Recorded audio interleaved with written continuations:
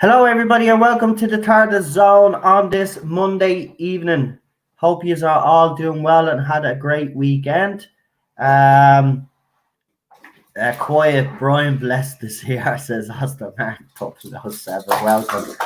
Nice to see you all in the chat. I'll give you all a bit of a shout out now in a minute. So, a couple of nights ago, or was it last? No, it was actually last night, wasn't it? Yeah, last night I did a video on Doctor Who's official Facebook page. Now, little did I know when I did that video that later on Twitter would also do something. So when I did the video, it shows now that the Doctor Who Facebook page is actually being took over by the commercial side of BBC Studios. So the side that Tim Davies basically worked for and promoting Doctor Who has now taken over the official Facebook page. But today I wake up and I check Twitter then when I got up to find that the Twitter account has also gone through a change. They've also changed the color of the logo as well, believe it or not. Instead of the purple bluey logo that we've had with the yellow gold, they've changed it to basically, actually, I'll just get it up and show you. It's no big deal. Might as well show you the rebrand. But again, this has been taken over by the commercial side of BBC Studios, right? Now, that is very significant because BBC Wales, as you know, mostly are the ones that are supposed to be doing all the promotion. But the fact that BBC Studios have come in, so here's the new logo. They've also put in a new, I don't know if it's the same background or a new background.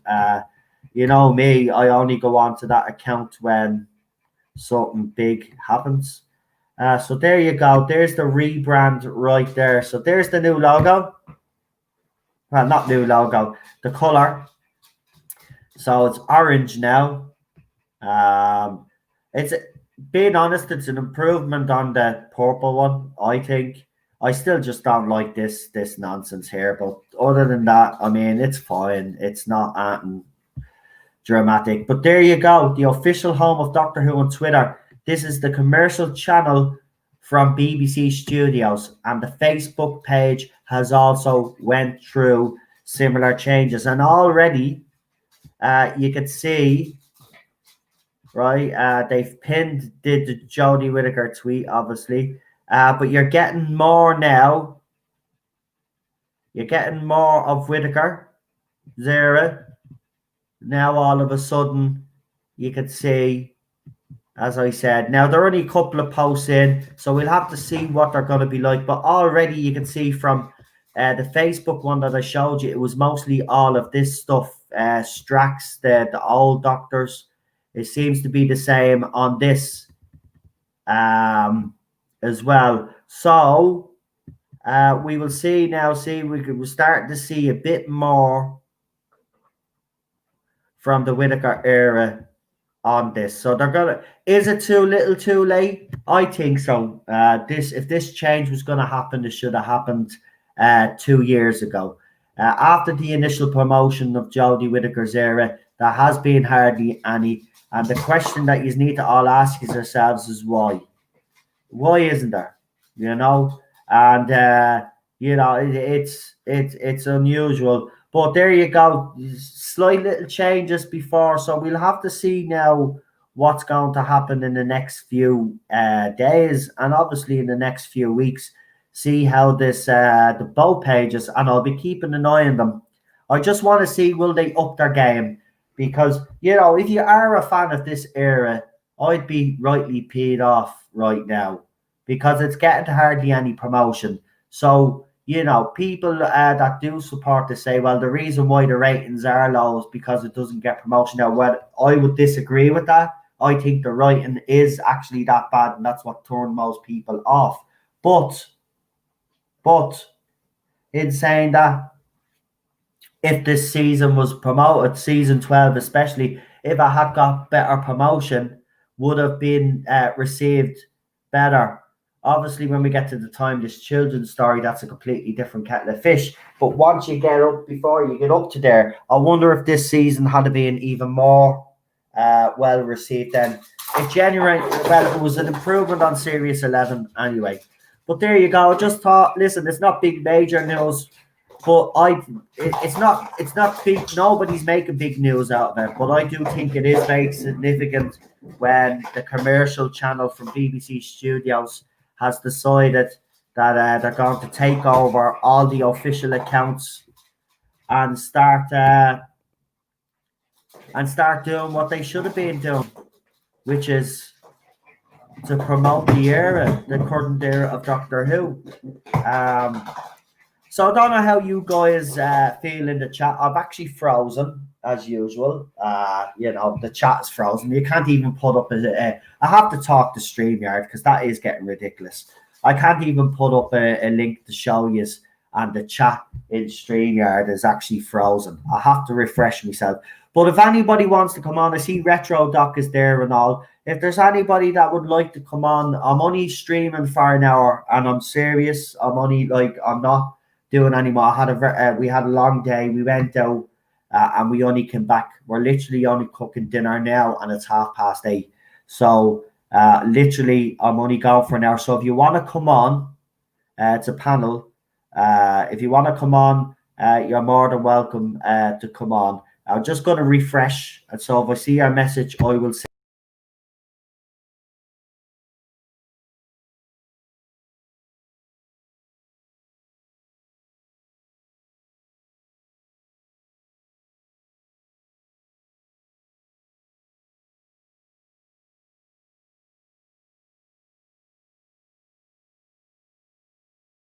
Right, here we go. I'm back.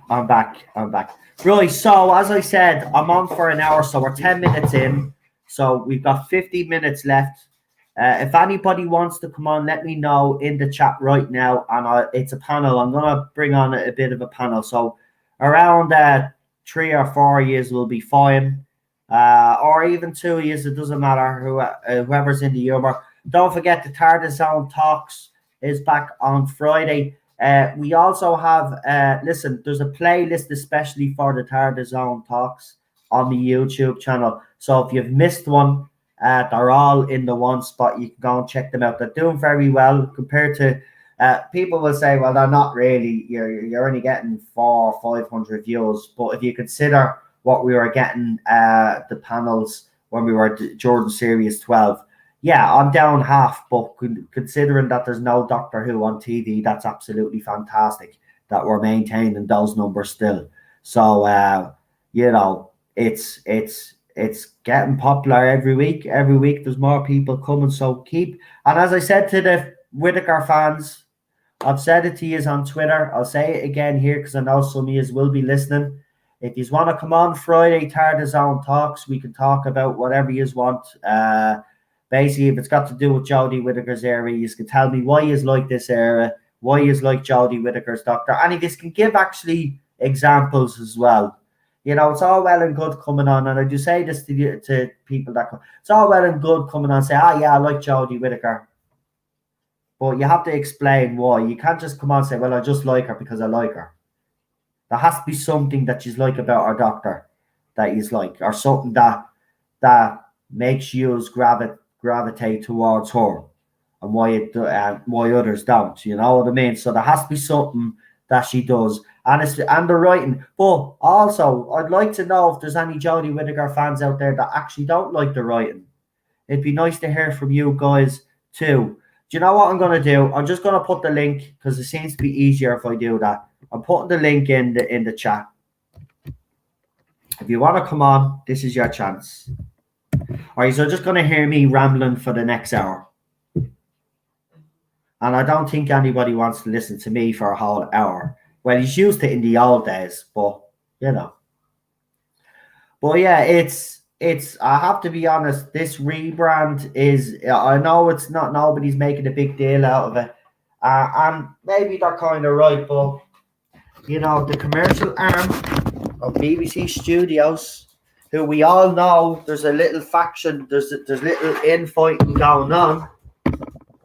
And it looks like BBC Studios have won out on the first part of it because they're obviously in charge of the promoting now. Listen, this show is in trouble, right? And the reason why it's in trouble is not just because of all the things that we've been highlighting for the last 2 years about the writing and the acting or whatever, right? It's also got to do with the overall promotion. Look, when Whittaker was actually first casting, you couldn't stop seeing her everywhere, right? She was everywhere, right? She was in every newspaper. She was in every article. Even the lead up to Series 11, there was plenty of articles about Series 11. There was loads of promotion, right? And then Series 11 ended, and then fans weren't happy. Whether the Jodie Whittaker fans like it or not, unfortunately, there was fans out there that didn't like this era, right? That's why he tried to make Series 12 something like the way Doctor Who used to be, because Series 11 was completely foreign to what Doctor Who, or what we know Doctor Who as. So he tried to correct it, but it's too little too late, right? But here's the thing that was startling about it, and we were saying it for months, right, leading up to when we knew Series 12 was coming out. And everybody was saying, where's the promotion for Series 12? It was literally, and this is the way it happened. We were literally told 3 weeks beforehand that the series was going to drop, right? And then it dropped, right? That's how much time we got. We got no promotion. So the question is why? BBC Studios or BBC, whoever was running the Twitter accounts and the Facebook accounts and whatever, weren't doing their job. So now the actual commercial arm, the ones that are responsible for making Doctor Who international, the ones that are responsible for, you know, Doctor Who, especially over the 50th anniversary, you know, it's, and we're here now, and this is where we're at. Hardly any promotion. Right, we've got one person waiting in the chat. I want to bring a couple of other people on as well. So if you want to come in, please come on. Because listen, as I said, just an hour. So Retro Doc Gary, if you'd like to come on, or anybody else that hasn't been on. I know Emma is coming on Friday, so that'd be fantastic. But we've got Austin Martin, if you want to come on. Chris, our moderator, if you'd like to come on even, come on. Charlotte, you're more than welcome to come on and chinwag with us all. And who else have we got there? Daniel's here as well. If you'd like to come on as well, give us our 2 cents. And we'll get you all on. Just give us a second now, because I'm about to put the ham in the oven. Yeah, I'm actually multitasking right here. He's on a lunch break. No problem, Gary. No problem at all, pal.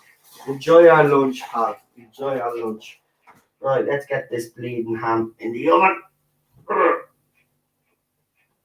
Now.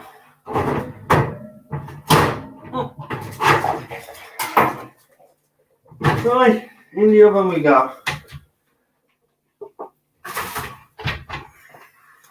Right, Daniel's here as well. So we'll just wait. We've got Ninja Knight waiting as well. So if we can get one more person or maybe 2 more people to come on, you're more than welcome. So we can just fill up the panel, you know.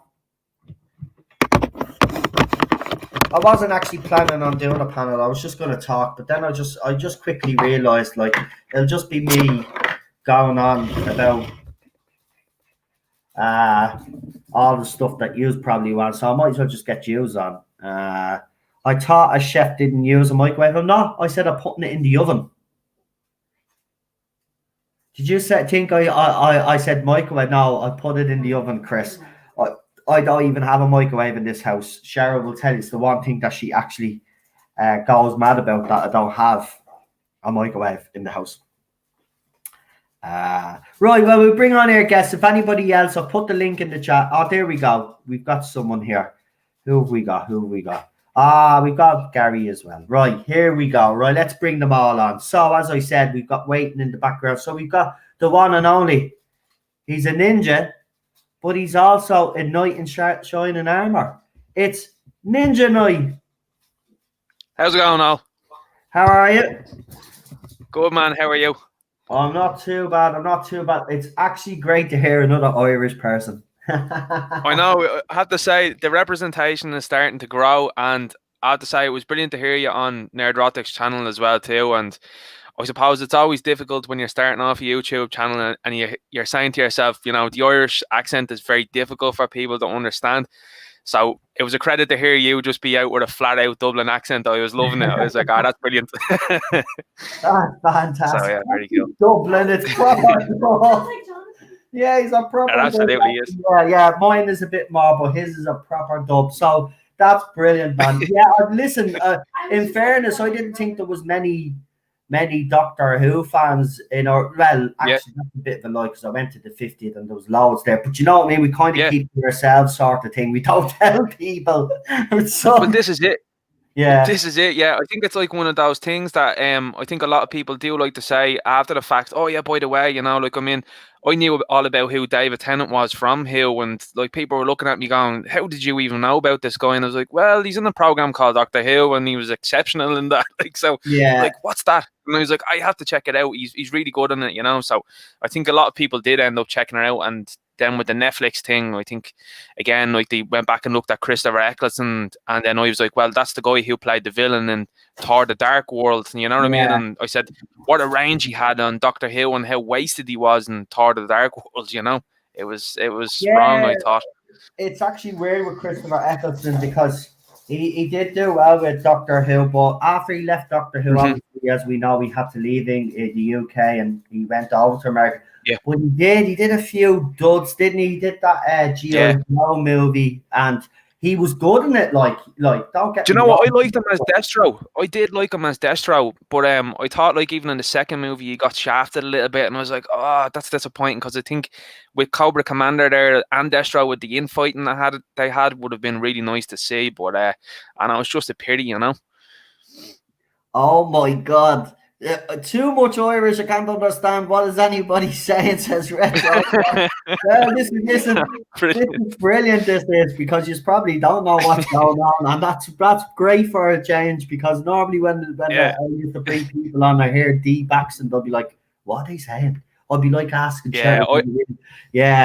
I'd have to be way more eloquent when I'm talking on my own channel, because I'm like, these people just won't get it, what I'm saying or how I'm saying it. So I have to say it really slowly and really. But just listen, man, I love your channel. Your channel's great stuff, man. McGregor tries to be, do you know, when Conor McGregor is in America and he tries to talk all properly, we could be breaking our balls laughing, because that's not how Conor talks. Like, we all talk the same. The way the Ninja Knight is talking, that's how we all talk. Yeah, that's it. And the same with you now. Like, I mean, that's the thing. Like, listening to you talking is just unbelievable, because it's like, when I heard you on Nerdrotics, like I was saying, and then, like, I've seen all your videos and that as well too. Like, hearing your accent, I was like, this is brilliant. That he's just talking as is. You know what I mean? There's nothing put on, but I think when you're looking at a wider audience, it's a lot harder when you're trying to like for me, like, I'd be talking about products that go to America, so I think for myself, like, I do have to pronunciate things a lot better. Yeah, but ultimately, like, I'm loving this. The thing about it is, though, the more you talk on, say, YouTube or whatever, and you keep doing videos, people that follow you, even if they don't quite understand you at first, eventually then they actually get used to it, because I don't know how many, sometimes I don't even talk sense and people get what I'm saying. That's how.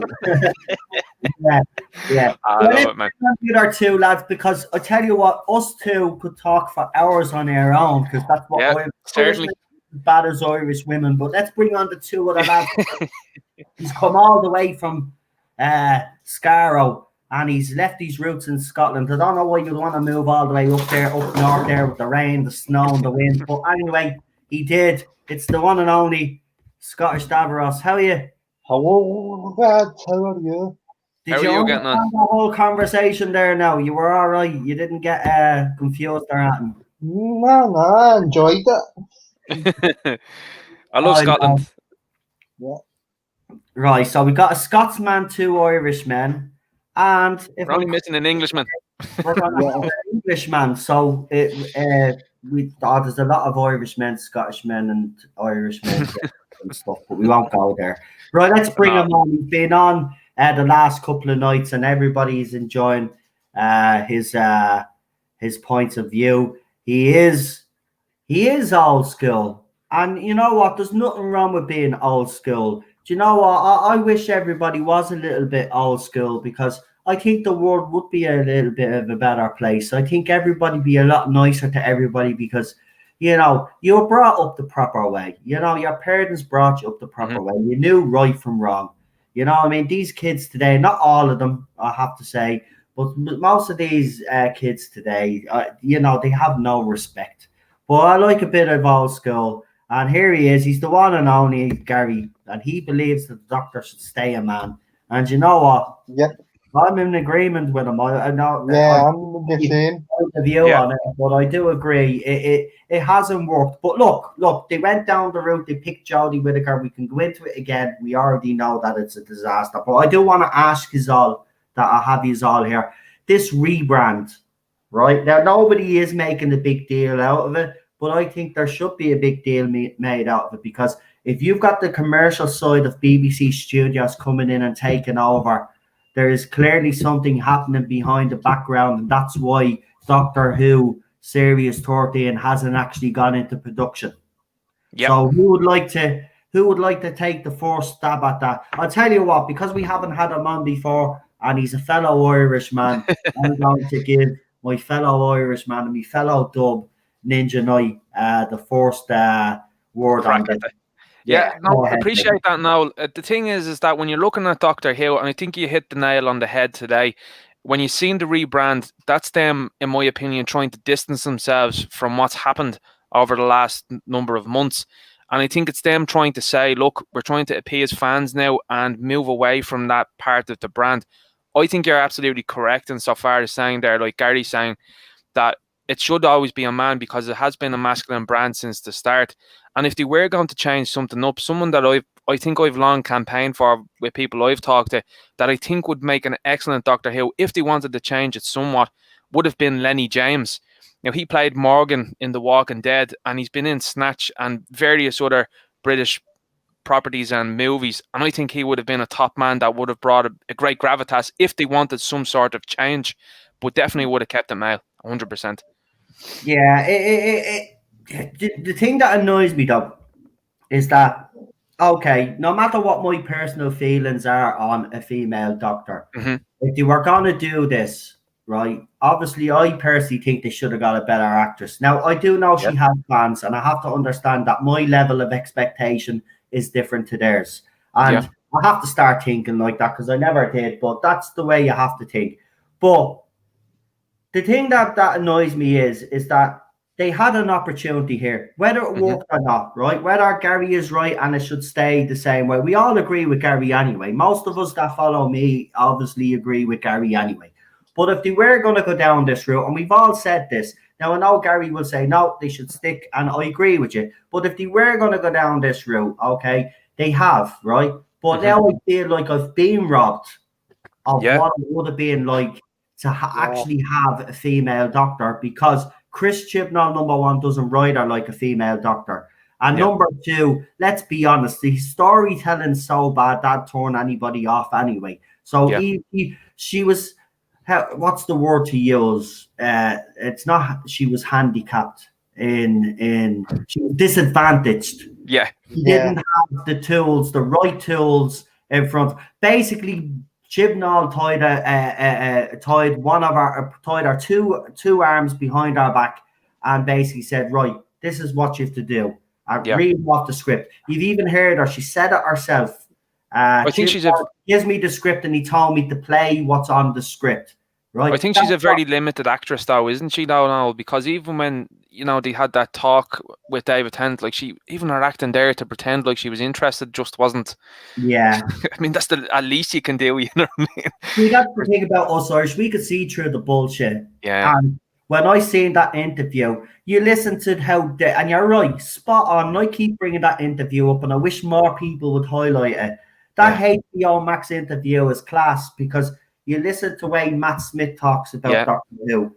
You listen to the way David Tennant talks about Doctor Who. And then you listen to Jodie Whittaker talking about Doctor Who. And it's startling. And this is not me picking on her, but it's startling. You can see it that the two guys genuinely know what they're talking about. And you can see that both of them still genuinely miss it. I think Matt Smith actually has real regrets actually leaving when he did now.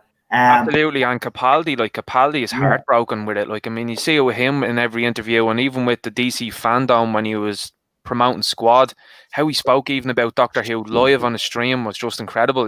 He was just he gave it a good shout out. Then I think that was important, really, and it just shows the love. Whereas I think Jodie will move on to the next project, and she's played now this gender fluid card that Kit Harington's also played, and I think that's just a play to get more work. Yeah, well, she's already making moves away from Doctor Who. You can see that. That doesn't necessarily mean that she's not going to be in Series 13. And I don't want anybody out there that does the news to say Noel's putting out false information there. I'm not. What I'm just saying is that she does seem to be making moves away. That doesn't necessarily mean anything. It could be just she is an actress, so she's looking for other work. But normally what happens is with Doctor Who, and everybody on the panel can back me up on this one. Normally, when you sign a Doctor Who contract, your main priority is Doctor Who. I'm not saying you're not allowed to do other work, but I don't know. I think that was one of the main reasons why Christopher Eccleston actually wanted to go. And I know David Tennant, I think he did do a couple of projects while he was doing Doctor Who, but they were smaller. Yeah. But this is the thing. She's making moves away. She's going to be in Who Do You Think You Are, which I'm going to watch because I love that show. And as I said, I don't dislike Jodie Whittaker, so I'll be interested to see her family history. I just think she's the wrong choice if you are going to go down this route. Olivia Colman for me, as I said, or even a Jodie Comer for me, if you are going down that route, right? Yeah. That's who I would have went for. Personally speaking, that's who I would have went for. But it's still, as far as I'm concerned, Peter Capaldi was shafted. I think this is why some fans actually don't warm to Whittaker either. It's the way Peter Capaldi was shafted, and then it was the words after from Piers Wenger that actually riled up all the fans. When he said that Jodie Whittaker's Doctor was going to be basically better than all of our predecessors, that was it. That was it. You basically slagged every other doctor, every other man. And even some of them have passed away, God rest them. Yeah. And you took a swipe at them. Well, that's part of the hero's journey, like, and that's what they're doing with media. You're seeing it with Star Wars, you're seeing it with Transformers, you're seeing it everywhere now. Like, it's the woman is just superior. She has no character arc, and it leads for a boring story. And I actually think it's actually insulting towards the females because it's just giving them this sense of grandeur immediately rather than working for the character arc. You see great examples of it in the past, like Sarah Connor, you've Ripley. They go through these arcs to get to where we know them to be, and you have to work for it. You can't just be given it, Exactly. Talent. And it's not that complicated to do it at all either. That's the thing. Mm-mm. I mean, I just think it's right now. What's happened is that we just have. There's talented writers out there, but they're being overshadowed. They're being overlooked for these, say, mediocre writers, but writers that can be molded by the studios. Basically, writers that they can control because, they don't have the reputation behind them because they're only starting off in the business. There are good writers out there, but it's pure laziness on Hollywood's and everybody else's part. They don't want to create strong female characters in original franchises. And then when they do try to do it, they just can't help themselves. They have to have some sort of agenda pushed in there. And listen, we're not saying that movies back in the day didn't have agenda. Some did. But there were movies that were just out there just to entertain. I think this is what I've said. BBC, Hollywood, the whole lot of them have forgotten that the real world is shitty enough as it is, right? I'm not saying it's all crap, right? We all have our lives, you know. We have our ups and downs. But TV is like music as well. It's a bit of escapism, right? When that starts becoming political, when they start putting messages into that, then you're losing that as well. You don't have that escapism. So what are you supposed to do? What is your out? What is your outlet? What's going to keep you sane? Do you know what I mean? TV, people criticize we spend too much time TV. But TV literally stops you from going insane. It does. It literally does. Life is not easy, right? Well, I'm not saying it's not worth it. It is. You can get married, you have kids, and everything can be great, and you have your ups and downs, right? But there are times in your life where you need a little bit of a pickup and you're not even getting that. You turn on TV. Listen, I watch Britain's Got Talent, right, the other couple of weeks, and we watch it every week, right? This has to be, right, I'm not going to name out specifics because I already did. But this has to be the focused version of Britain's Got Talent I've ever watched. And you know what's happened? They've actually, now, there's 3 acts that are 100% I back to win because they're just pure entertainment. There's no agenda behind what they're doing. The acts that they had some sort of agenda. And then I won't go into the whole dance thing by diversity, right? Listen, this is my problem. If you want to highlight those sort of things that are happening in the world, I'm not saying you don't do it. What I'm saying is you find a show that's the right platform to do it. You don't do it on Britain's Got Talent because Britain Got Talent, by the way, everybody's forgotten. I see Alpha Omega is waiting in the background. I'll bring you on now, pal. Just hang on. What was I going to say? But they're there to entertain, right? They're not there. Again, Britain's Got Talent, and I've noticed something as well. Simon Cowell mysteriously broke his back. I wonder if that was deliberate, to be bloody honest with you, because he's also sold 3 of his 4 houses allegedly as well too. There you go. I mean, it's gone crazy. But listen, me and you could talk for ages. But lads, you two lads, I've got a couple of more people. Hold on. So we'll bring them all on, right? Because as I said, we've got a half an hour to go. So we'll give you all a bit of a chance to hold on. Who have we got? We got Lee. So we got Problem Being. I'll just bring him on now. Hey, hello. Hey. And we've got Alpha Omega if I can ever get him on. Sorry, Alpha Omega, just give me a second. My computer for some weird reason. Oh, I need a new computer. See, this is why I want to be entertainment because I'm pissed right now. And I'll see Alpha Omega. No, I didn't. Why? What am I doing? Okay. Do me a favor, Alpha Omega. You're gonna kill me for saying this to you, right? But I probably need. Oh no, I don't. There you are. Right. So Alpha Omega. There you go. Hello. Well, listen, guys. You've been listening to what me and Ninja Knight have been talking about. I just got here. Yeah. So the whole there's a rebrand Twitter account. Facebook, they've been taken over by BBC Studios commercial end. Oh, that's interesting. Yes. Yeah. Now, the reason why I bring it up, and I think attention needs to be brought to it, Lee, because you'll understand this anyway. Do you remember we were saying that there was, by the way, actually, I'm only bringing this up now. So, do you remember there was me, and I'm sorry, I'm going to be big-headed this time. Do you remember there was me and a couple of other streamers out there like Gary, Baldstrek, Rabbi, that were saying that chaos in Cardiff happened and that there were different factions fighting with each other and stuff? Well, today's rebrand actually proves that 100% because the commercial end that we've been saying all along that have been at loggerheads with BBC Wales have taken over all the official accounts. Now, last night when I was doing my Facebook video, I didn't actually think when I was looking at, because I actually show you on the Facebook page as well, but I never clicked. But I did say, and you will hear me say when I'm looking at, oh, that's very interesting. It's being taken over by the BBC studios. And then when I wake up, I find out Twitter went over the same, did the same rebrand. And by the way, the logo is now not purple anymore; it's orange. Well, let's hope it's orange for regeneration energy. Yes. Yeah. I didn't want to say that, but listen, I'm not saying that the information that I received out there is correct, that she is leaving or regenerating. But all I will just say to you is this: is that if you are to take all the facts that we know right now, with her going out looking for new jobs, we also do know that she's actually producing her own movie, right? And she's got other stuff in the pipeline. We heard about the Who Do You Think You Are, right? This woman is clearly making moves, right? Yep. And then we see the rebrand.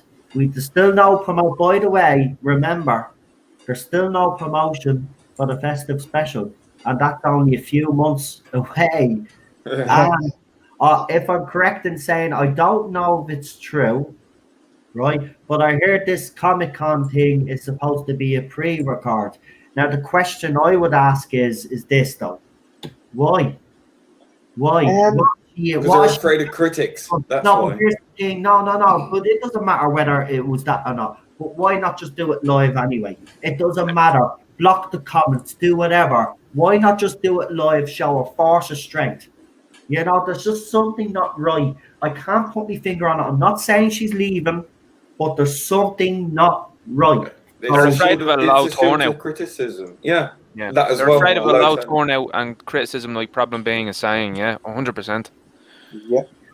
Right, guys. Well, what do you other guys think? What do you guys think in the chat? Daniel, we'll ask you. What do you think, man? What do you think is going on? And then Gary, you can go after him, and then obviously Problem being, and then Alpha Omega, because I think me and Ninja Knight have talked enough now. So we'll Ninja Knight taking my place. You Irish men, listen, we're as bad. I know, right? We're as bad as the women. We slag the women for talking a lot, but we don't believe and it's even worse because we can't go to the pub. So, yeah. So, right, go ahead, lads. Daniel. Yeah, I mean, I tend to agree that this whole BBC Studios rebrand was probably part of the whole actions trying to aware that the BBC, so I think it probably led into chaos and Cardiff. I think that, I think you're correct. Yeah, but at the same time as well, I mean, the and the BBC had to happen like a few years ago. I think we're a few years until to be honest with you, I think it's too late to actually leave that organisation because it's gone up in smoke. It's gone up in smoke now because all the IPs are suffering. Top your Doctor Who, Dragons, and they're also offering and like to be honest with the BBC are on their knees at this point, and I think the rebrand has too. It should have happened a few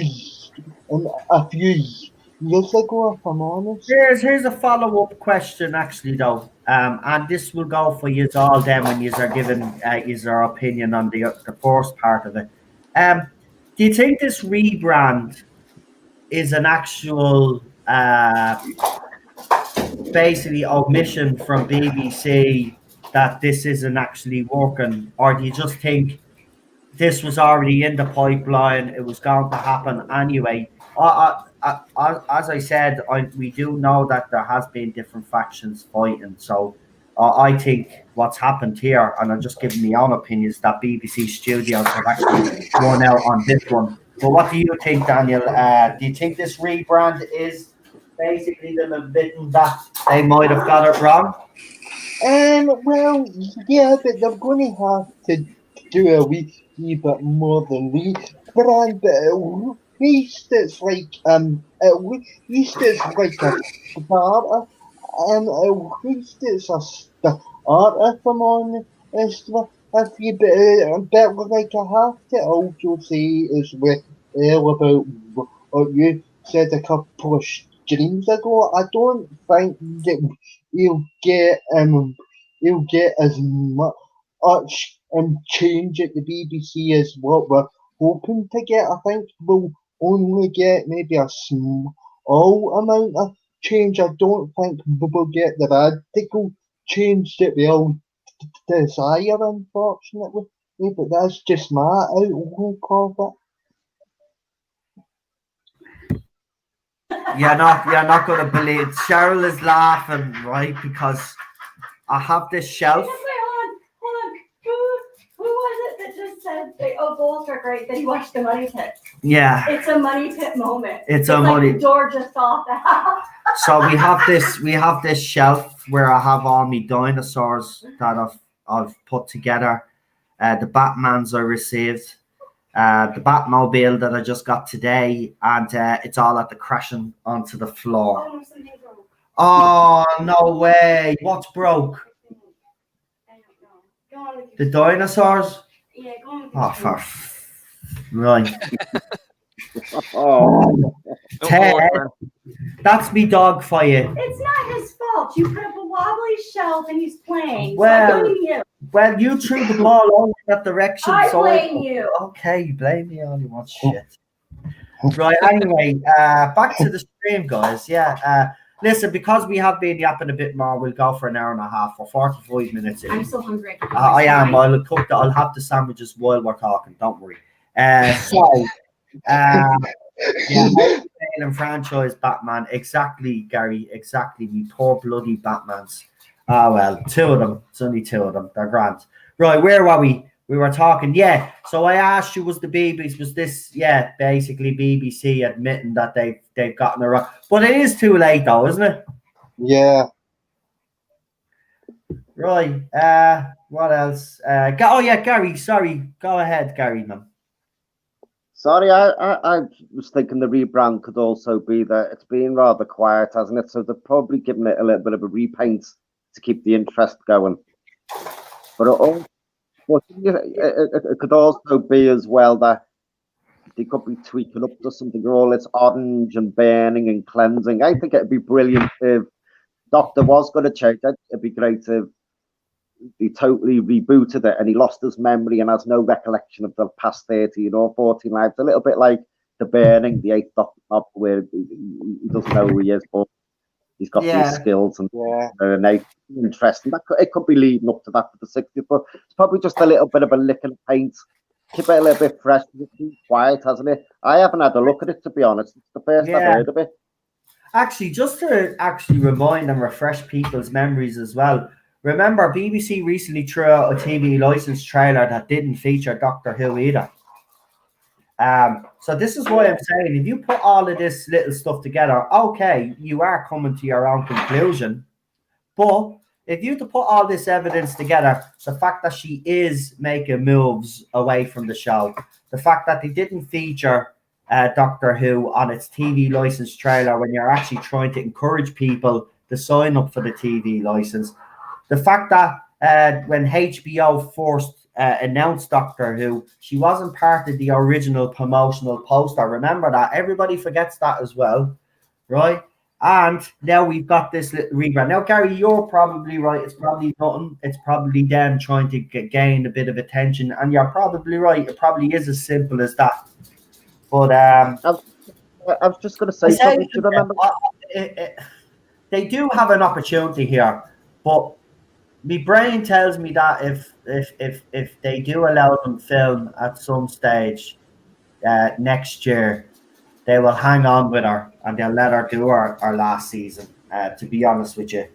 And I think they will try greatly promote, but I don't think you'll get the way it has been the last 2 years. I don't think you'll get that kind of rhetoric from BBC Studios. I think it'll be more fan-friendly, but we still will detest it. They will try make some moves to try repair the damage with fans, but until there's a total change in personnel from top to bottom, until this era is basically over, I don't think fans are going to be. I can forgive right now, and I don't think fans can really. I mean, when you watch Doctor Who now, right? I mean, I still love it, but I always have this. I don't know about you guys, but I always have this niggling thing in the back of me head. Timeless children, timeless child, just keeps up in me head, right? And I just can't get rid of it. It's like it's tainted everything. It needs to go. It actually needs to be retcon. See the way I talked about retconning it yesterday? That needs to be the way. She splintered in time. We put her back together, regenerate, done, bang, she's gone. Do you think there's a possibility that they could just actually, with the new season, like the color orange is very representative of, kind of a rebirth and regeneration, and especially like this kind of phoenix from the flames? Do you think there's a possibility that they could actually say, do you know what, guys, we'll either reboot the whole thing and we'll start from scratch again, or they might just go, look, forget about that last season, that didn't actually happen, or something like that. I think that's the only way forward for them at the moment. Kind of like Star Wars. Very good point, actually. I never thought of that. Yeah, that there's a lot of, because they do use, and you're right, because modern TV shows, movies, even music videos back in the day, they do use a lot of symbolism and a lot of subliminal message. Look at Breaking Bad. Breaking Bad did it. Colors were a big thing, and orange does show that regeneration, kind of fall and harvest, and then it's also less aggressive than a red, but it's also kind of showing some sort of passion. So I think there's something behind that colour. Right, well, we'll do it again. I'll throw up the logo again for anybody that hasn't seen it and has joined us late. And let me see what you actually think. Where's Lady Bad? Right? Yeah. It does, looking at the colours, it does look like, I have to put why am I putting in Twitter? Doctor Who, you idiot, no. Twitter on the fucking brain. Yeah, well, so these are leaving me alone on Twitter now for a change. I think they've kind of got them. What may have worked, though, I think what would have worked for Jodie Whittaker was something. Sadly, when Jodie Whittaker and Chris Chibnall and co took over, the Doctor Who crew became very cold and detached. There was no warmth, or there was no any genuine assurance that older fans or whatever. But do you remember when the new Who started and the trailers used to be absolutely amazing? You had just up the tunnel with the flames, and he was saying, if you want to come with me, you're going to see monsters and this, that, and the other. And then you had the amazing thing. Do you remember? Right. But every year you got this amazing trailer, even right up to Matt Smith, where he's lying on the ground with Amy and the ground cracks. You end up floating into space and all this amazing music and monsters swirling right. Absolutely amazing trailer. So, you're really built. But I found that died Jordan Capaldi, because I don't remember any build up to any Capaldi series whatsoever. You're right there, Gary. I think, I think. By the way, guys, isn't this unusual? So they've put all the doctors on. This is their cover photograph. So they've put all the doctors on this poster. But you notice something? They're all in different order. They're not in the right order. Yeah, they're not in order. The first 30. They've actually mixed them up there. That's interesting, right? But look at here it is again, and I'm looking at this photograph now, and I can tell you that actually does look like regeneration energy. Yep, that actually does look like regeneration. Not Heart of the TARDIS. Yeah, there, doesn't it? There you go. Look, the regeneration energy. There, look, that's regeneration energy. There, look. Yep. 100%. Yeah.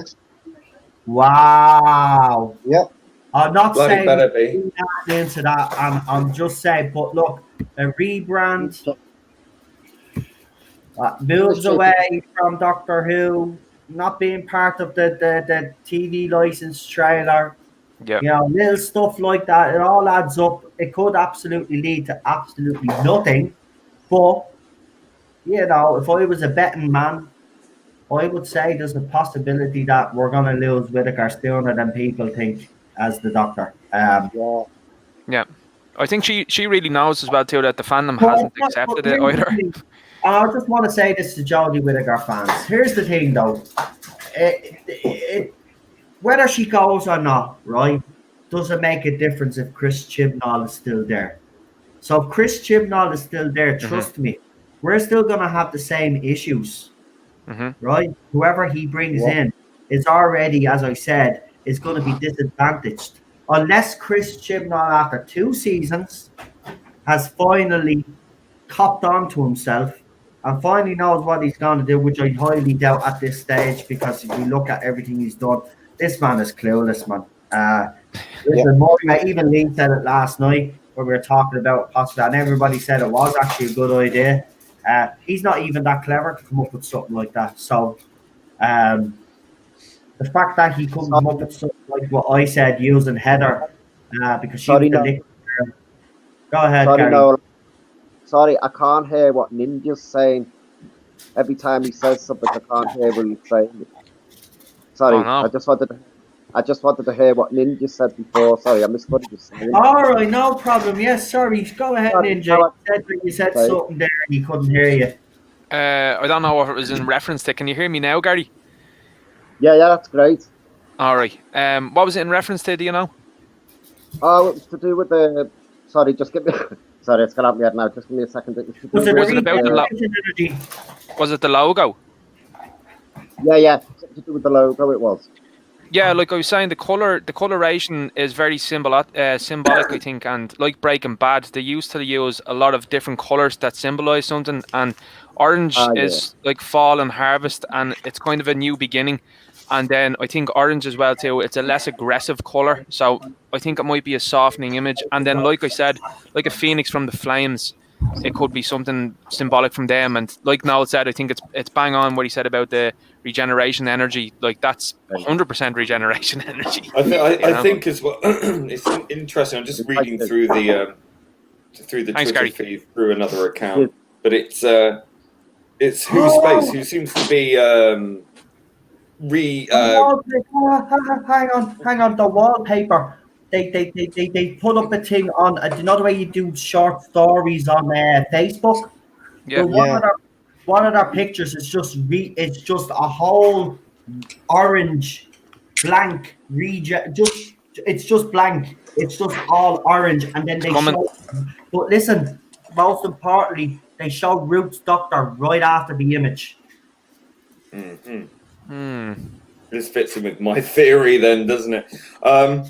Yeah, just going back to saying an oft-quoted tweet response to this logo change and the change of hands seems to be this Who space, Doctor Who space, which isn't, I don't think, anything official.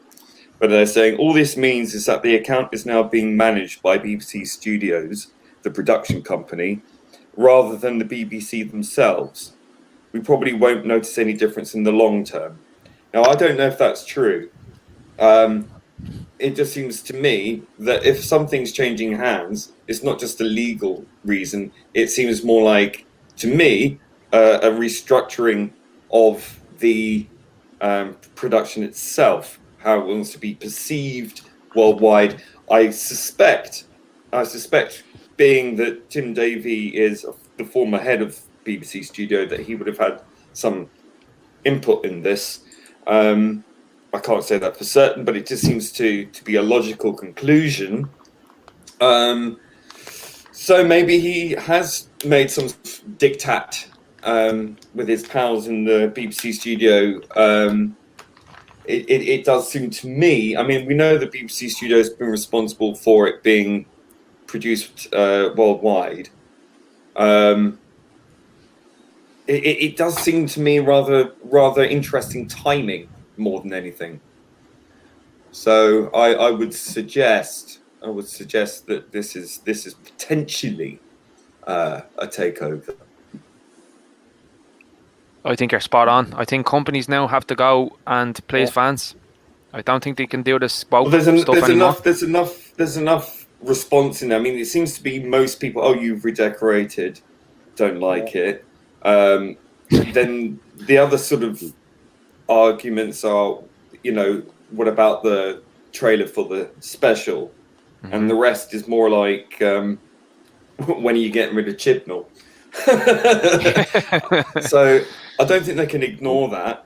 They don't respond to obviously anything they deem negative, but I mean they must be reading those and going, Here, look at this, guys. Guys, this is interesting. I don't know if anybody is actually watching this, right? So we got the regeneration there. Now, watch what comes after this. These images. Yeah. We got Joe Martin's doctor. Yeah.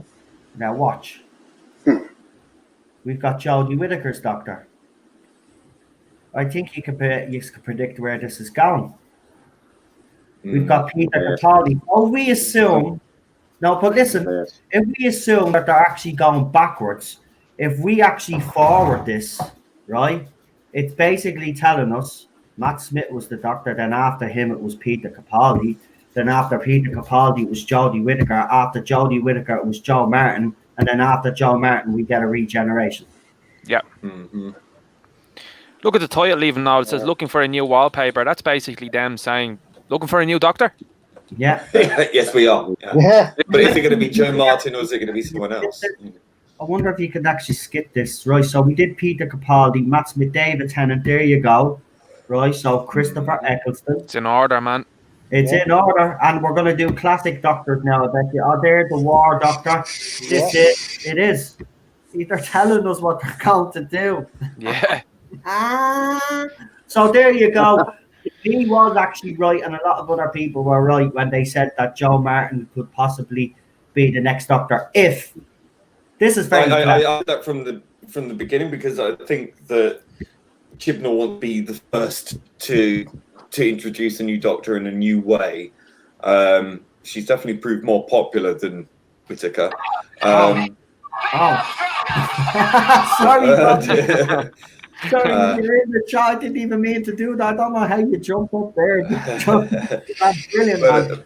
But I don't know. I don't know. I mean, I hope they don't continue this path. I think they need to move on from this as quickly as possible, resolve it in whatever way that doesn't damage the show any further. I think even if they regenerate the Doctor to someone else other than Ruth, the Ruth Doctor, I really think if they keep Chibnall on, nothing's going to change. And I think that will no kind of rebranding or anything is going to change the fact that they're going to slide into obscurity very, very quickly.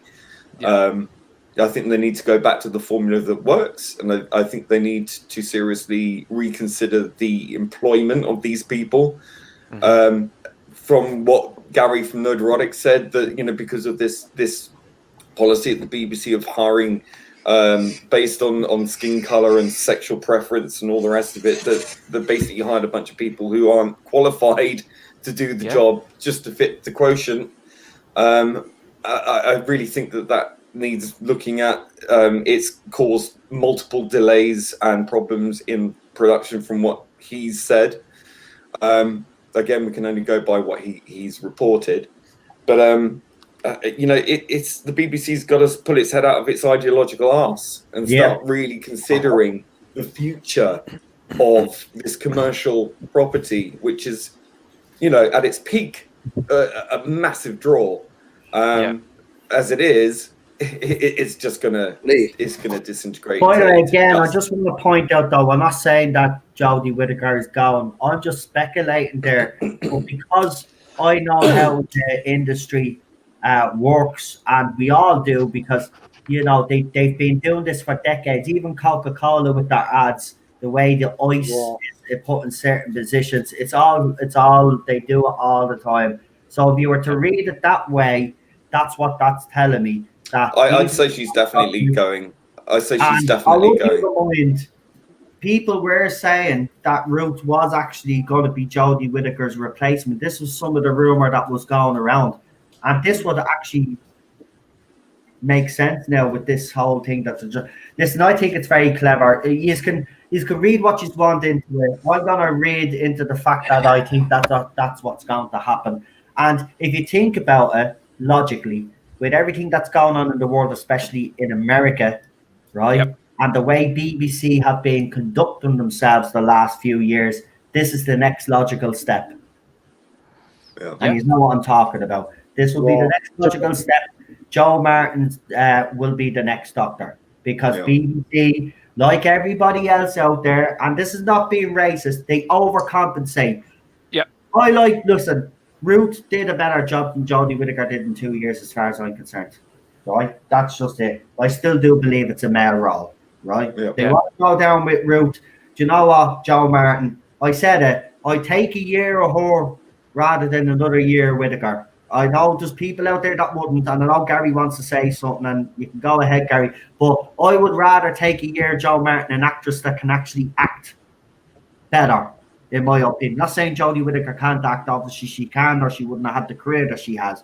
But I'd rather actually have someone that can, that I believe that would, because she's a fan, which she is, and I've read a lot of the stuff that she said. She was really, really, listen, she had the enthusiasm of all of the other actors that took over the role. She was a bit like Peter Capaldi, the way, the excitement, right? So she really does have that going for her, and she does know the history of the show. So for me, if you were to drop Whittaker and go a year with her, say, and then obviously then the next year, she only does a year, right? Then the next year, then they go back to Detroit and test it, and then give it a go and see how it goes, and then it'll live to the 60th, and then I think then after the 60th, then they might call it quits. That's what I see happening now, if we read what we've seen. It's all immaterial if Chibnall stays. If I know, he stays, the show disintegrates and the audience dissipate completely. It doesn't matter who the Doctor is. He's the biggest problem here. The writing is the problem. Jodie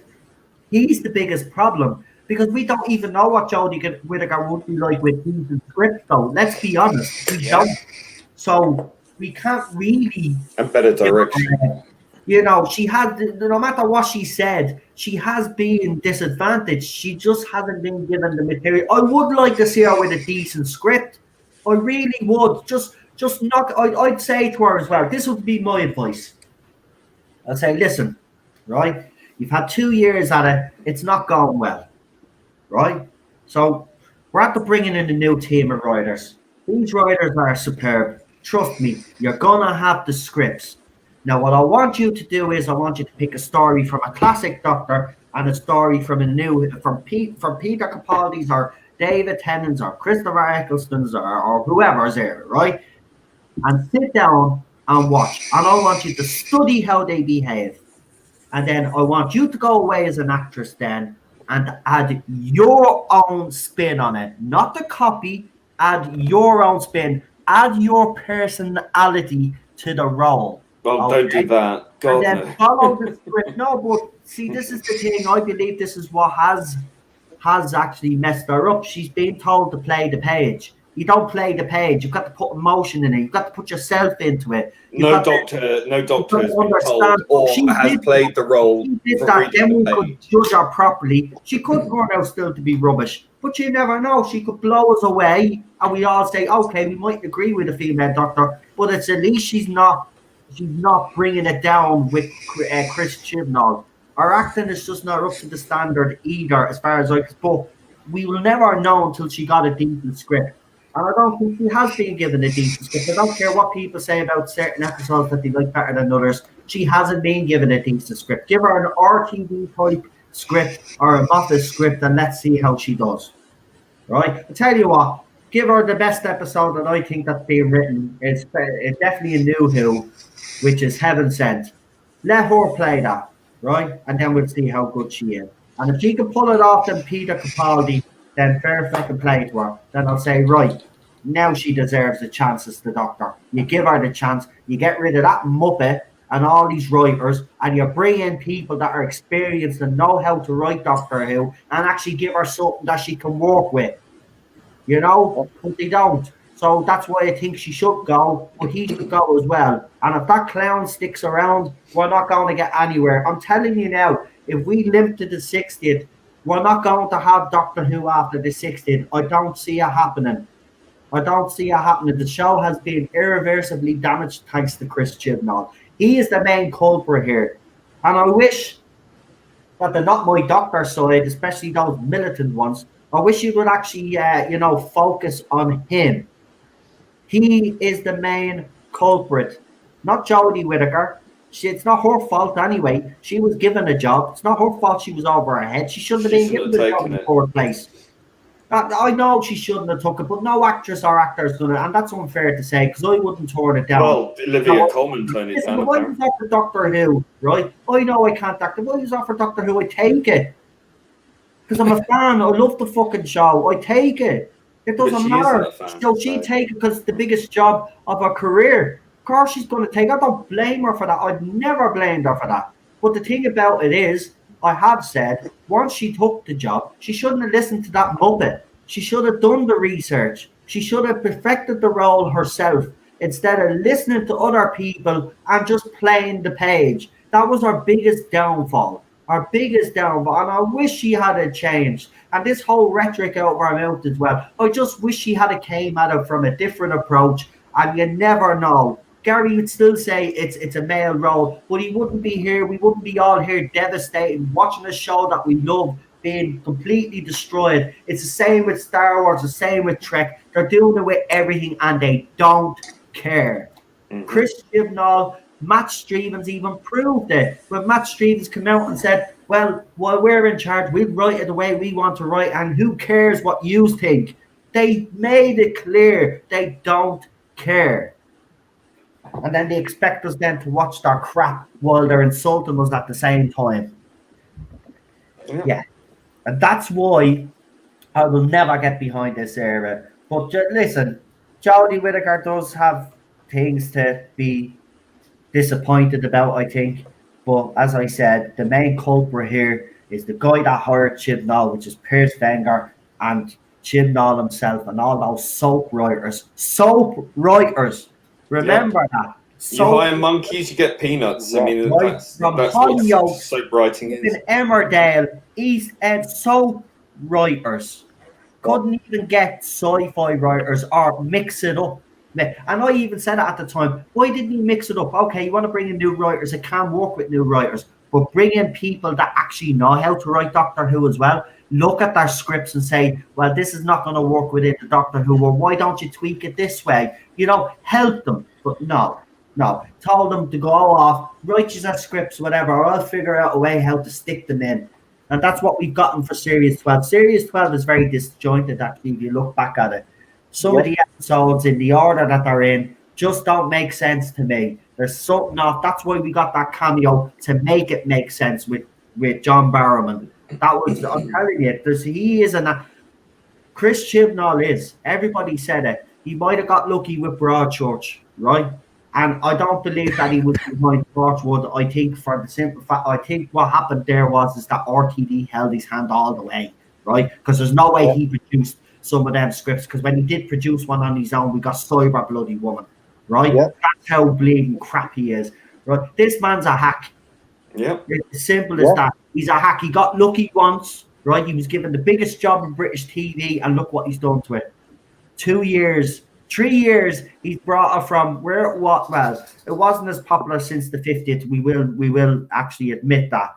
But still, where it was still at a decent level under Capaldi. In 2 years, It was watchable. 3 years, actually, he's completely destroyed that fandom. 7 million households have tuned out thanks to that man. Yeah, pretty much. Now, explain that to me. I'm sick of these people. Don't be defending. Listen, I don't care. You want to defend Jodie Whittaker? Fine, defend her. But do me a favour. Come out and start bleeding, criticising Chris Chibnall, who has actually did Jodie Whittaker, a woman that you all love, a disservice. Because he has. That's what he's done. He has not done Jodie Whittaker justice, right, with his crap script. Crap. Talking frogs. What was it? Bleeding magic sheets. What else did he have? Rags, dish rags. Crack. Beware the timeless child. Right, then we get that abomination, right? And remember, the child was kidnapped, murdered, and experimented on. Yeah, that's the foundation of the Time Lords. Congratulations, you moron. Oh, I have to tell you, sorry about that, but Chris Chibnall's just at the Like, Well, this, you're only expressing how we feel. they just need to go. Is Ninja you not- Knight gone? Ah, Do you He's not had think enough. season 11? Do you not think season 11 would have been a lot better if you'd have just spent the whole season exploring who the 13th Doctor is, her having to discover Yeah. herself and have a female, and just one companion to help her and aid her on her way? Yeah, That would I have think worked. it'd been better. I don't know. That Jodie Whittaker could have been a dark horse. As I said, we're never gonna know. We're never gonna know because Chris Chibnall screwed her over. And you know what? I'm every day I get more bitter about that man. I don't even care about what Whittaker does anymore. To be honest with you, she's kind of a victim of all of this as well. You know, and I know she does part A willing victim. yeah, but exactly. Mhm. But you know, when you analyze it properly, the main culprit is him. It's not her. I mean, it's not her fault. She took the job. Or some will argue that she shouldn't have. Fair enough, but I will say, you know, you're not going to turn down Doctor Who. It's one of those things that British actors and actresses, British actors anyway, would want to get their hands on. It is an iconic role, and it's good to have it on your CV.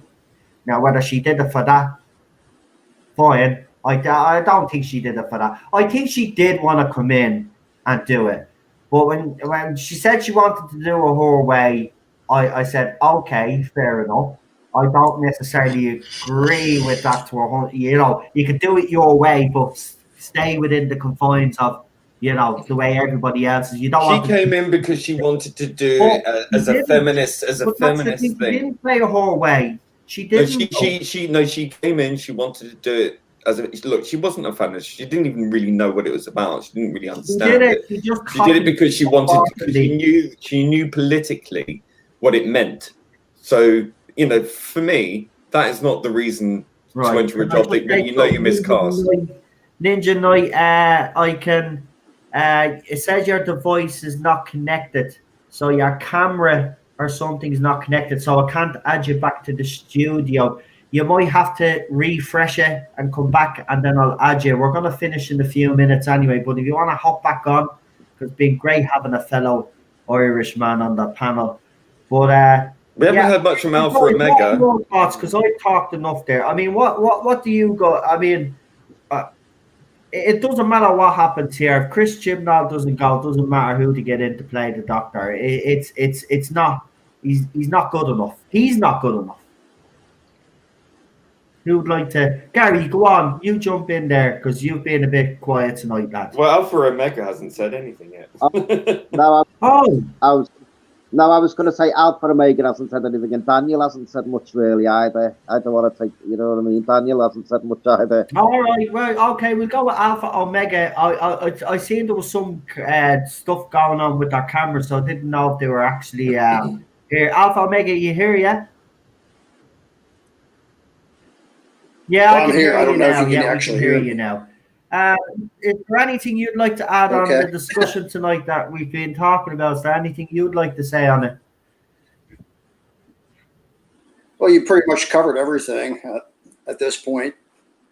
As far as the orange, I would think they'd stay away from anything orange because orange man bad.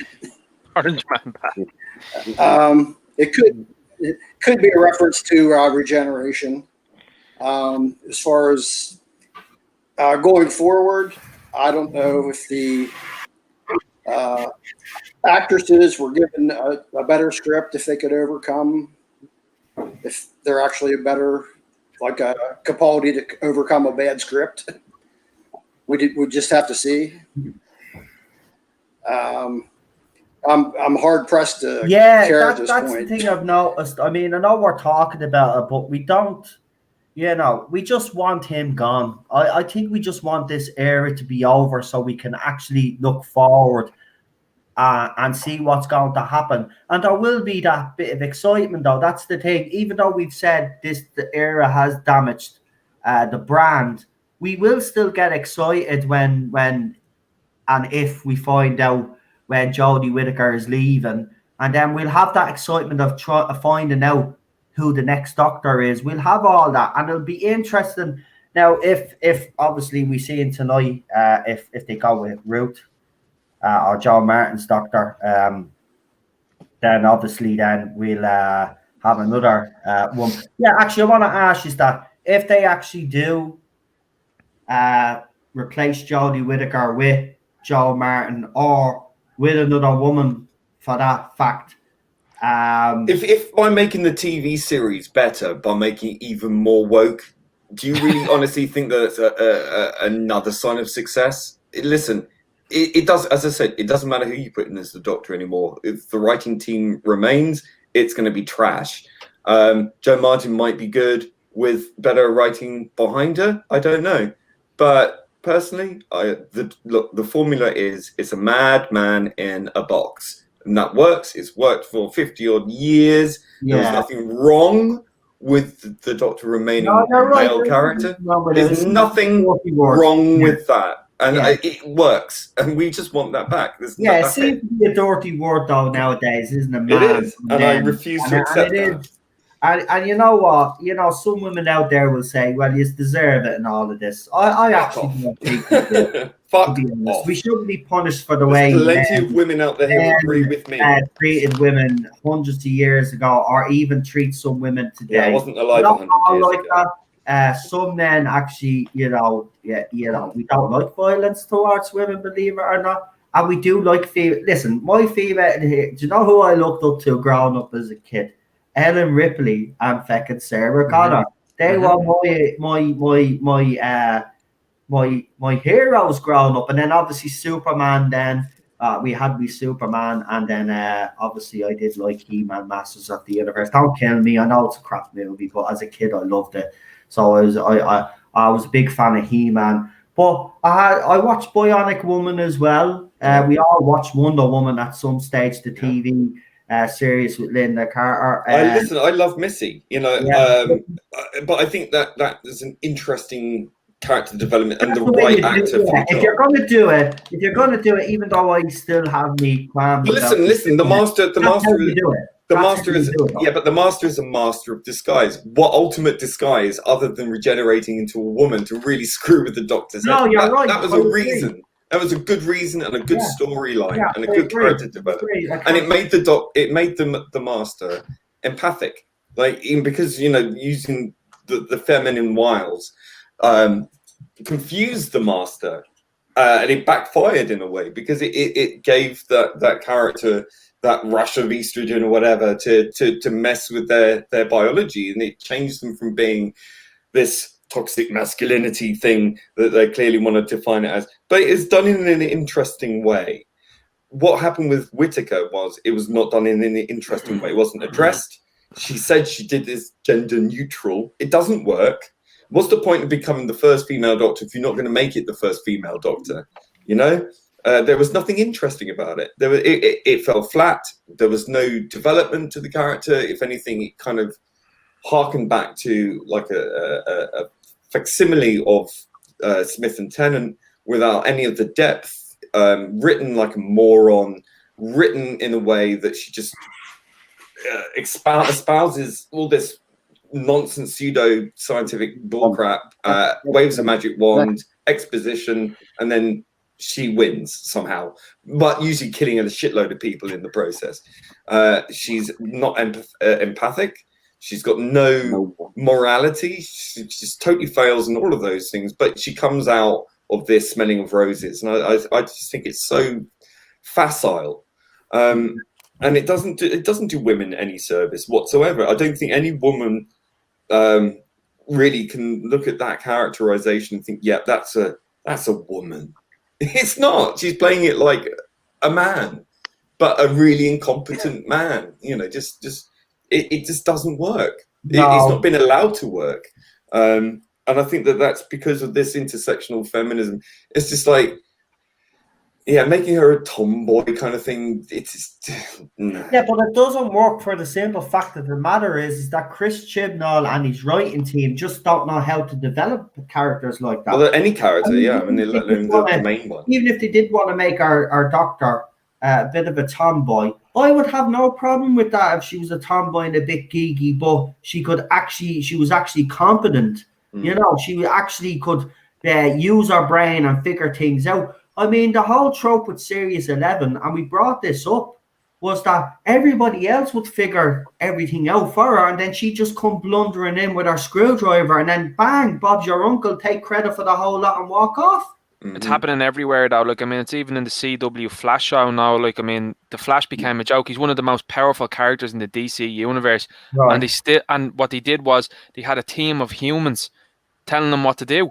And he just comes in, like you said there, there's 30 minutes of a show. He comes in at the end and is like, yeah, I fixed it. And you're going, Yeah, and isn't it now like the main What's the focus is on the female version of the Flash? Like, yeah, the Iris West character, it's very divisive. his companion, and generally just a wife and a journalist in general, and she does serve a purpose in the story, but she's now the team leader, and she's telling Barry Allen what to do. This is the most powerful human probably in the DC universe. But she's better somehow. And they're And this woman is telling them what to do.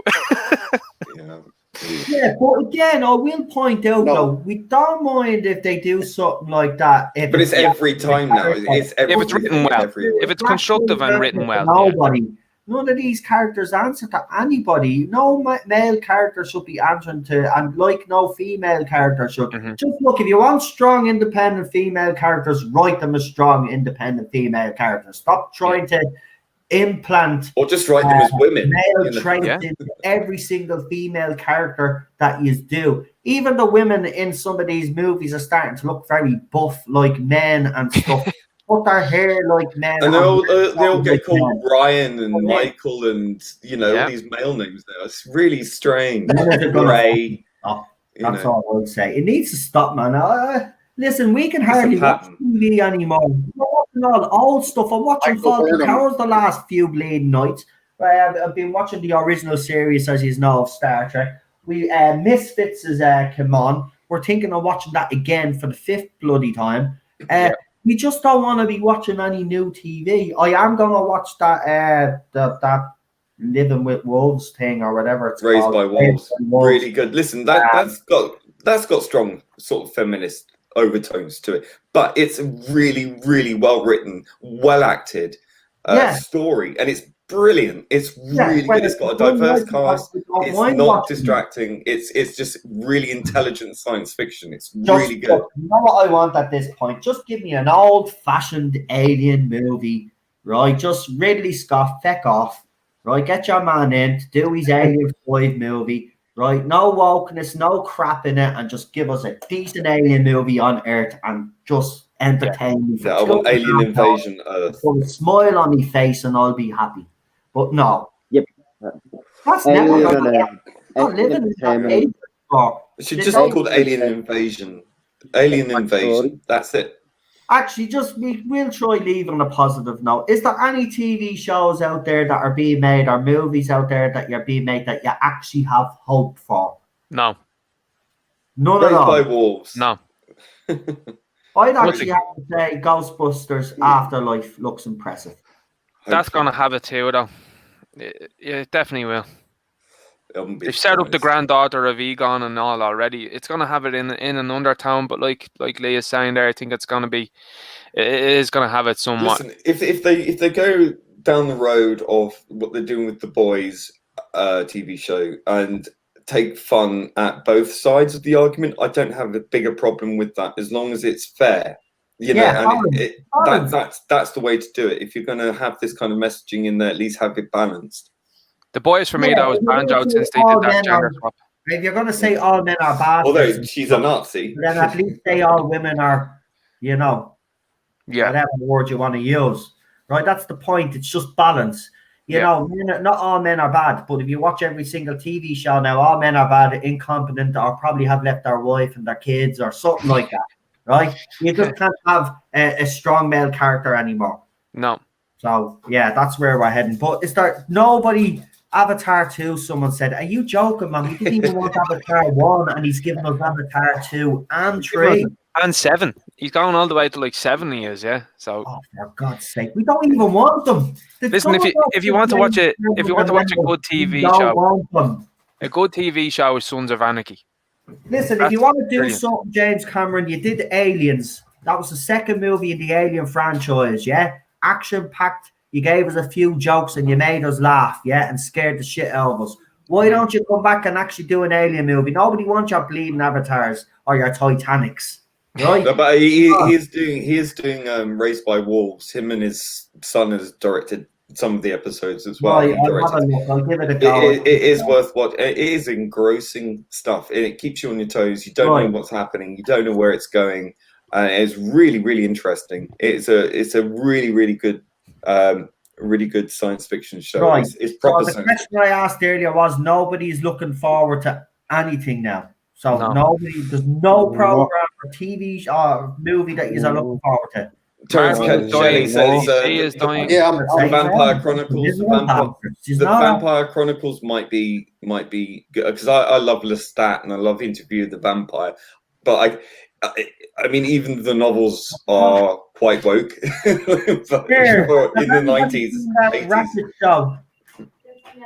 The Expanse, although The Expanse season 4 was a bit crap, I have to say. That went very woke actually in that series. So I hope it doesn't in the go down wrong route. Sure, Netflix is I wouldn't be getting that, not Netflix anymore. The Orville, hopefully when that drops, it will be good still. Yeah. Someone's saying Preacher there, and that's another show that's done by Seth Rogen. So it's another kind of swipe at Catholicism as well too, because I did notice in The Boys very early in the season they made a joke about Catholic priests, and Rogen has been on many occasions has swiped at Christianity, and it's becoming very, very easy to see now with him. Wow, I didn't think he'd go down that route. He's there. He is now, and he's talked about he's now going to be in charge of the Teenage Mutant Ninja Turtles. And in the video I did on that, this is the word that grabbed him the most. So you have Teenage Mutant Ninja Turtles. The biggest word that grabbed him was teenage. That's fucking worrying, man. Oh no, I get what you're saying, but it's just the way you said it, man. Everybody for fuck yeah. Listen, I don't want them. Listen. They've tried to look. No matter what you think of the 1990s movies, right? To me, that trilogy is just it's a classic, right? Yeah. You just look. They were in suits or whatever, but it worked.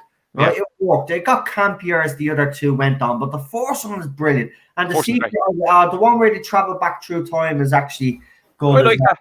Yeah, Turtles in Time. Yeah, I like that. Yeah, that was good, right? So they did the Megan Fox one, which I watched. Right now, don't get me wrong, it was actually not a bad story, but you could tell that the only reason why they had Megan Fox in it was the Garrett's walk down a corridor in a school uniform. Now I'm not going to say I complained. She ain't April O'Neil. April O'Neil is a ginger, right? Yeah. Right. She's not a dark-haired girl. She's ginger. So it kind of, but she wasn't stupid in it. But you could tell that they only got her in the movie so she could walk half naked down the hallway. Yeah, but she was affiliated with Bay for a while too. The movie, the origins, the way they changed it. I actually did like that. I did. Yep. I have to be honest. I did like that they were in a lab. They were her pets. April's pets. Like it was a different take on it, and they tried something. Yeah. But the movie is ridiculous. I mean, if you just take it as the ridiculous movie that it is, it actually is enjoyable. I didn't watch the second one, and I haven't watched the CGI versions because. Oh man, check out the second one. Bebop and Rocksteady are in it, and they're absolutely brilliant. Right. I'll give it a go. Yeah. I watched Sonic the Hedgehog and I thought that was good. Yeah, it was okay. Yeah, that wasn't bad. Yeah, not a bad movie. Right, guys, Big C, we're talking again. Just wanted to. So, besides, not really, nobody is looking forward to Arton. No, not really. Jesus, you're all a bunch of miserable bastards. No, I said the Orville. The Expanse. Raised by Wolves. You used to be all so cheerful, right? Oh, woke. You used to be all so optimistic, and now look at you. I've just listed 3. Yeah, you have, but your opinion doesn't count because you're all right. Okay, so, like, you know, I'm looking forward to the Golden Girls remake. So actually talking about remakes though, and I have to throw this in there. Sarcasm. Me and Charlotte have been talking about this. So I don't know if you've seen, but there's a trailer put out there for the Fresh Prince of Bel-Air, right? correct. No. Hear me out. Hear me Oh, out. they're going to ruin that as well. Boys all jumped the bloody gun, right? Now, it's not a reboot. It's a different take on it. So instead of it being a comedy, it's actually going to be a bit more serious. Now they have a trailer. Okay. No, listen. Oh my God. Nihilism. Let's all listen for a second before we all get negative. You know what I'm saying? Let me finish.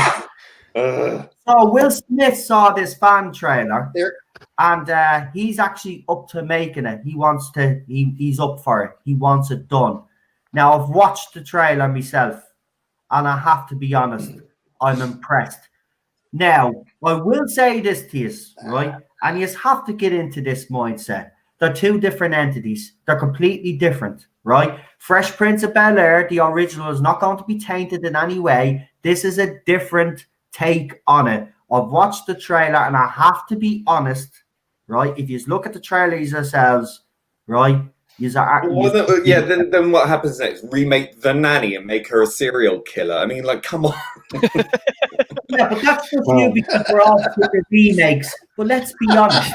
If they actually do something and they remake it and they do it News radio becomes like, the fifth column, Well, what do you think of that idea? So Lee is definitely a no for a serious. Leave it alone. Right. It was great as it was. Yeah. Don't destroy it. No, I mean, but you're always gonna have it in the back of your mind, aren't you? Well, Wonka by James Wan. They release it. Well, I'm sorry to disappoint you, but I'm going to be watching it and reviewing it. So there you go. You will have to somewhere.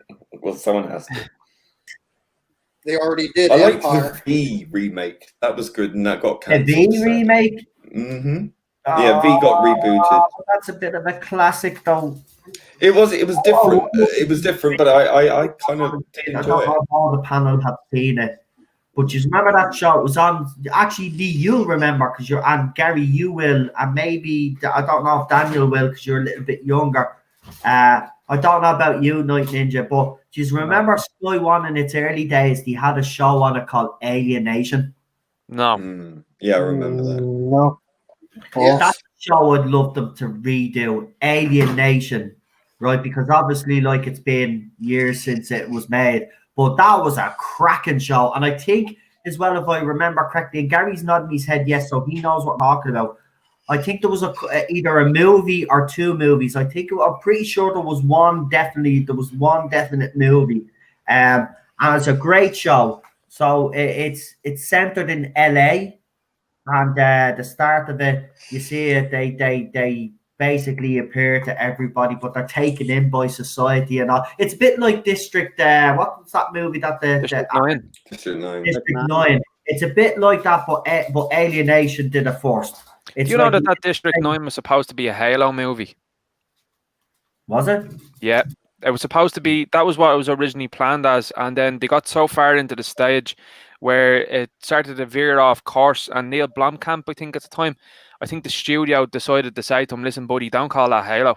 And he was kind of left with what do I do now? And just made it its own thing. It was supposed to have a sequel and all. That's why the sequel was canned, because they are obviously tying it into Halo. Yeah. Oh, because I want to see the sequel to that movie because he needs him, and we want them to go back and save it because that was the whole point of that. I just they're not doing the sequel. No sequel. He was the one that was supposed to do the Aliens movie until Ridley Scott decided he wasn't letting him do it. That he decided to come back and wreck his own franchise. Honest decisions for it. I'm not a fan of those new Alien movies. Prometheus wasn't too bad, but then when I look back and think about it, I think the only reason why I was kind of genuinely excited about it was the end of it, where you get to see how the alien basically came. But then bored me to tears and nearly fell asleep in the cinema. Right, but Alien, that abomination. The next one, Ridley Scott. Listen, mate. I know you want to relive past glories like James Cameron and all you idiots out there, right? But you have lost it. No. Raised by Wolves. He did Raised by Wolves, and that's really right, yeah. But you probably got a lot of help with that. Listen, they've lost it. I don't know. It's simple. That's why you don't see Steven Spielberg come back much, because he knows he's lost it. They've all lost it. They're gone. They're That's going very with negative time. now, Noel. You're being very negative I there. am. The time is done. Listen, they're all nearly in their fucking 70s, man. 60s and 70s. Give it over, man. Toxic. That's Let toxic now. someone else take their place. No, but they come in as consultants, right? All Ridley Scott had to do was let Neil do the movie that he wanted to do, but give Neil advice if he wanted to come in as some sort of consultant. But to actually say, no, you're not doing your movie. I am actually going to take over the franchise and I'm going to fuck it up. And that's exactly what he did. He did not improve on it. He didn't. He ruined the whole Alienor, right? So this is how it happened, right? Man, God created man. Man created robot, artificial intelligence, whatever. Robot created alien. There you go. That's what he did. Feck off. Take your bleeding origin story and ram it. But they did it. Cameron did the same thing with the Terminator franchise as well Yeah, too. I no, think he Tim did. Miller was going to do the same thing. He was doing his own thing, and then Cameron came in. But allegedly, there were so many problems between them that Cameron actually said to him, "Fuck it, man, it's your movie. I don't want anything to do with it." And that was how that one was left off. That's a franchise that even the third movie, I know it gets stick, but that trilogy, I don't count the ones after that. No. But that trilogy holds a special place for me. Yeah. I love it. I went to see the Rise of the Machines. Yeah. I think I went to see its whole run nearly every single day. I went to the pictures to see that movie. It was just great to see Arnold back in the role. And I know it was a bit more campier, but it was just great to see him back and determined. And the female Terminator was kick-ass in it, actually, though. She was good, yeah. Terminator should never have been turned into a franchise. I just don't understand it. The one movie, you're right. It just needed the one movie. That original movie should have been it. But let's be honest, Terminator 2 is. I think it'd work well as a TV series, but like as not the Sarah Connor Chronicles. I think it'd work well as if they done the original story nearly and had like the first season with them on the run, and have like a Terminator chasing them. But you would need like I'd say a Tom Hardy to be in there to be the Terminator that you would like buy into.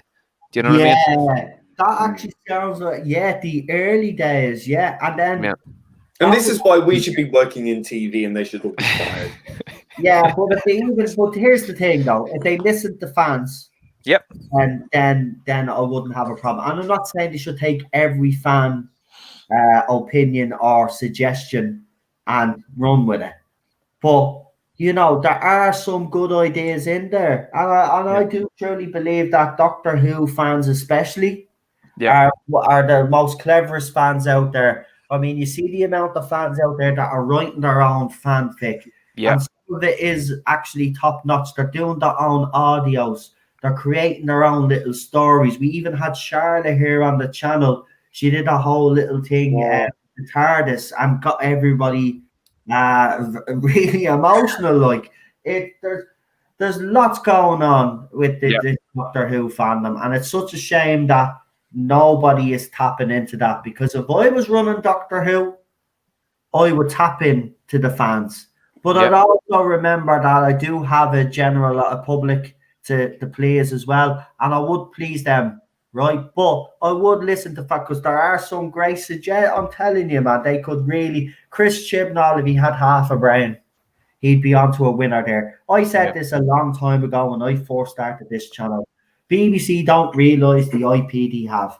No. What has been the biggest TV show in the last decade? Game of Thrones, hasn't it? It's been international, shown in every single country possible. Biggest. BBC don't realise that Doctor Who can actually be that big if they just believed in it. If they just actually said, right, let's respect it. I put up an article. It's an article from the Radio Times, I think.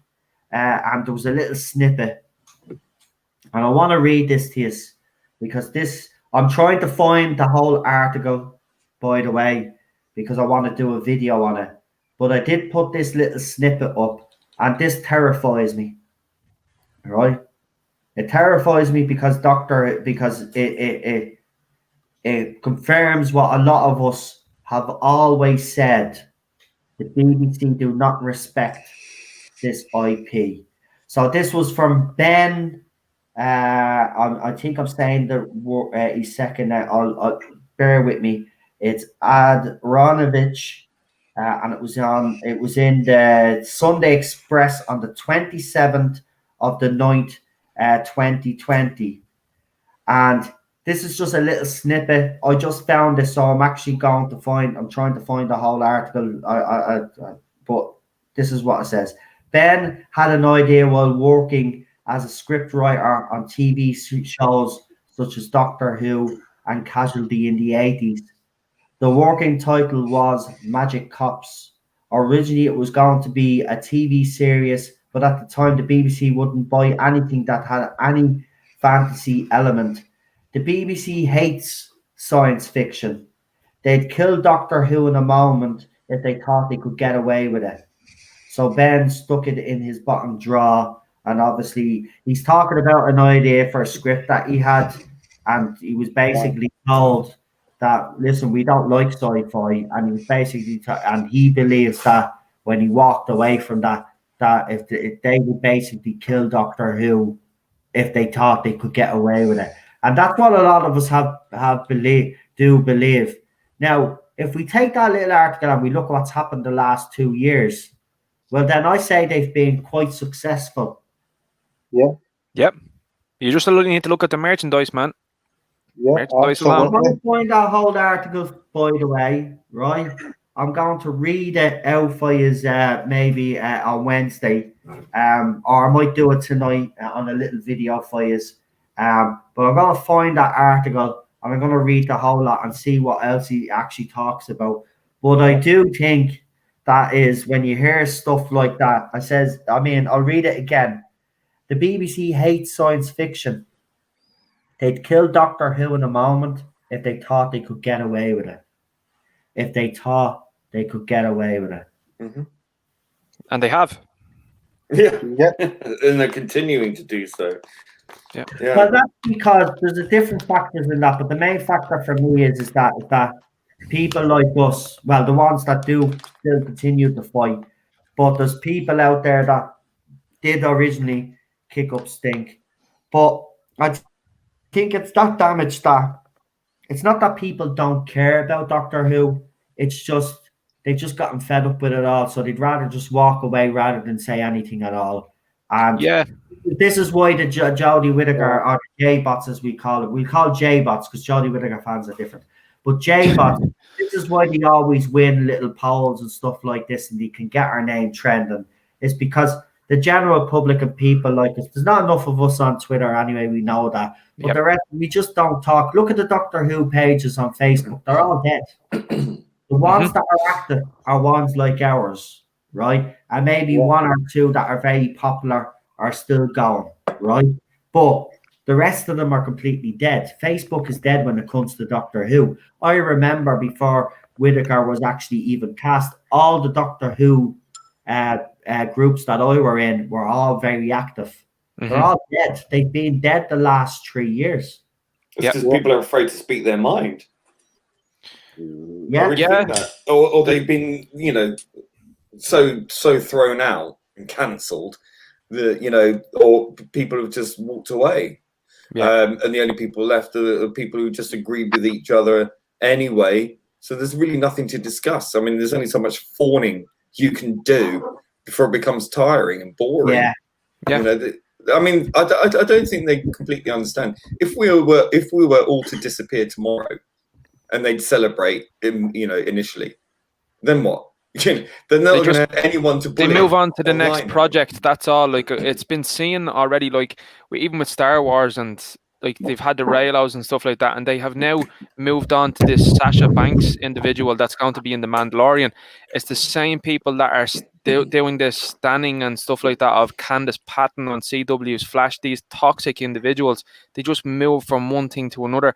They're going to come for Lord. Yeah, they strip everything to the bone, and then I call them hyenas because when you roar at these individuals, they're more like piranha because they all act as a one entity, and that one nips. It's like death by 1,000 bites, isn't it? So it's strip it to the bone and then move on to the next thing. Yeah, they're like locusts. They move from either one IP to the next, or as Ninja Knight has said, one individual. They focus on one individual, like they did with Daisy Ridley, or Daisy Ridley, wherever her name is, Super Ray. And now, as he said, they're focusing now on a character from the Mandal. See, this is what they do. They latch on to these characters that, and then anybody then that has anything bad to say about them. Then Sure, you know like what? you had John Boyega who said at the time at the absolute height of Game of Thrones that there was no black actors on Game of Thrones, even though there was multiple black actors on Game of Thrones, particularly Natalie Emmanuel, who was the right hand woman to Daenerys Targaryen. Do you know what I mean? Like, and there was that's what was there, and this is the type of narrative Well, these it's people supposed to be concoct. set in a you know, medieval kind of European setting. You know, I mean, it's an equivalency. So, I mean, you have to bear that in mind. You know, it's like Lord of the Rings. They'll be complaining if it isn't. They're coming for that. diverse then. They're coming for that next, and I guarantee you they will have Sauron being played by a It's person meant to of be color. European folklore. Yeah. I'm sorry, you know, that's the way it is, and there's nothing wrong with that. It's like Vikings. Well, You know, people are worried, as the Ninja Knight said, Lord of the Rings looks like another targeted arrow now because this show It will be. not vested interest in, but I haven't really spoke about because, to be honest with you, I'm waiting to see. well, isn't it interesting? We're not allowed to have our own culture, but we're not allowed to culturally appropriate. So what do we have left? Nothing. Yeah. And that's the idea of it. They're trying to box you off and stop you from going into different areas, Yeah, you know, and cut liking all these the things. blood flow off. It's coming though. They are going to come for Lord of the Rings, and I won't be surprised with hearing the murmurs that have come out so far about it. If they decide to change somebody like Sauron or something like that and make him a person of color, I've done a video as well too on The Rock, what he did yesterday. But I did a build-up one with Hawkman. Now Hawkman has always been a white character, and they decided then to change the character to a black character inexplicably. But when you look at the narrative, he's a Tanagarian from another planet that is a space cop. So they've then destroyed to say that the Egyptians were all black. And it's like, no. Are you trying to say that ancient Egyptians were black? No, that's not the case. Not all of them. You know what I mean? So from Sumerians, you know, they moved not out of Africa, they moved into Africa. Yeah. You know what? These people that From the savant. they don't even know what they're talking about half the time. Yeah. You know, I don't even listen to idiots anymore when they talk about, the ancient Egyptians were all. No, they fucking weren't. It's actually scientific fact, you morons. Yeah. No, they're The science is wrong. We've got scientists on their side. Sorry. Yeah, they call us science deniers. It's like projection much, you know. Yeah. It's a fictional character, and people want their fictional characters. I'm done if they go after Lord of the Rings because They will. Create new characters. Just create new characters. There's nothing to stop, but they can't because they're not creative. They have to just. What they want to do is they want to destroy Western culture. They want to destroy anything about it. I thought his estate has something in Tolkien's. writing. Has something in writing that they can't do anything. They can't. The top man left. He's left. I thought it was back again. Well, at the time he said, "Fuck this, I'm out of here, lads." So I don't know whether they've gotten him back to save face, but at the time he was like, "Don't think so." I have a feeling that they're going to change Sauron and they're going to portray Sauron as a bit of a misunderstood villain. That's how I feel. Yeah, that can only make him sympathetic if he's not. Yeah. Yeah. It's coming. It'll be a soulful saint. Calendar. Yeah, the calendar this year is not actually bad. I said that. I actually think the calendar this year was a huge improvement on the ones that they've actually been throwing out. So, I mean, I still don't like the color schemes though that they do. But yeah. But yeah, they're coming. Listen, James Bond, obviously, Tom Hardy's name now all of a sudden, as we know, was mentioned. But another name now, Henry Cavill, now has been thrown into the hat. Apparently, Tom Hardy hasn't actually been cast yet, and it might be Superman himself. I think it'd be great. He was very good in The Man from U.N.C.L.E. He was fantastic as a spy in that. I could see him as James Bond. Or Tom Hiddleston would be great as Bond. Oh no! I think he would. He's too wavy, man. No way. Yeah, but he does. There's nothing wrong with that. I mean, being svelte is fine. You know, I'm not saying it's not. but he's Why do you have just, to I be- don't know, he doesn't strike me as a leading man. Like, even Well, in King you can't Kong. say Roger Moore was buff, can you? True, very Well, true. no, back then, now James Bond is buff. I'm sorry, he's a buff man. He's a misogynistic pig. He likes to drink loads of alcohol and shag loads of women. I have Right? a theory on that though. Now, I have a theory that the Tom Hardy name came out last week. There, I was actually going to do a video on it, but Daniel Craig is in his 50s now. Hardy's in 47 odd, I think he is. So that means with the current situation, you'll probably get a trilogy out of Hardy, and then I think they will go into the territory then of altering James Bond completely. I think he's too old. And they will do Look, it. he's not future proof. He is too old. He is not future proof. He is too old. You need 100%. someone younger. Listen, I think Cavill, Henry Cavill's Cavill 33. would be perfect. Henry's the perfect choice. He's 33. He has a lot of running in him. Yeah, Cavill will make more sense. Yeah, Cavill's the choice. It's a no-brainer. Mm-hmm. You know? Well, in fairness, his name was mentioned when the rumors of Daniel Craig leaving originally. Just remember, so yeah, you know, he was actually auditioned for the Casino Royale part as well too. He said he was too young. Yeah. Well, I think that was one of the Cavill's auditions he missed. Well, if he doesn't get it this time, and they do bring Tom Hardy in, he should definitely replace Tom Hardy.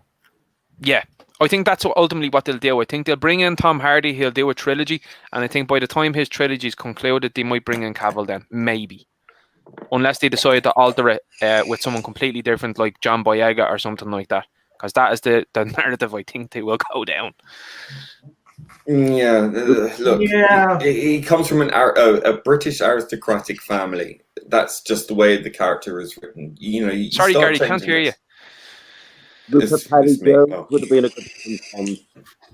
Who? Rupert Petty Jones from Spooks. He's married to Derber Kerbler, who played something in Ballycasane, Dylan the Cyber King. Her husband, he played an MI5 agent in Spooks, the series. Never watched it. Well, if you have a look, I think he'd be, and he looks like Daniel. He's blonde like Daniel Craig. So I think he'd be good. No, Bond. we need a dark haired Bond, like a proper Bond again. You know, Proper Bond. James Blonde. Remember the headlines around the time? Yeah. The fact that he had blonde hair. Jesus. Like, what about now? Yeah, but let's in all fairness though, those headlines were wrong. Because Casino Royale, Daniel Craig actually shocked us all. Let's be honest, that was great.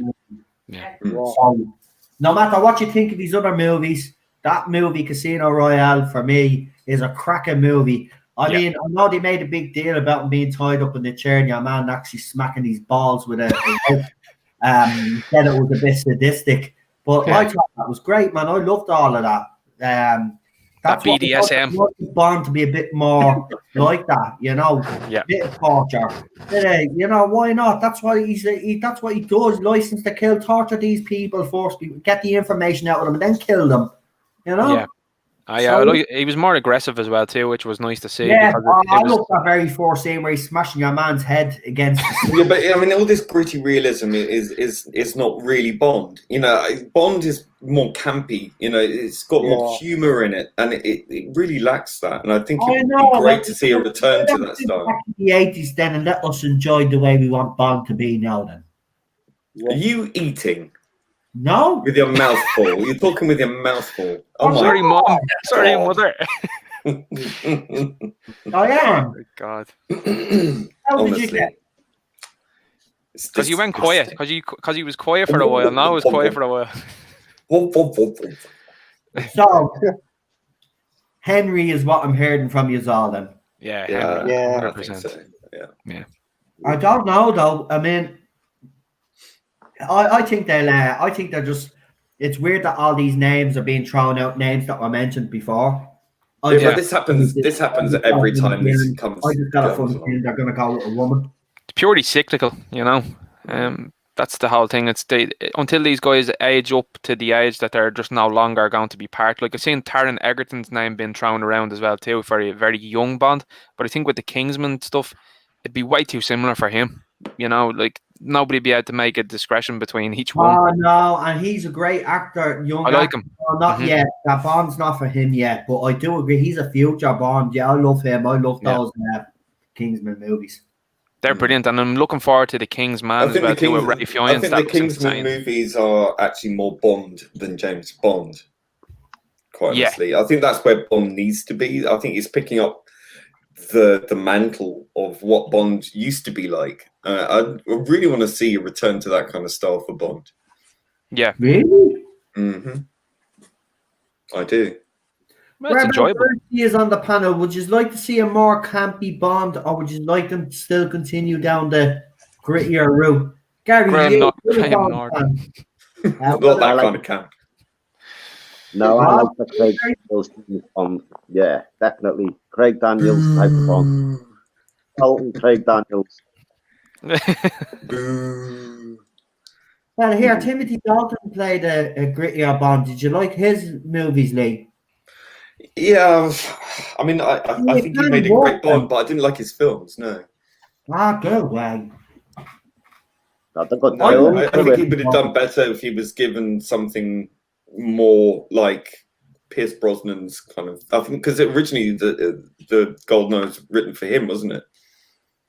Yeah, and Mhm. GoldenEye, I think, is Pierce Brosnan's best because the rest Mm. were too campy. See, No, I we- don't think they were too campy. I just think they were just too ridiculous. You I know, don't you got to have a think balance. Connery over No, I Brosnan. will talk. No, I think that Pierce Brosnan suffered from the identity crisis that Bond was going through. Because bearing in mind, as I said before, you had the whole Austin Powers thing come out. So I think it was trying really hard to kind of trying to move away from that because it was being parodied so badly. Yeah. But I think Austin Powers did a great deal of damage to the 007 brand because it did highlight the problems of the campiness from the 60s. But I think it if you can marry the two perfectly, get that balance, have it a bit more sort of comic book kind of thing, you know, a bit more like, you know, the big bases and the, you know, the big crazy plans and the, you know, all that kind of stuff. I do miss that, you know, the Roger Moore element. I think that's peak Bond. You know, you got that kind of over the top villain and the over the top plans and the over the top. You know, it's I want that. I want that kind of magic because you have to suspend your disbelief. But with Craig Charles, with Craig Daniels Bond, it just became so. It fell into this trap of being really hyper real, hyper gritty. Mission Impossible is a good example of being quite a bit camp and over the top. You know, I like that kind of stuff. Do it that way. You know, Kingsman is another good one. So I think if James Bond can adopt that again and lead the way in that, because these franchises, Mission Impossible and Kingsman, is doing that and is running away with what Bond should have been doing really all along. And I think it's become so depressingly dull, quite honestly. I think that's what the last few the last few Craig Daniels movies have suffered. It's because it's become so kind of boring, really, I think. Okay, kind so of more Lee's entertaining. not a fan of new style James Bond. I was in two of them. Two of his But, Bond movies. Look, I love Casino Royale and I love Spyfall. The rest of them, Daniel Craig's, I can't be bothered with. But I think those two are there's two of the best Bond movies, to be quite honest with you. I think they sit alongside the Sean Connerys, the Roger Moore's epic. More of the Spy You Love Me kind of Bond. You know, that's what I miss. Oh, well, yeah, but you see, the world has kind of moved on from that. Yeah, I'm not saying it needs to be 80s Bond, but it needs to remember what it was. You know, Right. the Sean Connery Bond, you know, that long, prestigious history. It needs to be reminiscent to it. I wouldn't mind the gadgets back now. I have to say exactly. that's More of that stuff. from the Craig era. Gary, you were going to say something there. Sorry. Sorry, Sean Connery wasn't camp, but Roger Moore was only like It was a bit camp. I mean, not camp as in like, you know, misses. just like- I'm not talking about that kind of, like, you know, over you'll the top. You'll have And to he, you know, define the wry smile and the one-liners and stuff like that. That's camp, you know. That for me, and the over-the-top villain is camp. You know, it's very, very pantomimey almost. But you know, all the big mega bases and all that kind of stuff. That's camp, you know.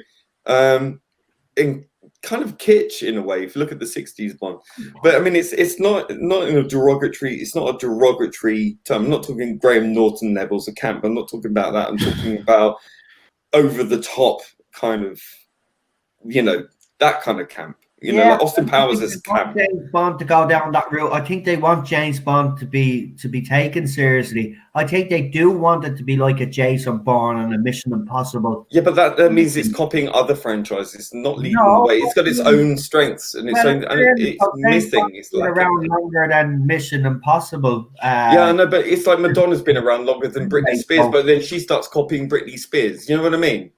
It's when somebody becomes tired and old and failing to innovate, and it's not innovating, it's copying other franchises. It needs to have its own identity. It's lost it. I think it needs to look back at its past to regain that blood flow from what it was. So I think if you had a bit more of a Sean Connery-esque or a Roger Moore Bond style and update it, but keep that vein running through it. I'm going to take issue with what you just said there. You said blood flow. You mentioned Madonna and Britney Spears and James Bond in the same sentence. No way, man. But you know what I mean. Of course. I'm just joking. I'm joking. Yeah. That's how I see it anyway. I just think it needs to look back on the whole James Bond conversation for everybody, but if anybody would like to add, does anybody agree with Lee on the panel? Or does anybody think that? Once he said Tom Hiddleston, I was out. I was like, no, this guy is right. I think he would be good. He would be good. I think it'd be a very cold but wry kind of Bond. I could see Mars the Felt Bond. A felt Bond is not a bad Bond. I'd say Mars need to have muscles and muscles. Batman franchise. What? He could play the Penguin in a Batman franchise. No, the Penguin needs to be fat. I get it. I like a fat penguin. But he ain't no James Bond. Well, is there anybody that thinks that they have the formula, they're nearly there with the formula, and they shouldn't go back to we'll say Roger Moore's one was a bit more. It just becomes another action movie then. Brosnan's era was a bit, near the end it got a bit ridiculous as well. Invisible fucking cars and everything, and lasers everywhere and diamonds. Right. But do you think they should stick the course and continue with the grittier movies? Or do you think, as Lee said, there should be a bit more of a balance and a bit more, add a bit more comedy kind of to it? I think there is in the Daniel Craig one, especially in Quantum of Solace, where he gets robbed. Do you remember when he gets shot and he goes, okay, I thought that was a pretty funny one. Then he kicks the shit out of your man. You know what I mean? No, I don't know. Maybe we're just different, but he's not as sophisticated as Roger Moore. Yeah, but let's see what the others think. He's a gentleman. Well, no, but there's an expectation of James Bond, and we live in a totally different era now. You couldn't go back to the silliness of stuff. You can have humour in it. You can have light moments in it, but it doesn't have to be hairy-fairy or anything. Roger Moore was great at the little one-liners. That was great. One-liners. Yeah, that's the kind of thing I miss. Timothy Dalton did it in a dark, sarcastic way, which was great. Yeah. But Pierce Brosnan started to copy Roger Moore, and that was the problem. After GoldenEye, he became Roger Moore. That's why I didn't like him, because Roger Moore was great when I was a child, but as an adult, I wanted a grittier James Bond, and we got that with Timothy Dalton. But Pierce Brosnan took it right back to Roger Moore, and then obviously they rebooted it, and Daniel Craig's perfect for this era. And I don't want it to go back to it being hairy-fairy. I like dark. I like it to be gritty. I like it to be dark. I like it to be psychological. Everything. I'm just tired of it now. It's just like we've had years of this. I want a bit of escapism. We haven't actually had years of it, because if you think about it, the Craig we've had 4 of them. Started back in 2000 and what? How many movies have we got? We've had long spaces between those movies as well. So we really haven't, in all fairness. They're still only learning, because if you look at it, right, you get Casino Royale, great movie, and then they follow it up with Quantum of Solace, which was a poor ass movie, but Yeah. they followed it up then again with Spyfall, which is a great movie. Then Spectre was a shit movie. Nobody likes Spectre. And It doesn't feel like Bond. It doesn't feel like Bond. I actually think they're going to surprise us. I think this is actually going to be better than people think. And I don't think it's going to be as well. I don't see it. I actually think. I just seen the second trailer, and I'm convinced that with the rumors of the reshoots that we were told, I think they have changed some things in it because they know that it hasn't went down well. So I think that we might have a chance of Daniel Craig actually going out on a high. I still hate him because he's the man that brought in all of this feminist rubbish. That bridge woman. Yeah, because he brought her in, but if he I hope brought they cut out all those things. The crap that's been creeping into his character that we don't like has been down to Daniel Craig. So I hope this is his last movie anyway. But you know, if you go by the current trend, the first movie was great, second movie was crap, third movie was great, fourth movie was crap. This is the last movie, so being honest, I think we might end on a bit of a high. And I don't know, I suspect that they might actually, even if they go with Henry or whoever they go with, I think it's going to be a reboot anyway. Reboot and start with that. Yeah, it won't be a good. They'll definitely reboot it. So you never know. They might, but I think they're going to stay the course. For the simple fact is, I think this is once they went with Casino Royale, you knew exactly that this was the type of James Bond movie that they want to make now, and they've tried to continue that throughout all the movies. And they're not going to change. I think they have found a formula that they think works. Well, a lot of fans at the time, like yourself, were a bit hesitant, but I think they, Spyfall did do well, by the way, and Casino Royale did well in the cinemas. Quantum of Solace did do well in the cinemas, but didn't perform well when it was released on, obviously, Blu-ray and DVD. I don't know about Spectre because I've only watched it once and I will never watch it again. But Spyfall did very well. And remember, it also won an Oscar for original song with Adele, I should say. So, yeah. Alpha Omega wants to say something. Cool, go ahead. Just pipe in. We just all kind of talk. Go ahead.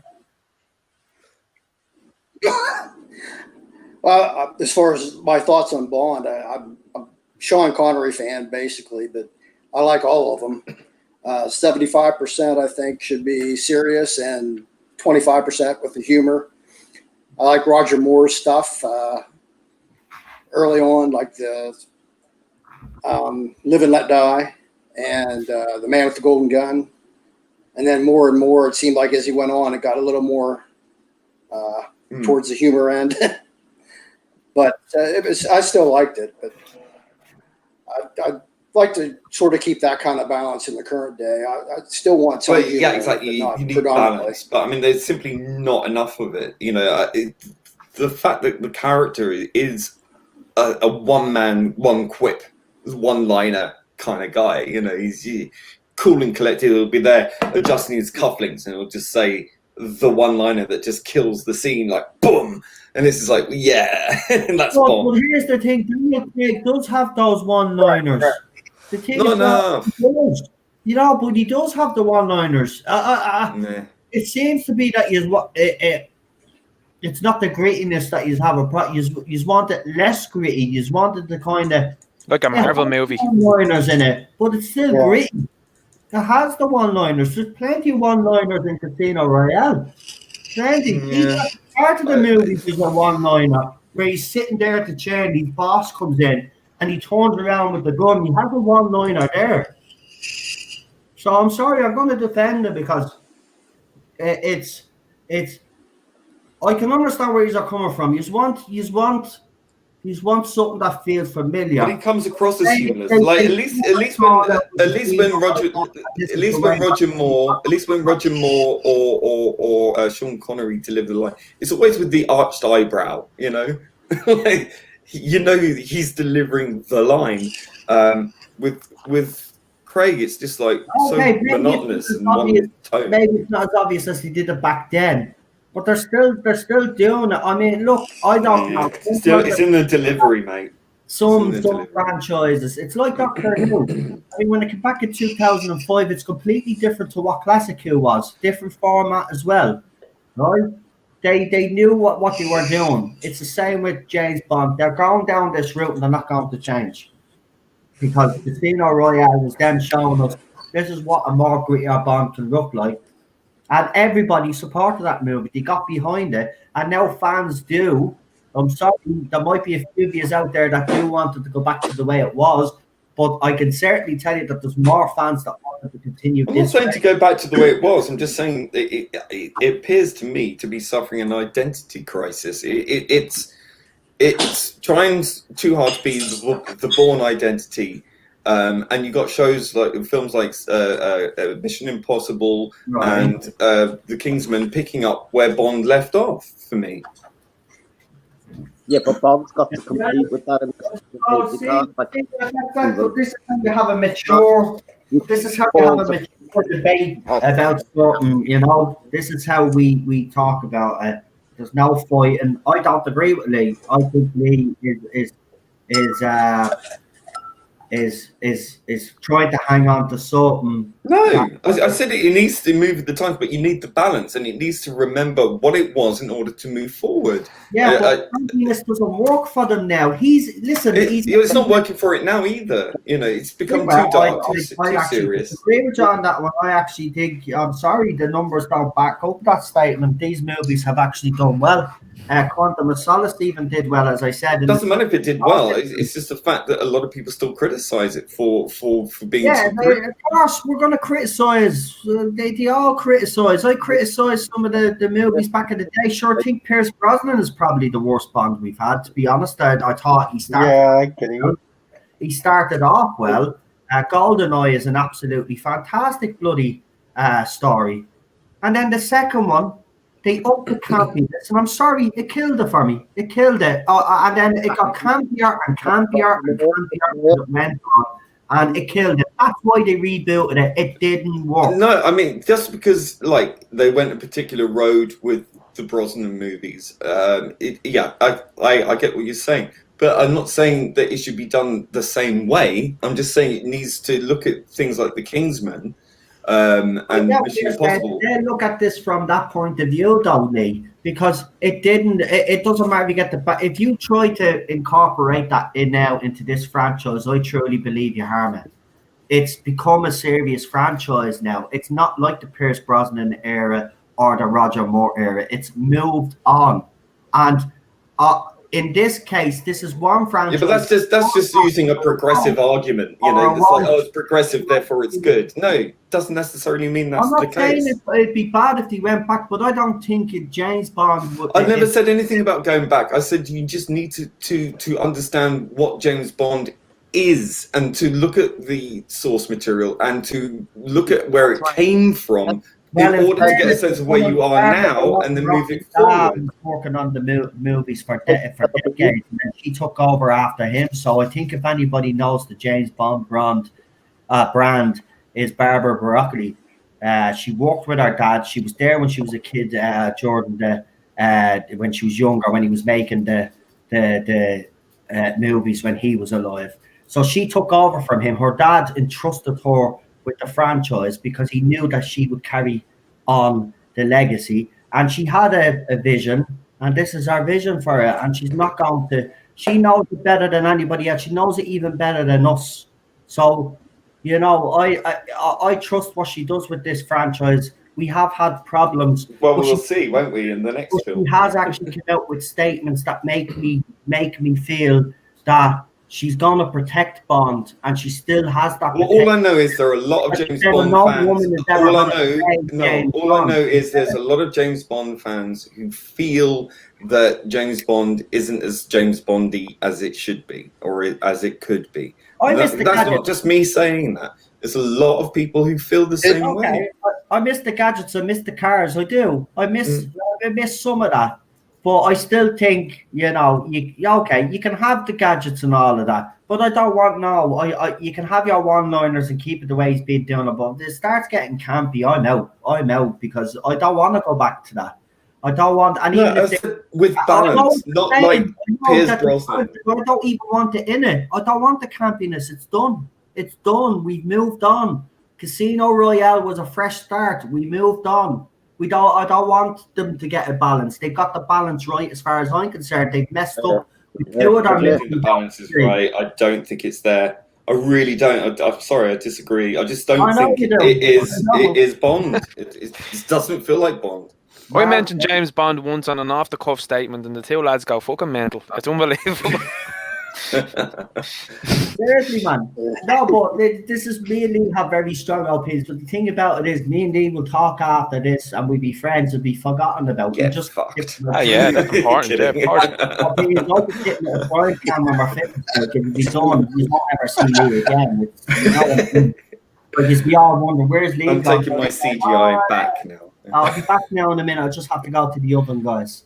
All right, I'll vamp. But anyway, but listen, he defends his side passionately. He defends his argument, his side of the argument passionately, and I'll defend mine.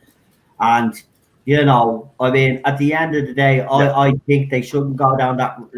I don't think they should even try and insert it in it to get the balance, as you said. I honestly think what they should do with the Bond thing is they shouldn't trust Guy Ritchie to do it, and I think that. I would, because he would deliver exactly what you were talking about, Lee, insofar as that he would deliver this quippy stuff that he can do, and has proven that he can do action. I mean, he's done multiple action. Yeah, he'll give James Bond a Cockney accent. You know, no. What's wrong with like a bit of difference? You know what I mean? I'd love to hear. James Bond is an aristocrat. He did Sherlock Holmes, and he did Sherlock Holmes. The first movie was Sherlock Holmes was actually very good. Yeah, I know where Ninja Knight is going with this. Lock, Stock, and Two Smoking Barrels, and what was the other movie? Snatch. And he did Man from U.N.C.L.E. He's right. He can do comedy and serious at the same time. I love Snatch. If you haven't seen The Gentleman, check out The Gentleman. That's his most recent movie, and it's absolutely outstanding. Like it's so good. Do you know what I mean? But like, I think he does those interweaved characters so well, and to me, he would give Lee what he's asking for, which is kind of the quippy sort of stuff that you can do. And then he's worked with top tier Hollywood actors, so you would always get very good quality. I think Guy Ritchie gets overlooked an awful lot. Look, I think he made a mistake signing on to do Aladdin, but I think ultimately overall, like, the man's body of work is really there to look at. And I think that's what the thing is, when you look at it from an American point of view, they go, yeah, he did Aladdin and that wasn't great. Yeah, but he also done like Lock, Stock, as you're saying there. He did Snatch. He's done The Gentleman recently. He done Rock and Roller. Rock and Roller was a really good movie. It just didn't go with the times. At the time, people didn't go and see it for whatever reason. But the last thing I would say, wasn't she though? No, I don't think so. But the last thing I'd say about Guy Ritchie is he's a masculine filmmaker. He's one of the last. Like, you can't ever walk out of a Guy Ritchie movie and go, well, there was a very big feminist overtone in that movie. No, you're right. You're right. Yeah, you got a good point. They're strong women though. Proper male character tropes. They have the tropes. If they're Scousers, they have all the characteristics that a Scouser should have. So he would, if he was to take James Bond, that is a good choice. He would actually write a proper. I think he would. I think he could do a good job if he was given a good script. Guy Ritchie's film, and he does bring strong women in. Like Michelle Dockery in The Gentleman is outstanding. She's a very strong woman, but she doesn't need to be like, you know, having Matthew McConaughey's balls in her hand, like, and be like, yeah, I own this guy. You know, he does his own thing in that movie. And I think the same with Snatch as well too. Like, you have Brad Pitt, and then you have then you have your other characters in Snatch as well too that are just strong characters, you know. And then you have again Tandy Newton's character in rock and roller who is very Yeah. central and integral to the plot, but she's also not a feminist overtone. You know, she's just a good character. You know. He is a good show for a future Bond movie, and you're right. I'll agree with you. He gets overlooked. He's like, for me, he's no Tarantino, but if I was to say if there was a British equivalent, Yeah, I was thinking that actually. yeah, he's close because his filmmaking is that style. He really does put attention to detail. I'll give you that. If he was to do a James Bond movie, I could tell you one thing: it'd be interesting. Yeah. It would be really interesting to see what he would do with it. Now, his first Sherlock Holmes movie I thought was great. The second one wasn't really great, but that was because, you know, the script was, he even said it himself, it wasn't the best. But he's going to rectify that because apparently they're doing the third one with Jude and Johnny Depp. Yeah. Johnny Depp is being brought in too. Because the Guy Ritchie movie is, I love a Guy Ritchie movie. It's like we have our own Irish movies over here, and you Brits have our movies, and Guy Ritchie is kind of connected to that, you know, great British movies, along with Clockwork Orange and other stuff like that. But this Guy Ritchie fella, and he's worked with Cavill. He's worked with Cavill in The Man yes, from Uncle. he has. That's the thing. Yeah, and I like that film. I know someone in the chat, Time Prophet, doesn't like it, but I did. I really did. I think it was witty. It was exciting. It was a great film. I really enjoyed it. Yeah, go for it. Can I ask Noah a question? With regards to like Doctor Who versus Bond, and you said Bond, it's moved on. What about people with the Jody Bots or whatever say it's moved on? It's the progressive argument. Past the exactly that. Yeah. Right, okay, no, good question. Fair play to you for bringing that up, because I knew someone would actually mention that to me. But the difference between the Bond franchise and Doctor Who is that, right, well, firstly, time-wise, obviously, Doctor Who has been around a lot longer, if I'm correct. Yeah, it has. Yeah. Second of all, right, I'm really thinking of this answer because it's a good question, so I don't want to just give a blasé answer, right? So I want to really think about this answer. But why is it different? Right. Well, for me, okay, why it's different is, right, I'll tell you why it's different. I actually have it. Right. Okay. So they went with a grittier tone with James Bond, right? Actually, James Bond has been around since the 1950s. Right, doesn't matter. Doesn't matter. It doesn't matter to the point that I'm about to make now, right? So all they've done with James Bond is basically this. They've made it grittier.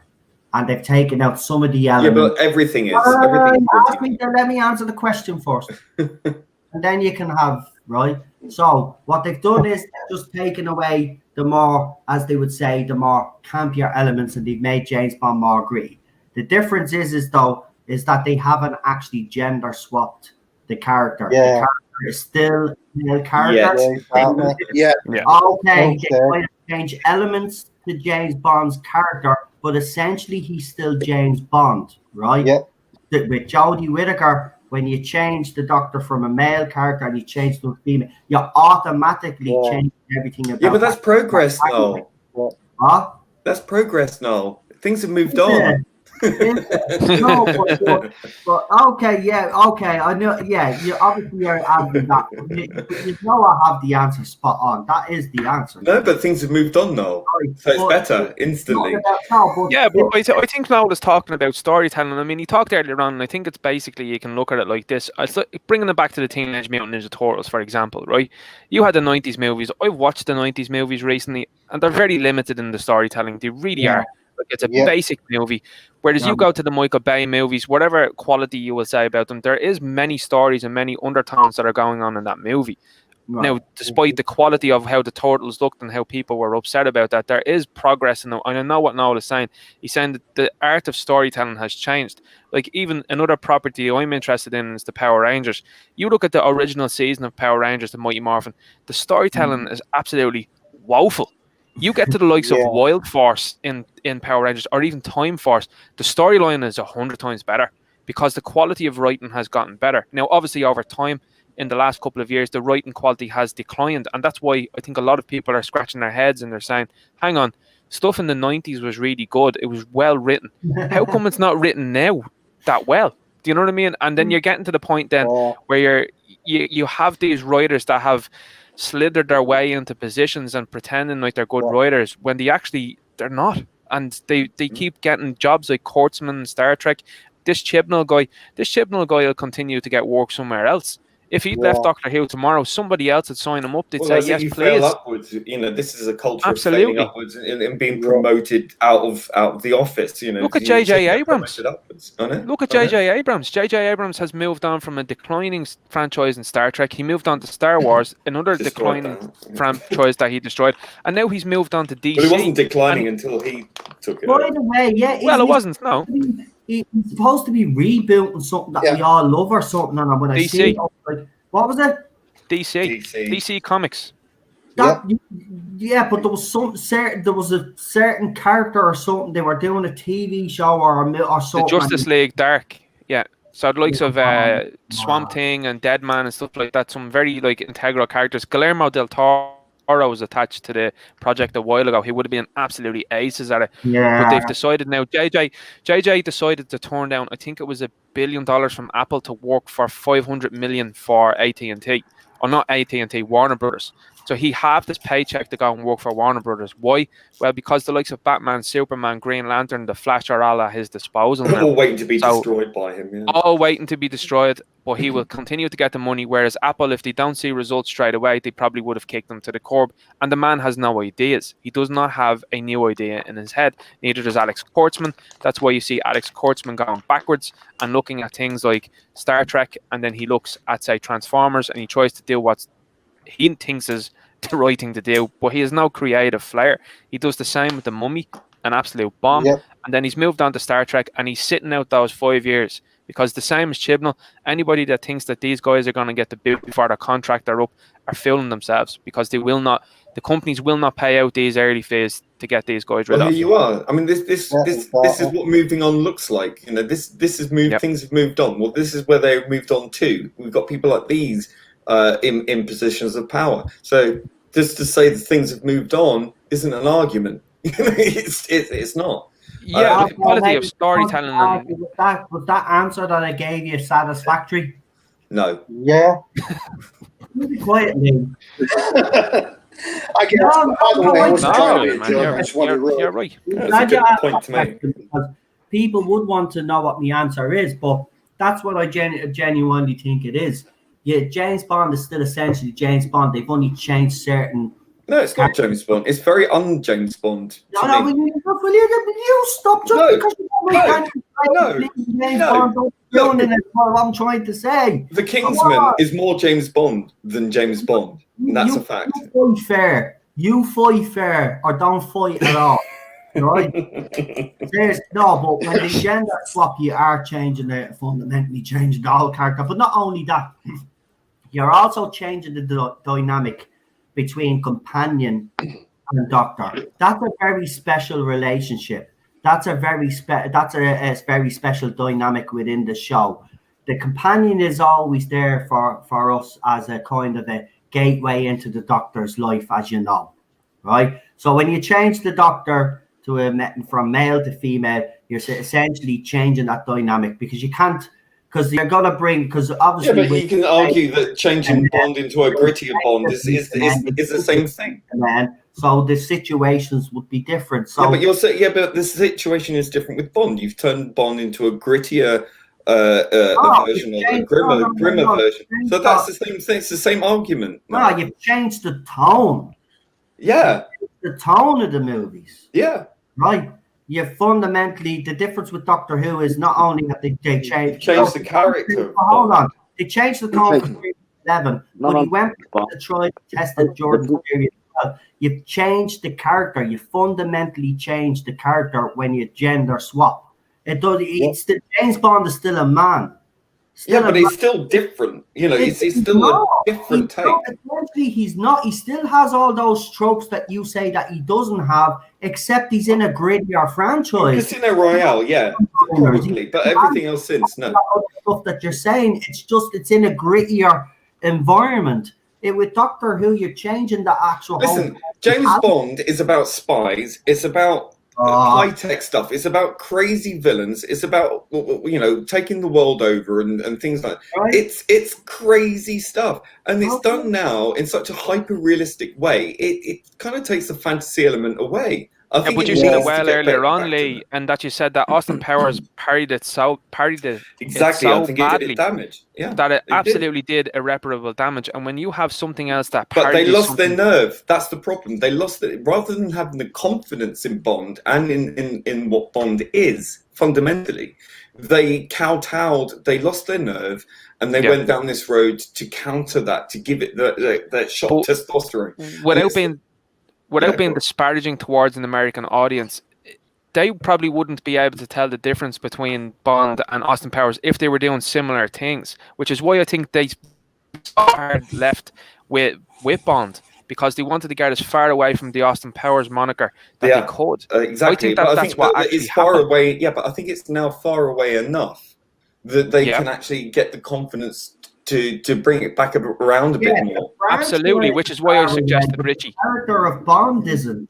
And I think that's what you are all. He's too grim. He's too grim. They're actually forget. Yes, but not the I can character follow of the difference Bond. Bond is between still Bond and essentially the Austin same character. He's in a grittier he's in a grittier environment, as you said, a highly hyper. Charmless. He needs more charm. Well, go ahead, because I know there's a few others in there that want to pipe in. Gary, Alpha said something. And Alpha wanted to say something, and Daniel. So you three haven't said anything in a while. So go ahead. Would you like to add on to this little debate that me and Lee are having here about James Bond?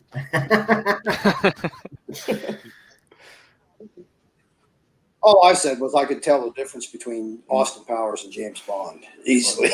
I mean the general audience. Like, I mean, you have the general audience there that in America, and like I said, I don't mean to be disparaging, but there are a number of things that the general audience wouldn't know the difference between. Like, I mean, you have Marvel movies and DC movies. There are many people there that think that they're one and the same.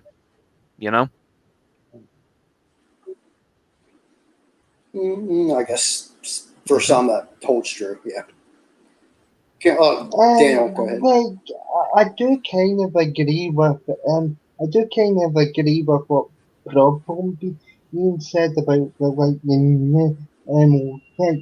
obviously the James Bond movies, and if you keep going in the direction with James Bond that you're going in, you're going to get another Spectre, which was absolutely shit. I mean, I thought Spectre is one of the most so even James Bond movies I've ever seen. I felt so during it. It was that shit. It needs to be fun. James Bond needs to be fun. Yeah, exactly. Again. It's not fun to watch a man being tortured all the time. It's like there needs to be a lot more balance. I agree. That's it. That's all I'm asking. It needs to be fun. But that's what I mean by campy. I don't. It does need a little bit of that over the top unbelievability kind of thing, the high tech thing. I mean, we've got all the wonderful technology that's available to explore in all of these things, and it's not happening. And I think that the villains are a bit sort of boring, quite honestly. I think the classic Bond villains were always a bit over the top and grandiose and crazy as fuck, and I miss that. Blofeld stroking his pussy and all that kind of. I look. That's what I mean by campy. It's not. Spyfall was pretty sinister. Javier Bardem, take his teeth out and his whole face shrinks down to one side. I like that. That for me was a good villain, a good classic James Bond style villain. I think different taste, I suppose, for different people. I like the way they've went with this franchise, and I think it's been a good experiment, but I think now that it's tired. We've seen these series of films over the last few years, and it's nothing new. It's retreading the same thing. It's not exciting. It's not fun, and it needs to be fun. And I think if they're going to reboot with a new Bond, I think they need to remember that James Bond used to be fun. yeah, but fun doesn't always necessarily bring in the ticket receipts. Yeah, but people have just gone through a lockdown and a massive thing going on, and people are lacking entertainment. We're getting all this preachy, boring stuff, and everything's gritty and hyper real and depressing and nihilistic and all this kind of. We just want a bit more fun. I think it's time to look at that and to inject a little bit of fun and humor and a bit more excitement, a bit more outlandishness.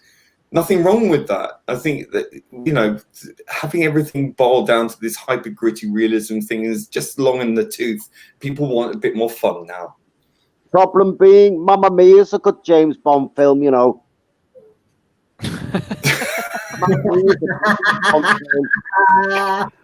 Oh my god.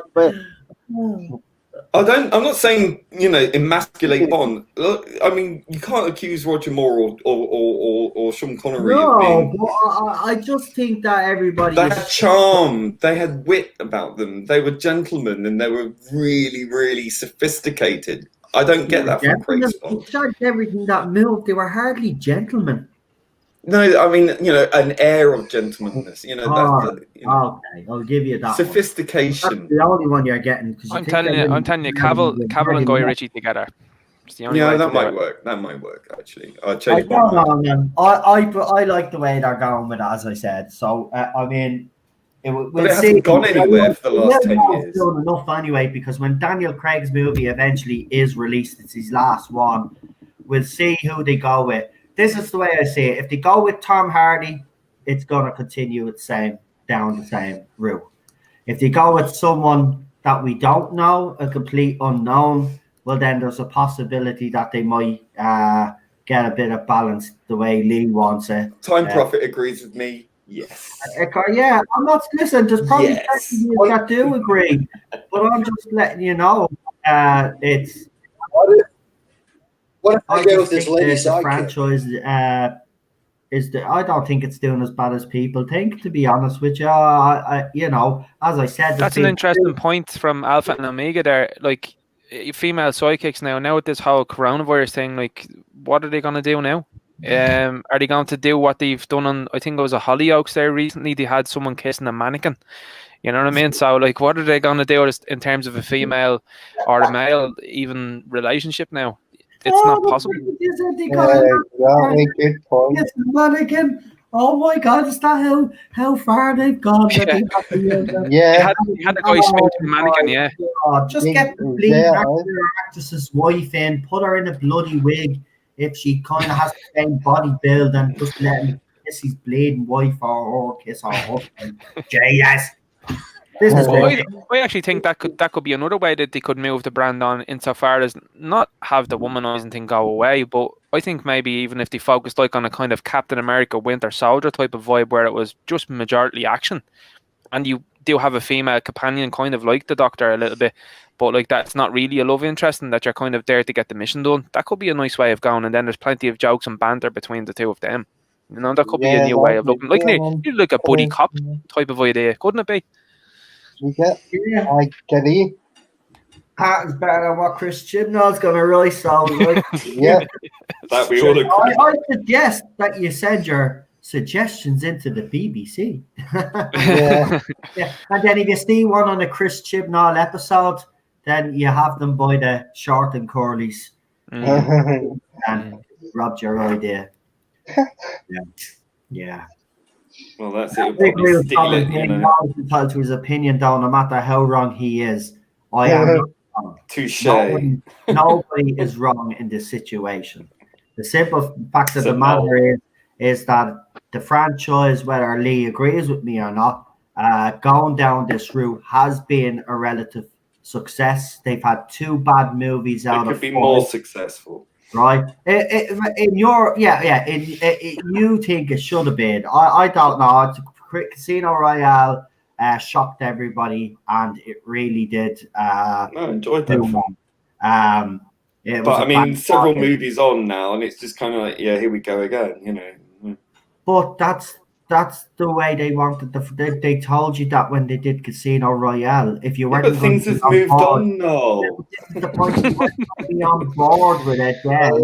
There's no point in bitching about it now. 7 years later. Sorry, but if you like Casino Royale, don't be bitching to me because you didn't like the rest of Yeah, it. but that's like, how old is that now? That's years and years. Casino and years Royale. ago. Hold on, I'll tell Yeah. you how old Casino Royale Must be is. like 2008, is it? Yeah, I don't Yeah, know. 2008, It's yeah, right. moved on. Right, let's see. I think 10 years. Ninja Knight is the right, Right, actually. let's see. Right, so give us our predictions. Who 2008. Guys, I'm going to duck out if that's okay. I need a coffee. No problem. Do you want to do a few shout outs before you leave? Just a big shout out. Just a big shout out to my youngest brother Martin if he's listening. No, but Hello, thanks for having me Martin. on. Pleasure. See you later, pal. Thanks for coming on. See you, Gary. Thanks, Gary. Nice to meet you. No, you Have too. Thank Have you on again. Don't worry. See you Good Friday. night. Bye-bye. Bye-bye. Casino Royale 2006, guys. Yeah, things have Oh, moved on here's that. now. Right. So if you were going to moan about it, why are you moaning now? Why didn't you moan back in 2006?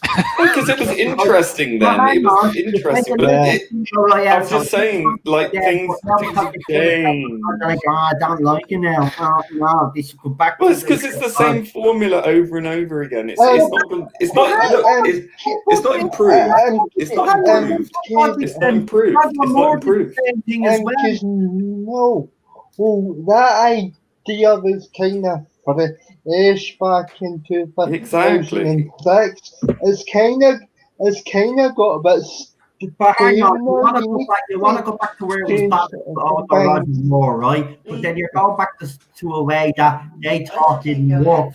That was getting stale and old, and now you want to add that stale and old element into another part of stale and old that you believe that this is stale and old now. So you want to merge 2 stale and old things together. Brand new. No, it doesn't work that way. I'm sorry. James Bond moved on. Get over it. Doctor Who. You need to stop crying. You loved Casino Royale. If you don't like it the way it's gone, well then you know what they say. This franchise ain't for you.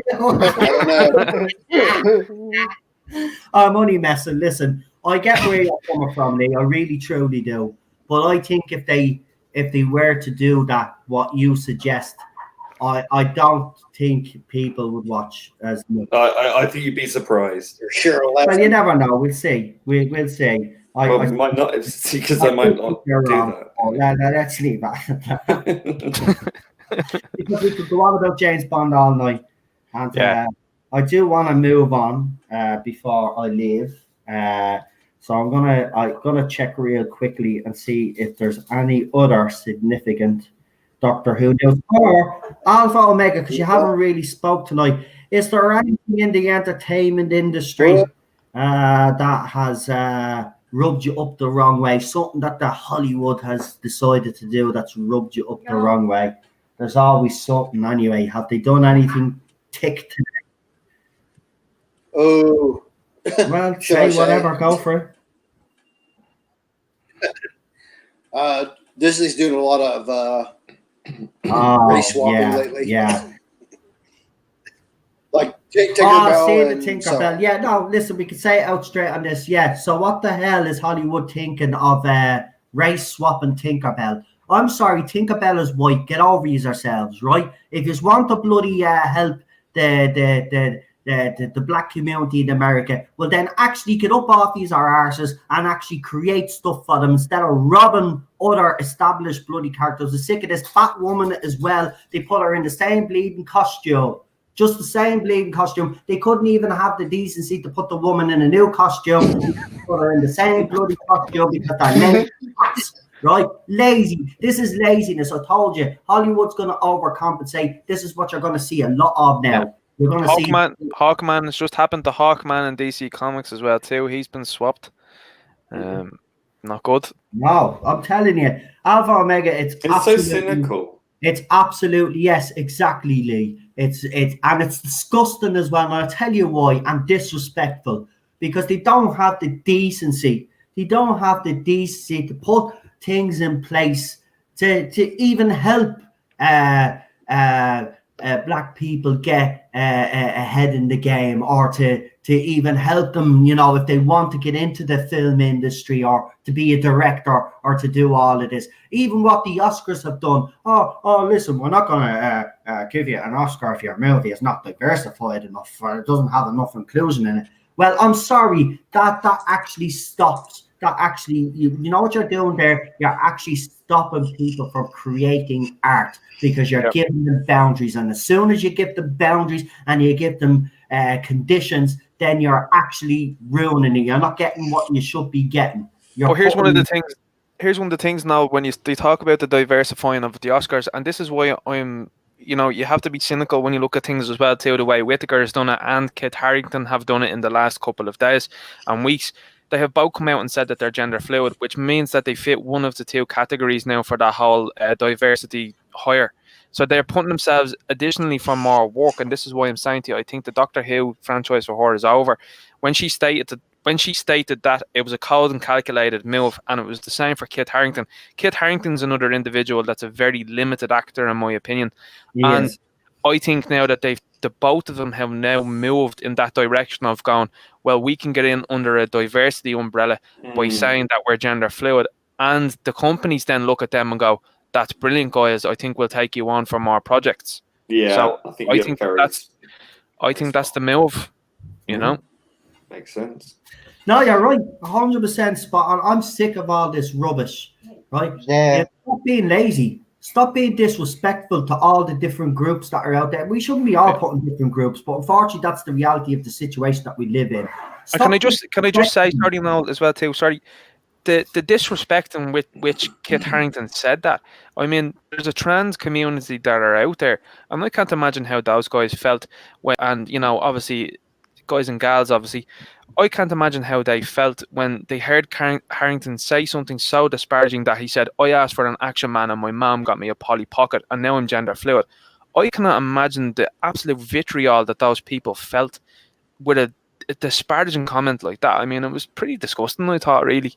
You know? It's like he's put his suffering. It's fake. It's not even real. Sorry, Lee, go ahead, because this subject boils my blood. It's the one thing I hate, all of this gender swapping, and now we're going to get all this nonsense because, unfortunately, what's happened in America obviously reflects around the world, and this is what I don't think most Americans realize. Whatever happens in America has consequences for the rest of us around the world. Because you know, everybody sees it, but then when they see it happen in America, because America is supposed to be this beacon, you know, this land of the free, all of this. And then we see what's going on or what's supposed to be going on, then it affects everybody, every other country, society. Then people start speaking up that wouldn't necessarily speak up before, and then they're talking about, there's this systemic racism around, which I don't believe, by the way, is true. Am I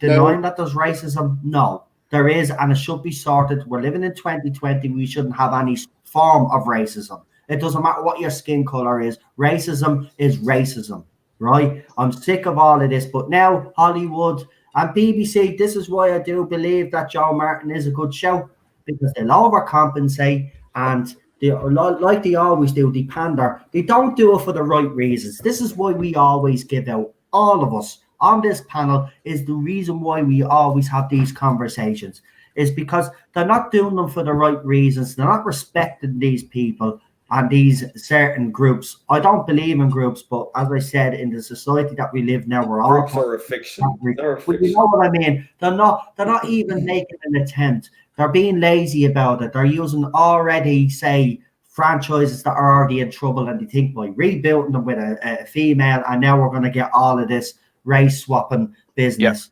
And it's nonsense. It's nonsense. It needs to stop. You create brand new IPs. I don't know why you can't stop being lazy. And if you want to see more diversified Hollywood, well, then you need to stop.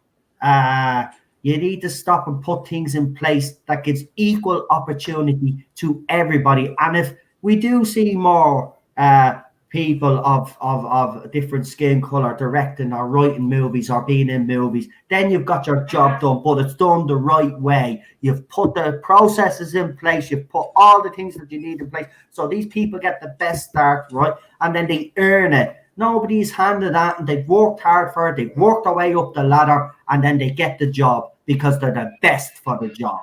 Right, and then if they're playing a certain character, whatever skin color that character is or whatever trait that character is, right, you give it to the appropriate actor or actress. End of. Done. That's how you do it. I have to say, I know BBC did do it. I know you want to jump in, Lee, but this is why I'm bringing this up so you can actually answer this as well. But I do know BBC used to have workshops for young people. Yeah, they did that. Going down that route. They need to be opening up these workshops to encourage young people at a young age of all types of backgrounds, right? If this is what they're interested in, get them interested in it. So then when Hollywood is in the future, we will see more diversified Hollywood, but it'll be done naturally. It'll be done naturally. It wouldn't be forced because all of these people would have done their education and they would have earned it. You know? But what we're seeing now, Alpha Omega, is basically, because of what's happened now, they're doing these new things. Okay, we need to show that we're now on their side. So let's start hiring blah blah blah blah blah blah for this role, and then before you know it, then they overcompensate, and then that's all you get. And then we moan then, and I guarantee you what's going to happen is when this all starts kicking off in 2021, wait till you see the new thing that we'll all be called is. Right, we won't be called sexists and bigots anymore. We'll be just called racists. Yeah, we're already. Is this whole thing that's happening? People need to open their eyes. What's happening right now? Right? There's clearly an attempt by certain people out there to start a race war. Open your fucking eyes and open and fight against it. Right? Because we're all human beings, we're all the fucking same, no matter what their skin color, religion, or whatever it is, right? Just cop on to yourselves. There's people playing yous on the other side, telling you that there's this, that, and the other happening, and that it's this bad. It's not. It's not. It's about time people bleeding copped on. I don't know how we got so far in society that we've all become, well, not all of us, because some of us are smart, but most of the majority of the population of the earth become fucking drones. Become indoctrinated, you know what I mean? Where's thinking for yourselves gone? Having his own thoughts. What happened? Seriously. Social media and academia. Yeah, academia, like people don't place anything on being educated anymore, and that's a big thing I think as well too. Like they just think, what's the point in school? What's the point in third level degrees? Because sure, I can look that up on my phone. And I mean, like, you're just saying, yeah, okay, right, you're infinitely smarter with the machine and stuff like that. But where's your personality? Where's that hard work and graft? And that's what a lot of people are missing now. And I think when you look at even big companies and big actors, they have this weird sense of entitlement from the get-go. And you're saying to yourself, where have you got that from? Like, you take Brie Larson, for example. Brie Larson is an individual that was very well looked after her entire life. And then she's going out to try and play the poor mouth and say that she should be someone to be listened to. Not a chance. No way. Oh, that woman annoys me so much because did give her everything. She even had a pop career as a teenager. And this woman goes and talks about how she's oppressed as a woman because she's been told no after being told yes for decades. And then some man that was there watching her doing a casting audition said no to her and it rubbed her up the wrong way. Get a life, woman. Get a life. You've been in a more privileged position than most of us have been. And I'm not saying that you don't have, that people in privileged positions don't have problems. right? Yeah. You clearly do. You have issues. You've been told yes all your life, and now you're being told no sometimes, and it's rubbed you up the wrong way. Grow up, woman. Grow Yeah. up. And, you know, if you haven't stopped all your rhetoric, right, that you came out with before Captain Marvel, right? Even though the story is not that great, by the time the second one comes along, nobody's going to watch it anyway. They all hate you. But if you had actually had a different tone, changed the rhetoric, and being nice, people would have watched your second movie. Trust me, they would have had doubts, but they would have watched and they wouldn't have been giving out about you. You're nothing Exactly, but and it's wonderful. like now I've seen recently as well too. Like I've seen the fervor that surrounded the Batman trailer with Robert Pattinson.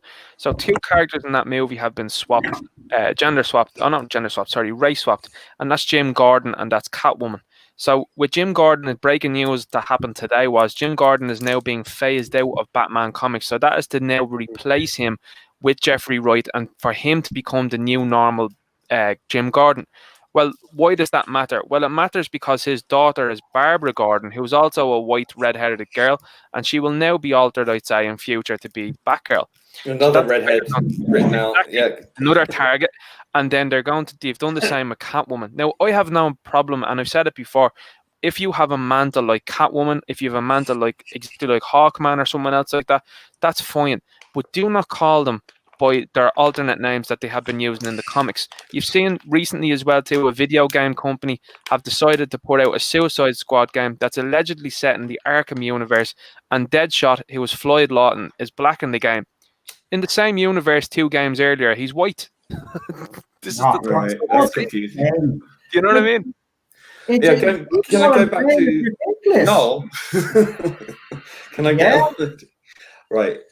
Just going back to what Ninja Knight said, and I think you're absolutely right, and that was the cynical employment of using something that's culturally accepted amongst the elite and the Twitterati, and this language. I mean, when Jodie Whittaker came out and said she was raised gender neutral, and then all of a sudden you get Kit Harington saying the same thing. That's a pattern, right? That's didn't happen by accident. That seems to be like a green light for it must be on the Whisper networks, whatever. If you want to survive with your career, you've got to say this, otherwise you'll never be accepted as part of the intersectionality thing. So I definitely think that's look what happened to The Rock yesterday. Okay, that's a guy that has said nothing. In my opinion, I don't think I've ever heard him say anything about a political slant. And yesterday he read from a teleprompter with sunglasses on, and you can see it very clearly that he's reading exactly what he's saying off that. And that felt to me like someone gave him a call and said, "Listen, buddy, you better say this, or else career's over." And it was the same as well too for Billie Eilish. If you looked at that Billie Eilish video, it looked like something that was shot in, I suppose, Iraq by that gang that where the old bad armbands and the likes of that. Yeah, they're over there, and it was like she was after being caught, and she was held onto in a sort of Tony Stark situation, and that a gun was to her head and said, "You better say this as well, otherwise your career's done." That's how these things look, and it's like I said, it's a pattern. And it is very clear to see Cardi B as well too, another influencer coming out and supporting, certain individuals. And it's divisive. It's not only divisive; it's also derogatory to people actually go through real hardships in these issues. It's all fake ass, and all of these people that support them and will defend them. No, it's fake ass. It's a shield to criticism. Again, they'll just defend them anyway. It's so fake and disrespectful. It's unbelievable. There's real people with real feelings that you guys are basically coming out, and you will just latch on to any trope to using people's experiences. Because you're not actually thinking of those groups, those actual human beings that you are pretending to represent you. They're vile and disgusting. I've no time for people like that. I've lost an awful lot of respect for an awful lot of actors and actresses that I've seen on Twitter with their virtuous people that I've loved growing up. I've lost all respect for them. If you're going to start pandering after all, they're going, get away. Get away. Yeah. It's so they're appealing to a certain breed of people. I'd rather be mean and out straight with them and tell them how I feel than be a fake ass pretend It's that I not was sincere. not. It's It's the insincerity that is the most upsetting. It is so clearly done Yeah. for point scoring amongst their peer group and their right on buddies. Jodie Whittaker is more gender fluid than I am a penguin. Fuck off. Yeah. Fuck off. Yeah, I still can't get my head around a gender Not gender fluid. And I'm sorry, gender Joe, it's probably neutral on you, but this is feminist. the worst thing you've ever come out with. Out of all the Yep. stuff you come out with, this has to be the lowest of the low. Lowest of the low. There's actually people out there that are, and by you coming out, you've given them hope, but it's false hope because you're not even gender fluid. We were all brought up the same way as you. When you It's phony. It's in your phony. childhood, you were brought up the same way as me, Lee, and everybody fucking else. So we all Yeah. gender neutral now. Will I identify as gender neutral now, Jodie? Sorry, Ted. As far as Hollywood, I can understand the pressure to come out and toe the line and stuff. So I have a lot of respect for somebody Yeah. like James Gina Wood. Carano, who holds Yeah, and fast James to her Wood as beliefs. well. Let's not forget William Shatner is Yeah. another one. These guys should be all praised because there are a few actors and actresses out there that don't buy into this bullshit and are trying to tell the public and trying to educate you all that this is all, and you should listen to them. You should absolutely listen to what they're saying. These people No, are. It's James happening Wood- everywhere. It's Yeah. happening everywhere. Like you have it here happening in Ireland right I now. know, I've done a video. I've done that video on Versatile. I don't know whether you know about them, but about them and Erica Cody. They released a song 3 years ago, and Erica Cody decided to try and cancel them last year because she said that some of the lyrics that she felt offended by them. Right? And this is the same individual then that is saying is asking Snoop Dogg with a criminal history and a very serious history in terms of the way he treats women. And she's asking him to kick two lads that make joke songs off a tour because she presumed that they were racist. It's crazy. Like it's nuts. And she was actually listened to. She was listened to by an awful lot of people, and then she made up a story, a fake video of what happened in a series of events. You mean And she proved lied? to be telling lies. She was lying. Bare-faced lies. That's a surprise. I mean, these guess what happened? moral giants are lying to us. do you know Guess what what? happened? She got a job. She got a job then. Of course she did. She did. She got a job from Spin 103.8. She did on a radio station, Of course she did. pontificating about racism. Yep. Of course she did. 100%. Of I course swear. she did, because that's why she did it, man. Because she knew she'd Exactly. someone out there. Because I have to say Cynical. this. I used to always stand up for this country and say it's at least we're not falling in line with most of the gobshites Done. around the world. It's But happening. unfortunately, this last year and a half especially, it's creeped up quite fast in this country, and we're becoming just as bad as the rest is. And it's such a shame because I thought Irish people were smarter than that. I was at a Tommy Tiernan show, and he said, if you can take a fucking Mm. flagging, that's great. He says, if you can't, fuck off out. And that's the thing. Yeah. You know what I mean? Well, I did drink a whole bottle of whiskey on this stream, just to let you know. So I did the Irish proud there. A bottle of whiskey, yeah, Yeah, excellent. Love it. Daniels. So we did. Alpha Omega. Obviously, as you said, I read your private message. You're still getting used to this. I think you've only. Sorry about that, Ted. Don't mind, Ted. But I was going to ask you about. It's at the going out in my head because Ted, do you know when you have a thought in your head? But All the listen, I'll time. just ask you, is there anything you'd like to add on to the conversation that we're actually having here now? And Graham Linehan is supporting J.K. Rowling. Actually, Tony Robertson, the archaeologist, everybody knows in Britain, the UK, he's actually come out and said something about the letter. If he had been given the letter, he would have gladly publicly supported her, but he put that in a tweet, so we can safely say that he has also publicly supported her. Listen, no matter what you think of J.K. Rowling's stance or her beliefs or her opinions, she is a human being, and anybody that has received death threats like she has, I've seen them for myself. There's literally people saying, let's go to J.K. Rowling's house and let's murder the bitch. There was another one, I want to put my hands around her. There was another one, maybe we should awe her and then kill her. This Wow. type. It's the vilest stuff you can think of, okay? And I really mean it's the vilest. She's been sent death threats by email, death threats obviously on her Twitter. Her Facebook page as well has been targeted. The woman can't catch a break. I thought these people were tolerant, though, of other people's views. No, they're not. They're not. No, They're that big. They're only tolerant of people who follow their. The hive She's made mind. it clear. She's made it clear that she supports transgender people and LGBT and all the rest of it. Okay, she's already said this X amount of times, but she said there is a conversation that needs to be had about protecting the rights of women. Now, you don't need to be a feminist to understand that female spaces, like male spaces, are places that we hold sacrosanct.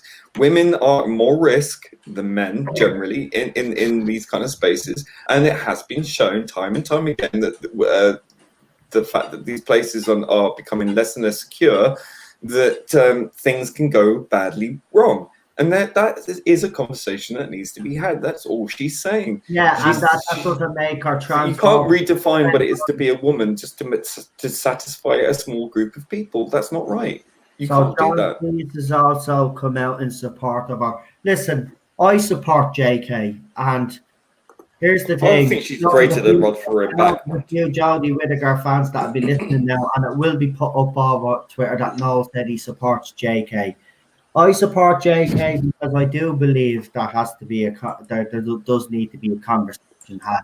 But I'd go one step further and actually say we should be having the conversation about trans kids. But that's a whole, but that's going into it even further. But that's looking to be issued in here as well too.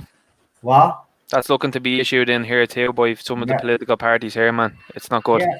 It's an adult, right? This I'm going to make it clear once and for all. Well, I have, but I'll make it clear again. When it comes to an adult, right? When you reach adulthood, when you reach the age of adulthood, and you're capable of making those decisions, right? Once you're mentally competent also to do so, then you can do whatever the fuck you want with your body. It's your body, right? But when it comes to our children, that's a different story. Children are not, and I don't care what these trans activists say, not trans people themselves, the activists. You're not going to tell me that a 1-year-old can, because this is what's being said. Actually, no, a 3-year-old apparently can distinguish between gender, can distinguish whether they're a boy or a girl. Wow. Apparently. Right? And now the new thing is a lot of the toy companies now are getting into trouble. I've noticed this lately. I don't know if you've noticed, but a lot of the toy stores are getting into trouble because these activists now that are out there don't want gender assigned toys, gender assigned colors, and all of this rubbish. Right? This is the whole thing. This all leads into the whole thing. Listen, as I said, if you're an adult, do with whatever the fuck you want. Right? You're a grown ass person. If you're mentally competent, do whatever you want.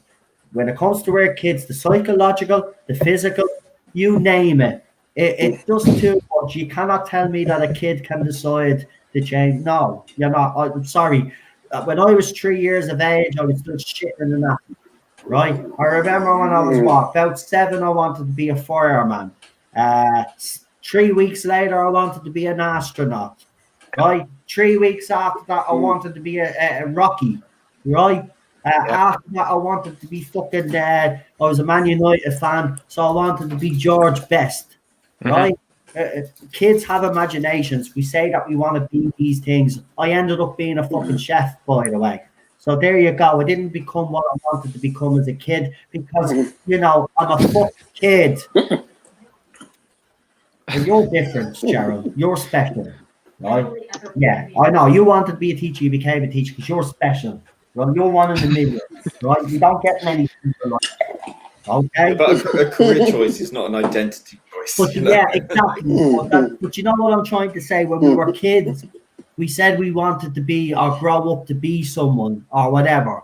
You know, we change our minds so often that you can't tell me that a kid can make an informed decision on that sort of a life-altering decision. So, very yeah, life when altering. it comes to that, listen, I'll be Irreversible. phobic for saying that by, you know who, the usual idiots.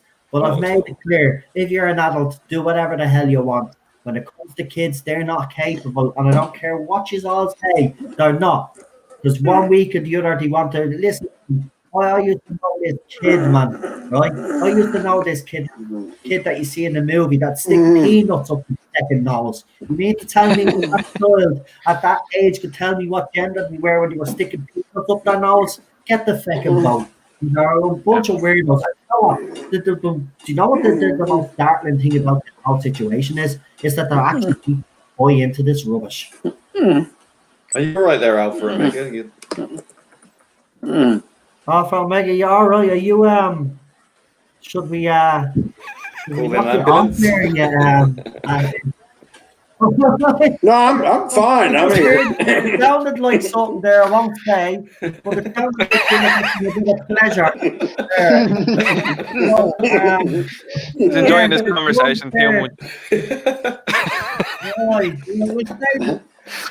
I disavow. Either that or you were falling asleep or boring the shit out of you. No, But, no. Yeah, I mean, look, we move on from this, but you can't see that it's happening. All I'm just saying is so much rubbish happening. But see, Race swap, and then you've got all this like, oh, now you can change gender. What's happened is not enough people. Like a lot of people in the past that have been saying to people like that, "What did you say? Nah, fuck off." Like, do you know what I mean? You'd be laughed at and told no. But now people are being, oh yeah, and then see they're backed up like you said earlier on. Like Lee made the link between piranha, but to me it's like hyena with their little packs. They come along and they kind of laugh and snigger, and they say to you, "Oh yeah, this is what we're going to do," and people are going, "Oh yeah," and they're afraid. They're like the lion and the Lion King. They're afraid to just roar and just go, "Get the fuck out of here!" You know what I mean? What are you talking about? Why are people listening to you people? Just there's no. There's none of that anymore. It's there's fear. no. It's fear. It is fear. It's a tyranny of fear because people But it's a afraid. verbal fear that's been, when we grew up as well too. Like it was survival of the fittest, and the biggest individual was generally the person that was running the show. And if you got a smack, you're getting a smack. Whereas these people now are verbally abusive towards people, and when they get a smack, then it's a very harsh reality for these individuals. And that's why you're seeing it in America. You're seeing it there where people are getting slaps at things and they're realizing then, oh no, I'm a part of this movement, this Marxist movement, and now I've gotten a smack by an individual that is actually because all these crazy ideas are I've said this many times. They are a shield to criticism. It's a very, very typical Marxist ideology in how you manipulate groups. Use groups and people as a way to as a shield to what they're actually really doing. Like they're using these people. They don't care about gender. They don't care about race. They don't care about power. And this is about obtaining it through any means possible. You've seen it from the tweets that I've shown you as well too, in particular with the Candice Patton fans of the CW Flash, that they've altered Iris West from being a white woman to a black woman, and these people are vehemently behind the fact that she should always remain a black woman. And the way they think is that make everyone black. Why don't you just change everybody? All of the white people that are in this character study should all be gone. What if they could? They would, and that's weird. Not the reasons that they say. When the next thing comes along, though, they'll abandon that, and then we'll move on to the next one. They're going to the Mandalorian and they'll be on to the Lord of the Rings. This whole gender thing. Listen. This whole gender thing is very clearly, to me anyway, it's a way of doing. It's a legitimate way of doing homophobia, right? Rather than having a boring gay kid, right? You're going to make sure that they are somehow a different gender because it's more interesting. It's really trendy right now. So rather than letting that kid grow up and possibly just being a boring old gay kid who grows up to be a boring old gay person, let's fuck with their heads and make them think that they're the other gender, right? Or one of the other 70 odd genders that they claim that exist. Now, for me, that seems like a form of conversion therapy. And it's legitimized because it's under the banner of that fucking awful flag, right? And I find that really deeply unsettling, because I think if they're left alone, a lot of these kids will grow up just to become boring old gay people, right? Yeah, and they're not allowed to. They're not Yeah. allowed to. Yeah. And I find that very, very interesting how it's been legitimized as a form of It's been deep-seated legitimised. homophobic. It's been legitimized through the likes of Hollywood, and it's been Yeah, of course. legitimized through these programs. I mean, Yeah. like you've seen Netflix as well too. Like people were saying, like even recently, I think even saying to Netflix, like, does every show that you have need to have a gay character? And they're like, every show needs to have a gay character. And you're like, well, no, it doesn't. You know what I mean? Because some circles, Yeah, some people's circles don't have gay people in them, and there are other circles where It's there's gay people. over-representation. Yeah, and then there's other circles then, of course, then that are exclusively gay people that are just friends with Well, other the gay people, and CW, that is yeah. fine. That is absolutely fine. And why can't those circles, like I seen recently, there was I think it was someone criticizing one of the shows, I think Girls, by Adam Driver was in, and someone was like, that's not representative of New York, there's no black people in it. Yeah, but Not in why that is group why of is it individuals. why is it Not so in that many of group. these shows that feature a lot of diversity suck so badly, right? I'd rather not be pandered to and have good quality entertainment than rather have really bad representation on TV, Yeah. which is just done in such a way, it's cynically employed, it's done Yeah. for ticking boxes. I don't feel represented, I feel insulted. Listen, Why when they stop doing this, when Hollywood, when the big wigs that are in charge decide to get rid of all these idiots that write this way, that just want to do it this way, and they decide to actually entertain again and actually like hand it over to people, we're in this for another 4 or 5 years. We're Probably, unfortunately. got another 4 or 5 years of this rubbish to go. Yeah, So, I don't mean, know. Yeah. TV and movies for the next few years are going to be pretty dire. You'll get, Like I one have to or say, two like, like the Joker that will pop Well, up. they're not going to make any money to do anything, because eventually the money's going to run out because people aren't going to go. People aren't going to watch it. Simple as that. So it can't last that the long. future is streaming and TV Hopefully. series, and like I was saying there, like even for example Doom Patrol, I think Doom Patrol beautifully handled a relationship of a gay man in it, and I think the way, like even the setting of it as well too, and the time period that they did it, and how natural it wasn't forced or anything whatsoever. The character wasn't forced, and it doesn't play Yeah. his whole characteristic and his whole character isn't The based lesbian around the thing fact in that he's Umbrella gay. Academy was really badly Exactly. handled. That was badly handled, whereas in Doom Patrol it was handled perfectly, because it wasn't the only thing that made Larry who Larry was. Yeah. No. And then like with Umbrella Academy in season 1, if I'm not wrong, because I've just watched it, Ellen Page is with a guy. So, but like that's entirely unsettling as well too, because you're saying, well, in season 1 you went from one direction where she is actually in a relationship with a guy who turns out to be this kind of mastermind, and then in season 2 she just likes women. Like, how? Mm. Yeah. Yeah, I did find that a little bit, because I do like Umbrella Academy, but Ellen Page's character is the one that annoys me the most. Yeah. Yeah. Same. Yeah, Same. and they seem to be making her the focus, and I don't want her to be the focus, man. It's an No. ensemble cast. Unfortunately, No. she hasn't got the acting chops. Like, No, yeah, I think Ellen Page is a good actress. I just think she does Yeah. the same kind but of. she's not a lead. You I'm know, sorry. they kind of got her to always do the down and out kind of character. Like she did with Juno, the pregnant teenage mother. You know, that sort of trope. Like she does the same thing. I'd like But to she's see her- outclassed. She's outclassed by number 6. You know, Number I mean, 5. Number Number 5, best 4, character whatever. in the show. But that whole Yeah. cast that is around her, like even Alison, like the I Heard a Rumor character, she is unbelievable. She's so talented. Mm. Diego was brilliant. fantastic. I would actually criticize. I think that one of the weaker characters, along with Ellen Page, is probably Luther, the big guy. Number 1. Yeah, number Yeah, 1. I think he's a little bit weak personally, and Yeah. I think Diego in the 4th season was certainly more interesting. And in season 2, it just seems they've made him a bitch, and it's just like, what is happening? You know? Absolutely. Yeah, he was just running around trying to stop his dad from. Oh shit! Don't say that. Just in case there's no spoilers. But yeah, he does. I haven't seen her all yet. No. I nearly gave it up there, didn't I? But but yeah, he does, and that annoys me because Diego again was another character that we did find interesting and liked during the serious one. But number 5, I don't care what anybody says, though. Number 5 is outstanding. Number 5 steals the show.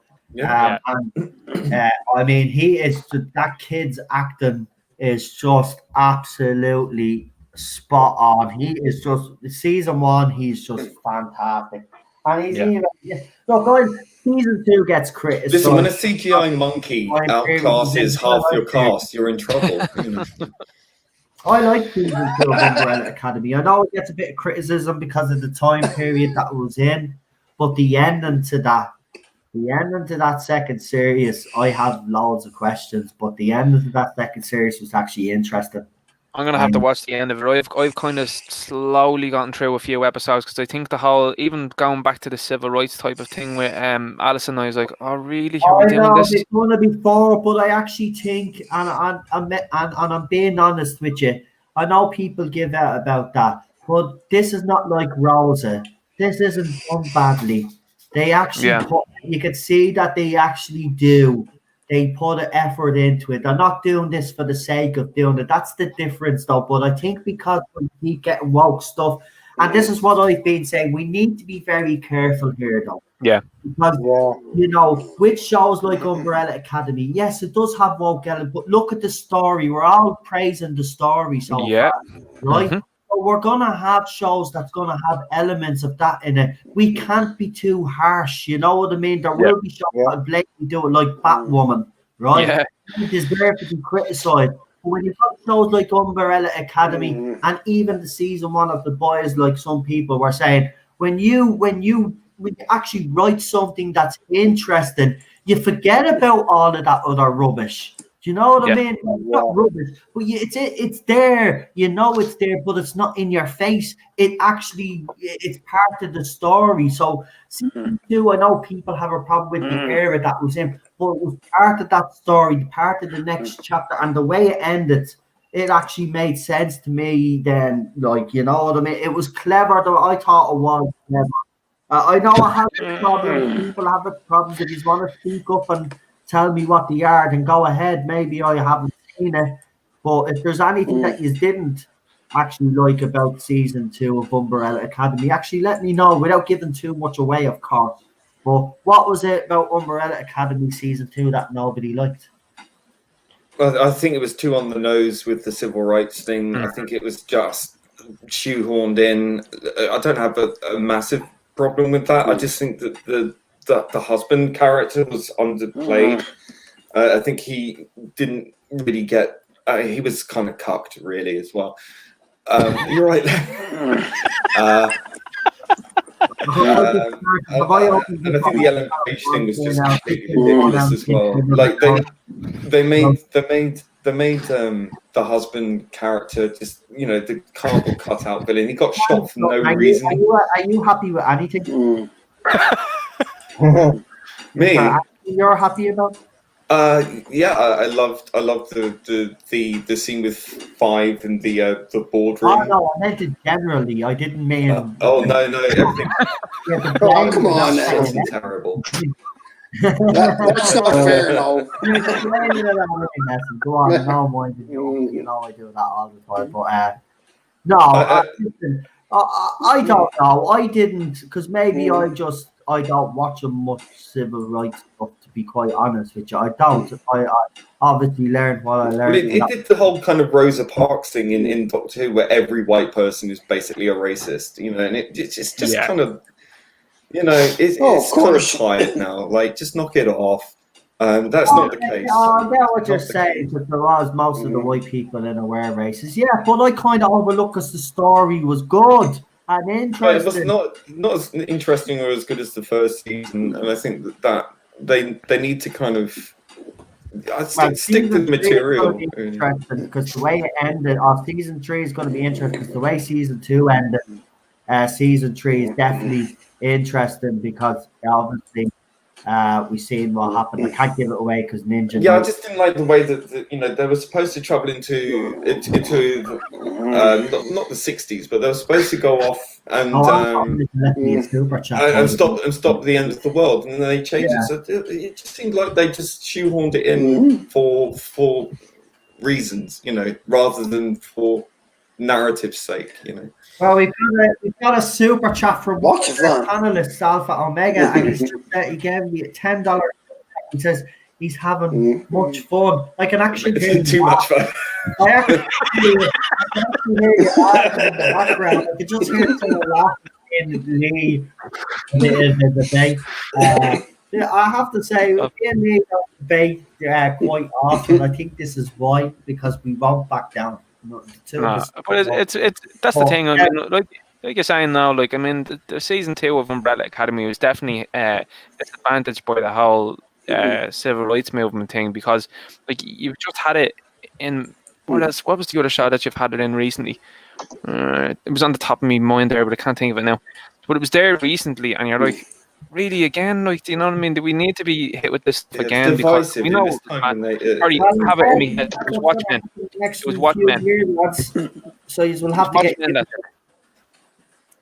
You will have to get used to it, because this is the way it's going to be now for the next few years now, unfortunately. I mean, I just preaching hop on to themselves and just like, go back it's entertained for crying out where loud. they entertain. And listen, you can diversify all you want, but you at the end of the day, make these characters interesting, give us interesting stories, tell interesting stories, go back to entertainers. Listen, Ninja Knight said something earlier on in the stream. I think it's about an hour and a half ago at this stage. I was supposed to leave 2.5 hours ago, but there you go. But about an hour and a half ago, he said something about 90s movies. And do you remember what he said? They weren't, when you look back and watch them now, they actually hadn't got great stories, but they were fun. They were, Well, I don't think you can say they didn't have great stories. I think, you have to... all of them. But the ones he watched, will you stop being argumentative about everything that I say? Fuck off. You know me, I'm a contrarian. No, seriously, I'm going to put you in your safe space now in a minute.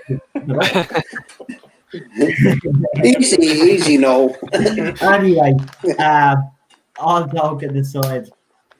But, okay, some of the movies, for example, I'll give you an example. This movie is absolutely ridiculous. Air Force One, right? Right, it's a ridiculous concept, right? Harrison Ford's the president, and a bunch of terrorists take over Air Force One. And this whole scene where the airplane is landing at the fucking airport, right? And the plane then is trying to escape. And it goes around the runway, and it's like flying around like a little car, right? It's the most ridiculous second thing. But it was entertaining. It kept you at the edge of your seat. Even if Hollywood listen, I don't care. If they start releasing shows like that or movies like that, I wouldn't give it. Do you know why people like the Fast and the Furious movies? Right? I figured it out. Right? You might be mindless pieces of crap, but you know why they like them? Because there's none of this second forced agenda in it. It's about Did you not hear what happened recently? With The Rock. No, Michelle Rodriguez. She came out and said that she required a female writer to be on the staff for the new movie. Okay. Well, R.I.P. Fast and the Furious. Yeah, had a good one. That what 15 movies or something. Should have stopped that. I'm going to ask the. I know. Now, listen, Daniel, give you a shout out. So we're all gonna head off now. We have kind of done 3.5 hours. I'll tell you what, we will continue this on Wednesday. So if all you guys want to come back on, including you, I'll come back on Wednesday. If you want to come back on Wednesday, same with you at Ninja Night, and probably we will continue this debate, because I actually have to say this is probably one of the best panels that we've had, because we all had different opinions. It's good when the panel don't always agree, actually. I have to say, I've really enjoyed Ninja Knight's contributions. I think he's come up with some really, really great points, actually. He has. I much appreciate it. It's been absolutely fantastic. Listen, it's been great having a fellow Irishman on with me anyway. It's been difficult. We came up a lot. Well, you Brits, we don't really respect you that much. So, you know, if you want to start getting into a war with us now, Lee, got me out. Another 800 years then, another 800. 800 plus. Lovely, like, lovely. 800 plus, yeah. Did they still say that, actually? Yeah. Is that still a thing? I don't believe that ever happened at all. All right, yeah, well, they do. I mean, isn't it funny, though? Like, they talk about slavery, right, and Yeah. stuff nowadays and talk about oppression. Let's just remember, except we don't bitch about it. We're 800 plus years we were under British rule, yeah, and look how we were treated. We were able to get over it. We were able to have peace in our country. So why not the rest of us get over it too, and sort out our differences? Because I tell you one thing, they don't mean it. They don't actually mean it. They just do it because they can get free stuff out of it. Listen, but here's the thing, though, Lee. This is very important, though, because Northern Ireland, right? If you look at all of the conflicts around the world and places that had trouble, Northern Ireland and Israel, let's say, right, those two are considered probably the two ones that were going to be the ones that were going to take the most time and effort to get peace, right? The rest of the world they could sort out, but in Northern Ireland, they always thought that the conflict would go on and keep going on, and there'd be more deaths and not more deaths. People of Northern Ireland, different religion, different backgrounds, have finally said no to war. They've said yes to peace, and there's to be relative peace up in Northern Ireland since the peace process. So if Northern Ireland can do it, and we Irish can forgive the Brits for 800 plus years, I think people in America, I think you need to take a step back, you know, sit down, sort out everything that needs to be sitting down. Because if you think burning buildings, killing people, tearing down statues, you know, crying, banging down people's doors because they've been nominated or whatever, is going to solve the issues that you believe that you have, then you are wrong. You have gone the wrong way about it. America doesn't need to be in turmoil the way it is. It's being driven by a certain radical left movement, let's just say. It's been, and all they want to do is basically divide.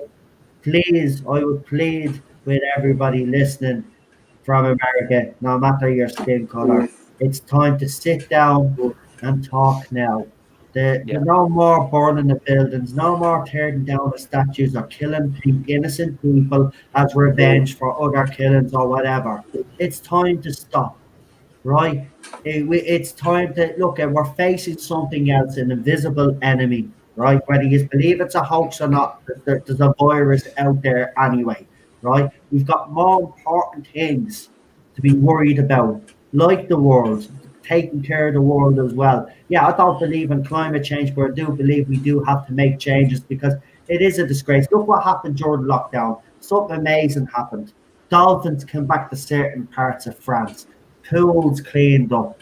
You know, we really are a destructive race, and we really do need to look after the planet a little bit more. I'm not saying all this, I don't believe in all the climate crap, right?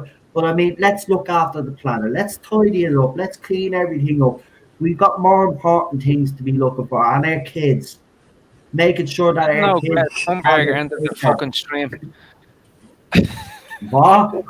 We didn't know Greta Thunberg entered the stream. No, she's not on the stream. I'm not. I'm only joking. I'm only messing all with I'm you. just saying is, very I know good what they're saying. I know, but all I'm just saying is, look, we're all one people, right? We all live on this beautiful planet. You know, it's time that we all sat down and we got on. We don't need a divide. There's no need. It's not. It's going to cause nothing but heartache, and you know, and if it does turn into what I believe that this leftist side wants, there's going to be no winner except people in power. We're all going to be the losers because we're the ones that are going to be fighting against each other, and they'll sit back in the ivory towers. Remember that, right? So please, I plead with people in America that are out there and are fueling this. Go home. sit down and let listen. It'll be sorted. You have majors of point. People understand that things in society, especially in America, some things need to change. Nobody's denying that changes need to happen, but it's not systemic as most people make it out to be. But changes do need to happen. But sit down, sort it out, do it the old-fashioned way. You know what I mean? All this, I don't get why he's on board. Yeah, he's not pulling down his own history. And he's mightn't like his our past. Every country has a past that they're ashamed of. Every country, including our country, we have a past. We all have a past. England has a past. Britain has a past, I should say. Right, UK, whatever. We all have a past. You know, it's time to move on. Time to move on. And you know, it's I mean, if we carry on the way we're going, bad enough. We don't need to be down each other's throats as well. If we carry on the way we're going, it only ends. Listen, if the far extremes of any, whether it be the right or the left, it's the left at the moment. If it goes too far one way, it always ends the same way: mass graves, and that is not what anyone wants, apart from these crazy people who are quite willing and happy to use any group they deem fit in order to achieve that goal, because it's for them it's about power and nothing more. They don't care about your rights. They don't care about anything. Listen, they use the working class all these years. They use the working class, and now that the working class isn't on board with them, they're using people of color. They're using LGBT. They're using any other group of people. They're using identity politics in order to achieve their goal that they did not achieve with the working class. Yeah, for sure. Well, let's hope that people cop on, because 2021, if they don't, is going to be worse than what we got. And I know there are people out there that are optimistic, but I'm just going to tell you now, it's not going to get any better unless people cop on to themselves. And, you know, it all starts with dialogue. It all starts with dialogue. You know, people are willing to sit and talk. And same with social media, as problem being it said, you know, dehumanize. It seems to be a lot of dehumanizing happening. It is. And I'm really terrified because listen, we're going to be old. Right? Well, people will claim we're old now, but you know what I mean. We're going to be old age pensioners, and I look at the way the world is going, the way the people are going on now. I fear for the future.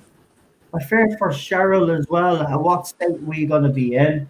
What's the level of care going to be like? Are they even going to care for us? Are we going to be living in a safe environment? You know, what kind of world are we going to be living in? This is why I believe America is on the precipice now. Whatever's happening in America, people really need to sit down and talk now, because it does have consequences around the rest of the world. And we do look to America. You know, America, no matter what you say about America, some people will have very strong views on America.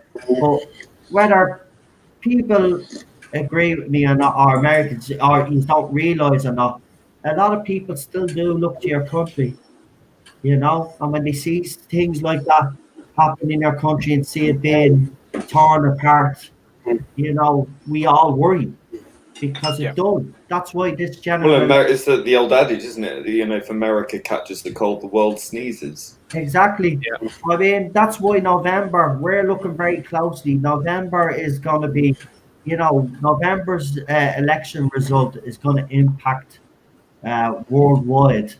So let's hope. I'm hoping the Americans make the right choice and don't listen to what's going on Twitter and all that other crap. Go and get you our own information. Inform yourselves. The best way to educate yourselves on anything, whether you like Donald Trump or not like him. This is my advice to you, right?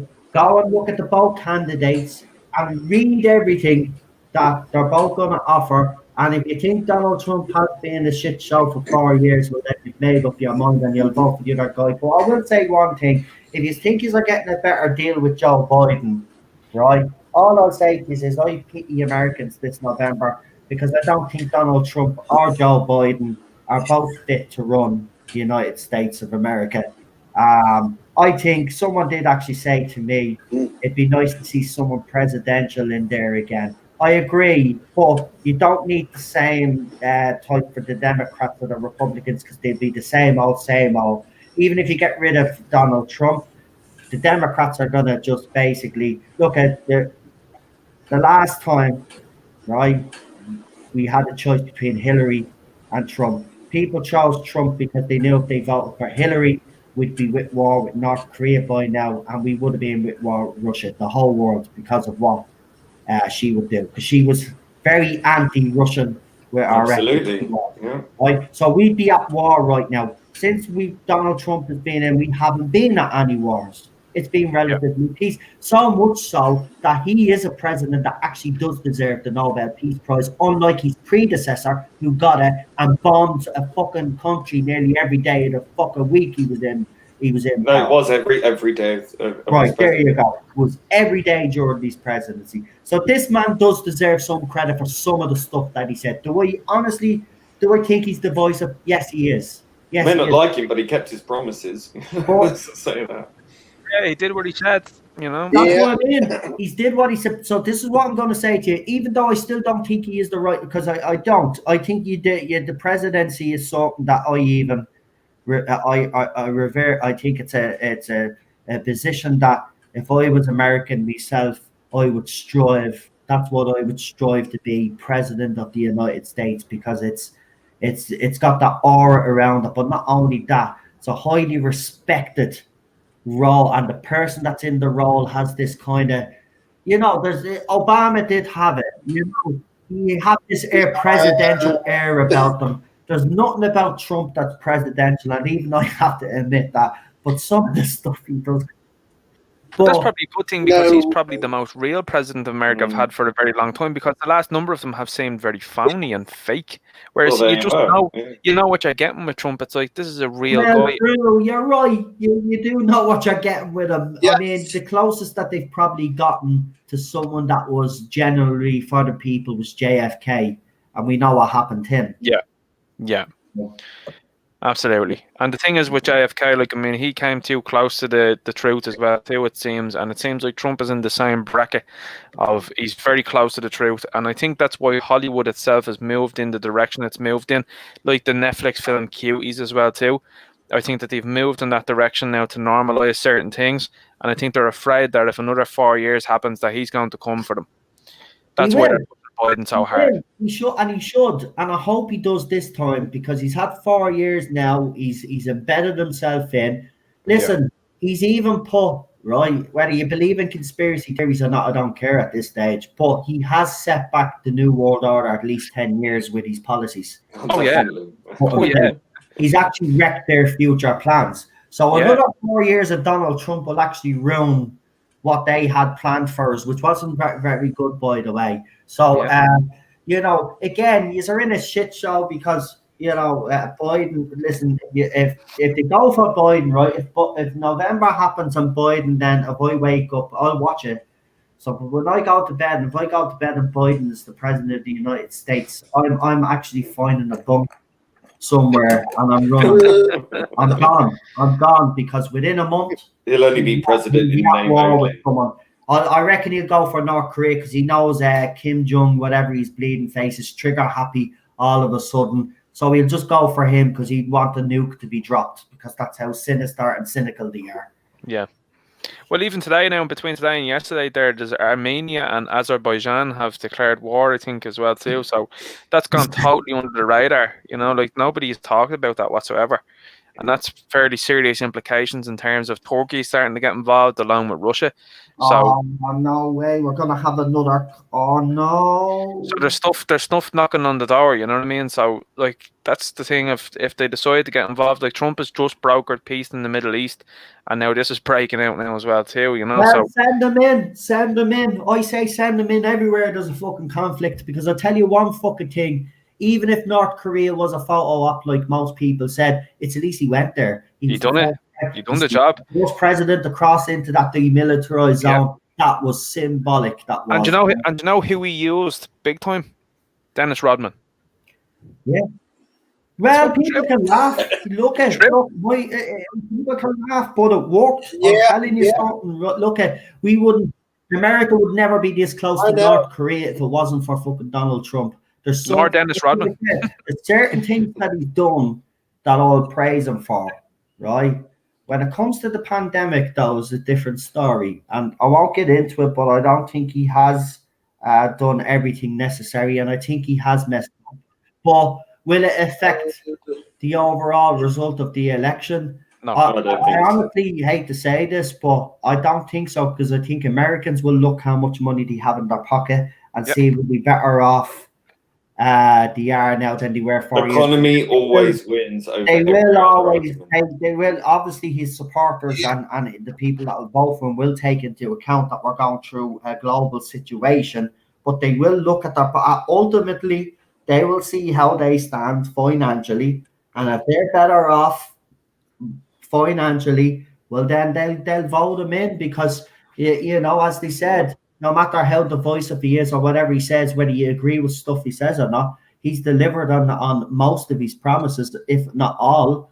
And he's also brokered peace, as Night Ninja says. And he's not. Listen, if he doesn't win that Nobel Peace Prize, it's a joke. You give it. Actually, I said one further. I said, why doesn't the Nobel Committee actually go back to Obama, take the one that they gave Obama, and actually give it to Donald Trump? That'd be better. Racist. Well, he doesn't deserve it. No, he didn't. He didn't So, deserve it. If massive Obama joke. deserved it, I'd say he deserved it. He didn't deserve it. He was a cool everybody thinks he was a cool president. Well, cool Okay. president doesn't make a great president. I'm sorry, I don't care if he looked American great. Psycho was pretty cool too. Right. Jesus Christ almighty.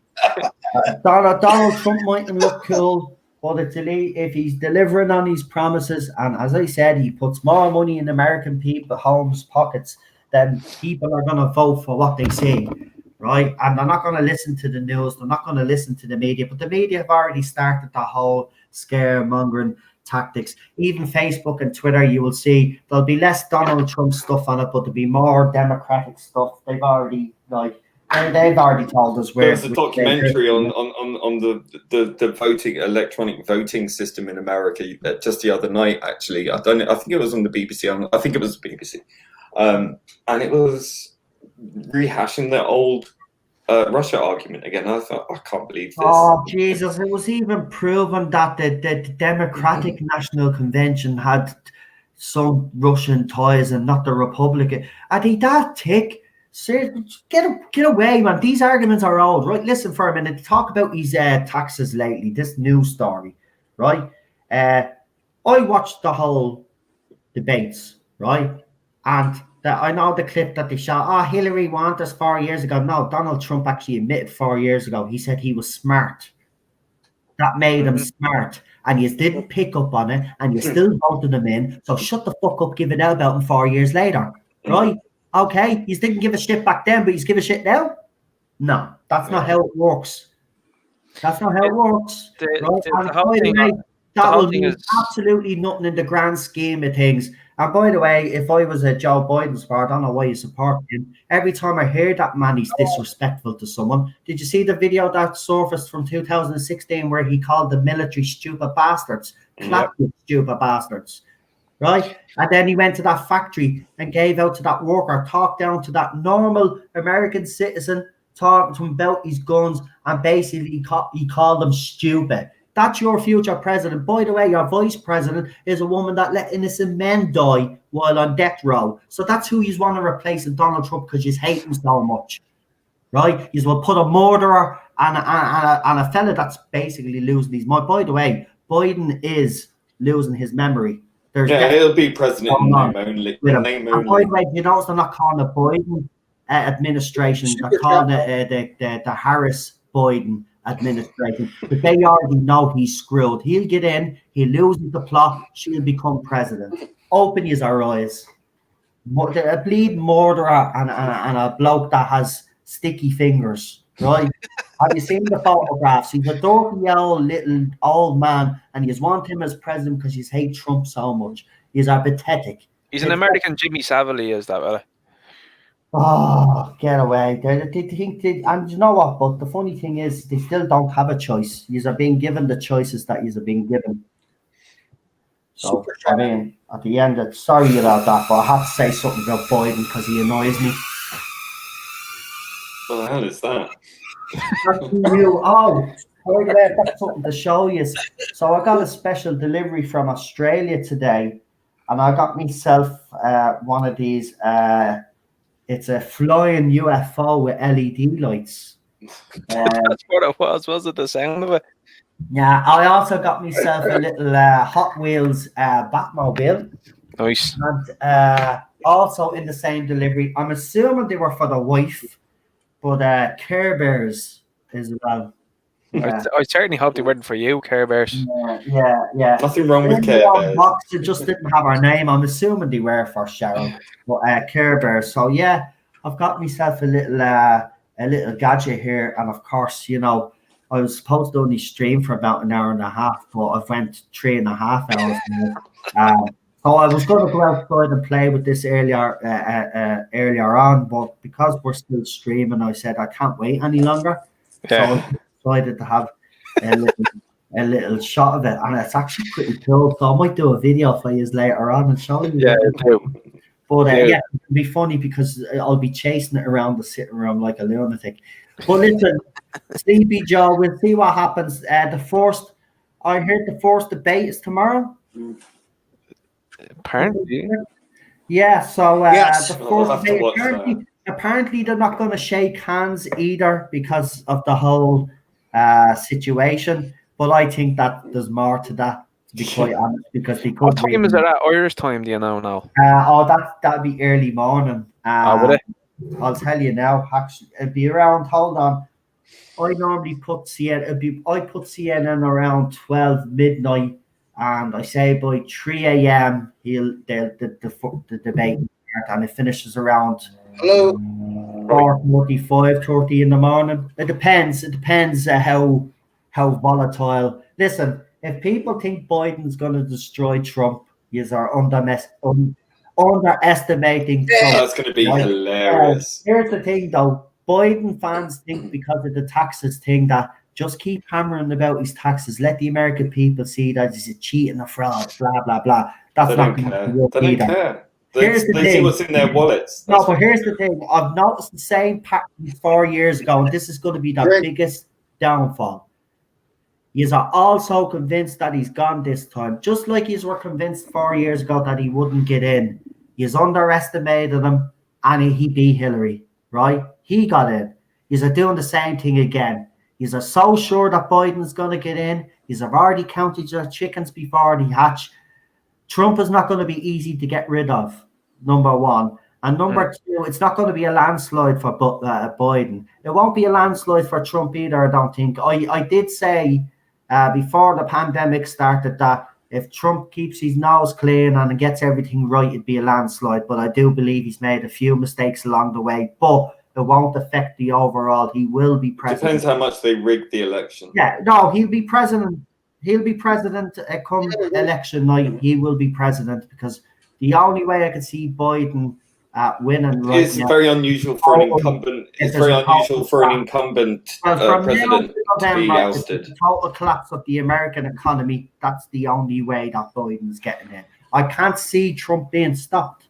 I really can't, because there's one thing that he can do is talk, and he'll bring up his taxes, and then he'll just bring up something completely different, and he'll change it all to that, and it'll all be about that. He'll bring up something about Biden or something that Biden did, and people will just focus on that, and he'll keep up focused on that. And Biden won't get a word in edgeways. Listen, the man can hardly do an interview without the journalist or the presenter having to tell him that this is what they were talking about because he'd forgotten.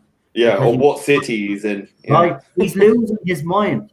This guy is losing his memory, and you want him to hold the highest office just to get a man out that you. Yeah, after they spent so many years of this presidency, worried about his mental health. Bernie Sanders, you wouldn't have been in this position in the first place, but you screwed them over 4 years ago, so you get what you get. End of. Democratic Party, as far as I'm concerned, is a joke anyway.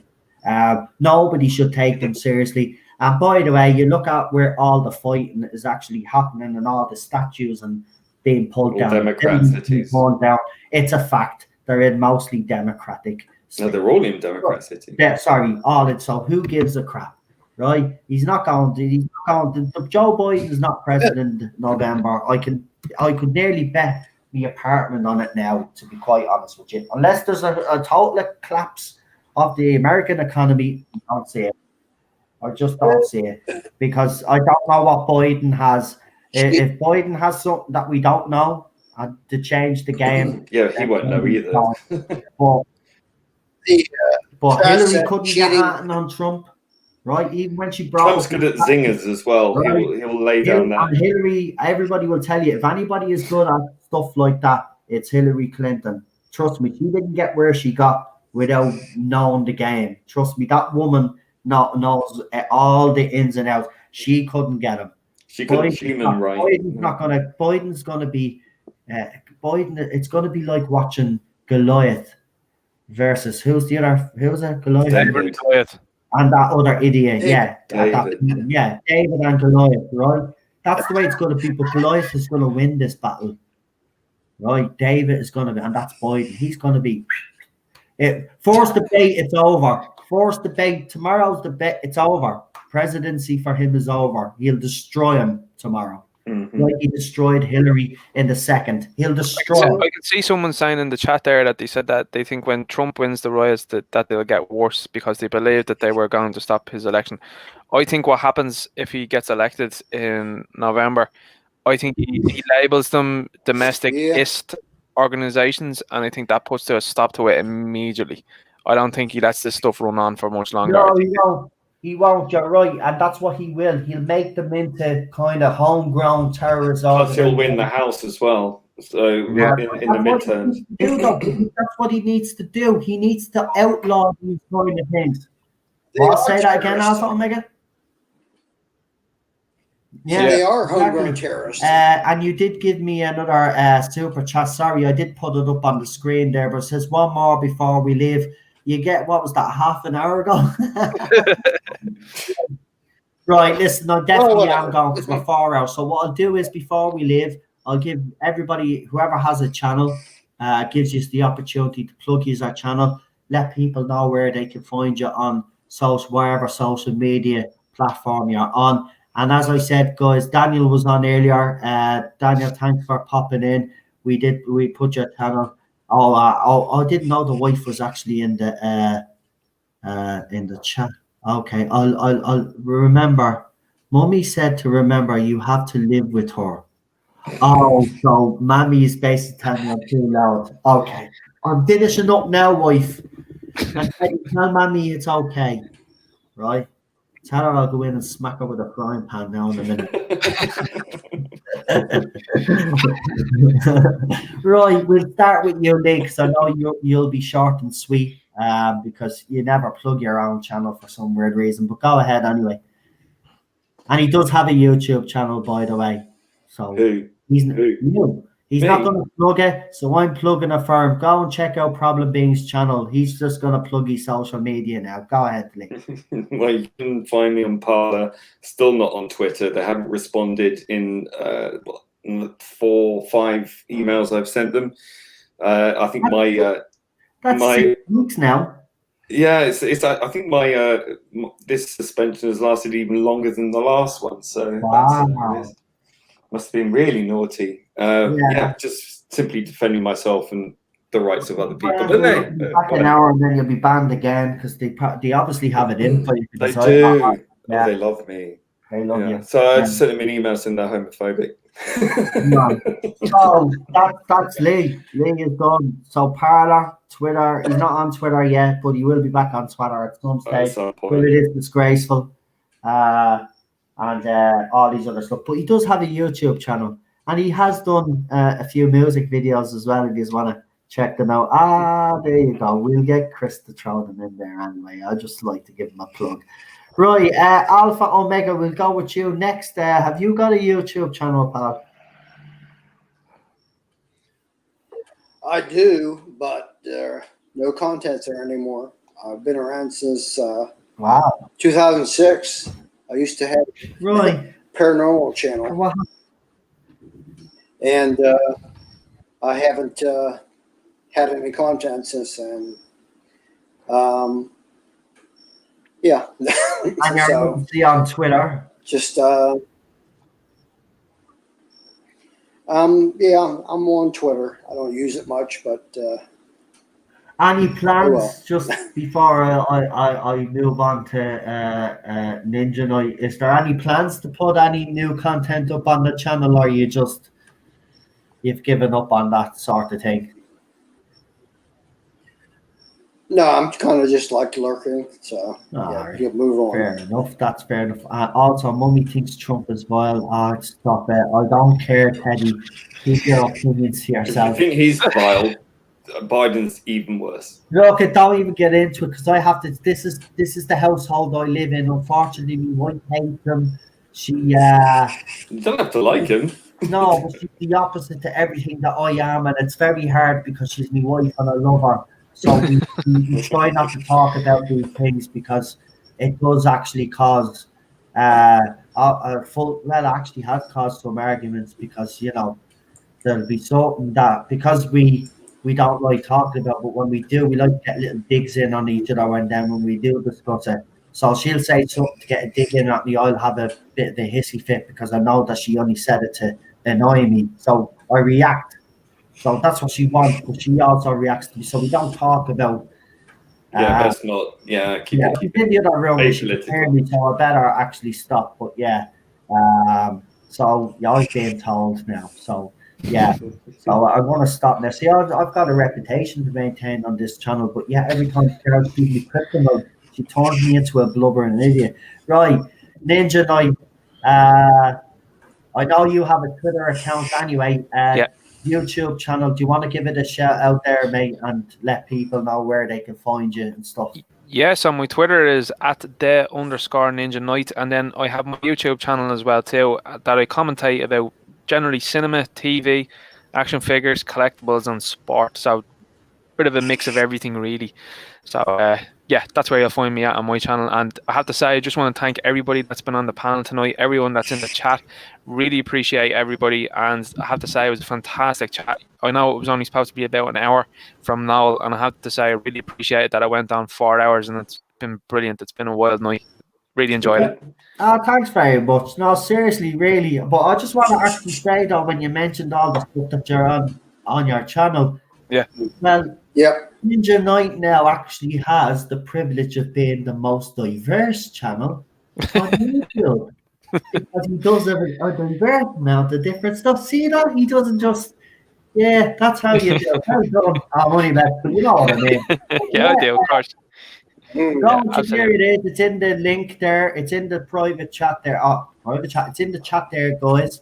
Lovely. Thanks, Chris. Subscribe to their go and subscribe to Ninja Night's channel, and trust me,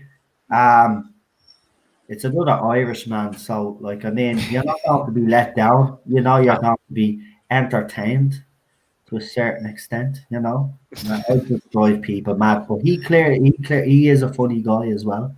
He's a good soul. We will have him back on Wednesday if the whole panel's coming back Wednesday, because we did have a good debate.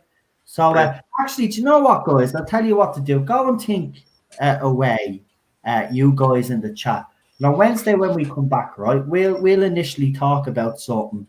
But if there's something in the chat that you'd like that that will get us all debating like we did tonight, hold that thought till Wednesday. Let us know in the chat then when we come on, and then I'll ask the panel the question. So if you got a question that you want to ask us, like that will get us debating, and then just watch us again like tonight.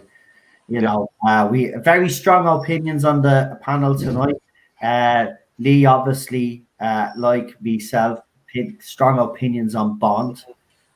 I still think he's wrong, but he's fine. You can think what you like, but so exactly that's what I mean. So we both think that we're both wrong, and but the best thing about this is that even though he thinks I'm wrong, and I definitely think he's wrong, it's done. We've Okay. moved on. The James Bond cast, we see what happens next move. Then I'll bring him on. And then when I'm right and proven right, I'll go, ha ha ha. Oh, no. Well, we won't know until it comes out, you know. I'm only joking. I'm only joking. But listen, it's been a pleasure having you all on. Much I had a great night as well. Mark, I've already left the country. Oh, the doggy Thanks, left. no. And my wife has left me. Okay. Great. Happy days, lads. You just want to come over for a big kiss up? I'm only messing. Right. Listen, love you, Cheryl. I'm on. She's in bed, so I'm going to watch a bit of TV now. I'll see what I'll do. I know I'm actually going to do a little video for you with me new little toy. And by the way, if I do end up having an accident on that video, just to reassure you, I'll be okay. You know, I'm sure Cheryl will make sure that I'm fine. Right, but I think that's it. I think everybody is done. We're back on Wednesday. We'll get the panel back on Wednesday, and we'll see what the topics of conversation are. There might be something that the guys in the panel want to bring up. So I want to thank Alpha Omega for coming on. And listen, mate, thanks for the super chats as well. I do really appreciate them every time you drop one. So now that you're actually here, I can thank you personally. So thanks very much. I really appreciate this. No problem. What do you mean, no problem? I know everybody is going through a bit of financial issue with this crap that's going on around the world. Oh man, do you know what? I just love to skip 10 years just to see, you know, I just love to go forward 10 years just to see what Don't wish your life away. And if it's better, then I'll come back and bring you all with me. Right? We'll just leave the shit show behind us, you know? And then maybe I could bring it to a point where Doctor Who was great again. Yeah, one day. Make Doctor Who great again. Yeah. Yeah. Oh, don't say that because oh Jesus, now you've got us really into trouble. Yeah. YouTube. Sorry, YouTube. He was saying Doctor Who now. He wasn't saying the Orange Man. You know, but, Not the Orange Man, definitely not. No. But yeah, he made America. Well, he's trying to make America great again. But just some people are determined to not let it be great. Well, some people don't think America is. Weird that they'd actually stop that from happening when they talk about, you know, wanting America to be great. There's a president that actually wants to make it great, and they don't want it to be great, and that's the sad thing. And I'm going to leave it at that because I better go now before your wife kills you. Well, Teddy is still talking in the chat, so that means I have to go. So I'll give Teddy the last word. He says, good night, Chris. Awesome job as usual, mate. I didn't know Ted spoke like me. and since when did me wife start saying mate at the end of sentences? Oh my God, you've turned full Irish now. She's turned full She's been Irish. terrified. She's American. She turned full Irish. She said mate. Oh my God. You should hear her trying to say bank. It says bonk. It's weird. Oh yeah. By the way, Aston Key. You know what I'm talking about, Ninja Night. No, Aston Key. No, the key. Aston Key. Yeah, well, she. How does she say the Halfpenny Bridge? Listen to this, right? When I brought her into the city centre for the first time, and she said, "Where is that?"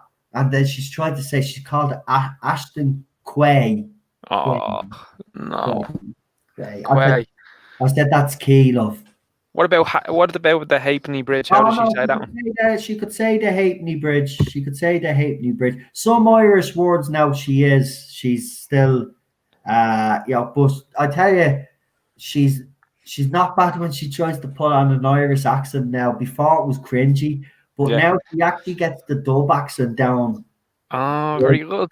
I have to say, yeah, she the old Irishness is getting into her. That's only 2 years here. Can you imagine when she's 10 years here? Yeah.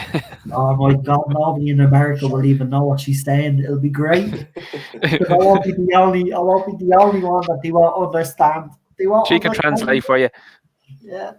I know, but she's great. I mean, it's brilliant. It is. Like, we take, because there's certain words I say as well that she laughs at, because obviously Americans have different pronunciations or different ways of saying it to us. And yeah, I make her giggle as well. But she did. that she doesn't make those mistakes anymore with road signs or anything like that, and she's pretty good with regs, by the way. Very As good. well. That's another tough one. So she could tell you, like if I told her I pointed out a reg and I told her it was say, and if you're still listening, tell everybody what MH is. She What said the reg? cheek. She said the cheek. Yeah. Yeah, the cheeky, yeah. She's listening to my sister as well. So what is MH? What's MH? What county in Ireland is the reg MH from? Go on. What's Must be the googling it. It's M. MH. Wait, What's me? No, you got to write the WM. MH was Millers. I confused yeah. it. Right, and you do Oh, know there's a West Missy. She knows that there's another maid as well. Made in the West Made, yeah. Right. I also know that if it says 16-1 at the front of the license plates, that was 2016 reg, and it was in the first 6 months of the year. Boom! I know Irish stuff. There. Right, just to let them know what I was talking about. Right? Say bank. Thank. No. Bank. Fun. No. When you see her trying to say it her way. Now, we're not taking the. She does this all the time. This is not me taking the piss. It's just funny. She laughs herself. Right. Sure. Say bank. Bank. No, say it the way you say it. Bank. No, the way you normally say it. Thank. Bank. Yeah, so she says bank. Thank. Bank. Never work with animals, children, and wives. Right,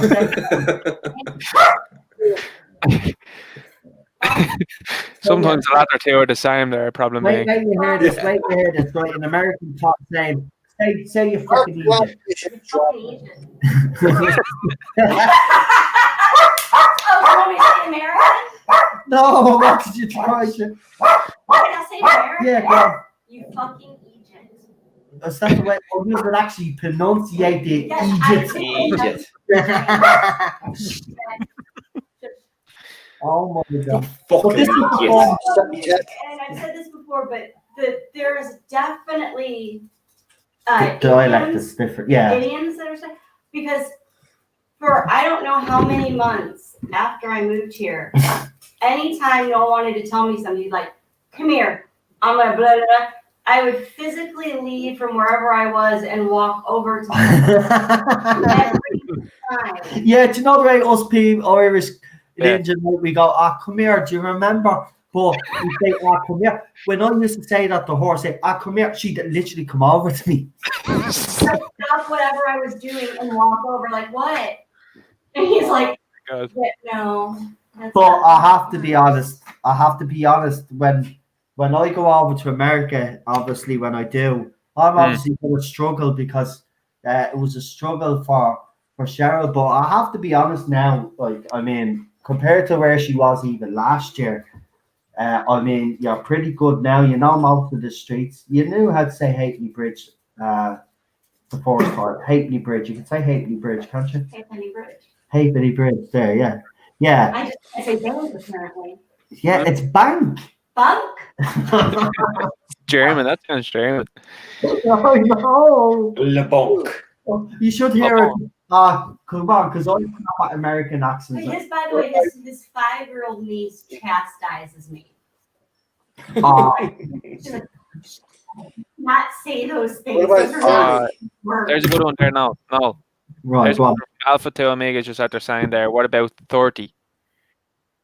30. 40. Yeah, we say 30. 30. Yeah, 30. Yeah, 30. Yeah, but we say Thanks for the 30. memory. Yeah, but just know what we're saying. And by the way, we didn't invent English. Blame the Brits. I feel We like, just improved it. like every Oh, that's an American argument. Do you know what I do hate? Tomato. We say tomato, right? Tomato. Because it's a tomato. It's tomato. It's no. It's you a don't say tomato. potato, you say potato. It's And you say potato. It's potato Because Mr. Tato. or tata or taters. No. Cheryl's right. Mayonnaise, Do you know no. what else Rex has had? The fact that I can't say dried spices properly, because in America we have someone who's called herb, but we say herb. And it drives him It bonkers. does drive me bonkers because it's a H, not Soylent. It's an H, not a H. Oh, Yeah, it's H. herbs. It's herbs. H. Right, it's herbs. It's like when you call oregano. It's not oregano. It's oregano. No, it's oregano. It's oregano. Oregano. It's an Italian word. Oregano. Oregano on my aluminium. Please try. Oh, I tell you, I don't know. Matthew brought me some snowballs from America. What's the snowball? Yeah, right. Their snowballs are different because we've got chocolate on ours and a bit of marshmallow, but obviously they've got the whole cake thing going on and different colors. I had a green marshmallow once, and I had a pink one, and I had one of the white ones. Now, Oh, do you know when you had those though? You had those after I had to fly them back over here, because when I mailed them to you and spent $70 to ship it, you couldn't have been asked to go pick up the package, so they sent it back to Oh me. my god. Oh. Does anyone else feel like we need to start a fundraiser for Sharon? I feel like $70 for marshmallows. What the hell? hang on. Anyway, right, going back to, I ended up with those anyway because she brought them with her, so problem solved, right? But it doesn't matter. Listen, she was flying over anyway. Why is she posting flying over on a fucking airplane with suitcases? It didn't make sense. I love how you go into a totally different vocal register there now. Anyway, You sound like a Welshman when you do that. snowballs, I'm just going to tell you, it's abomination. And that hostess does, they should be actually put into a bloody nuclear power plant and left there, and it still won't, nothing will happen. He ruined Twinkies, right? Twinkies used to be actually something that I enjoyed. 5 hours?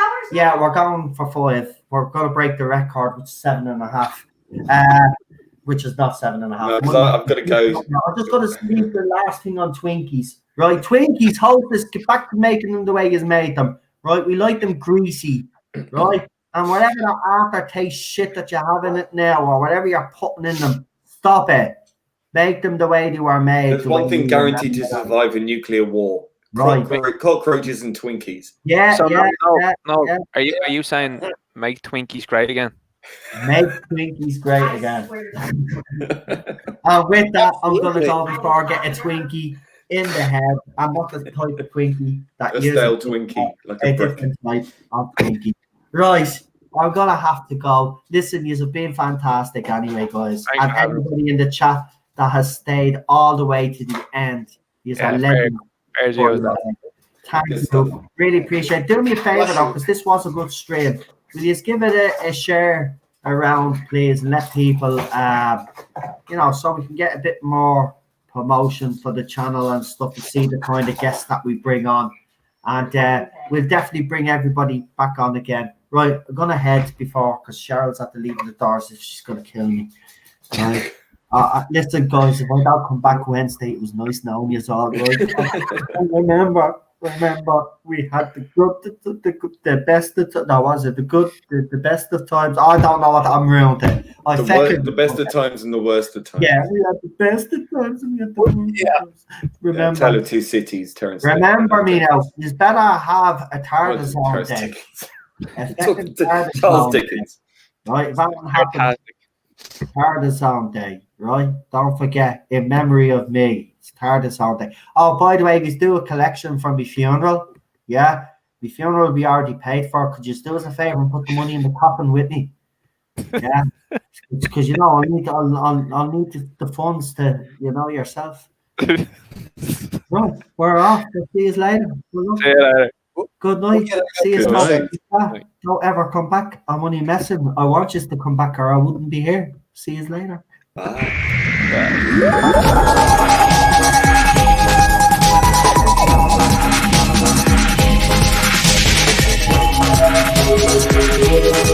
Thank you.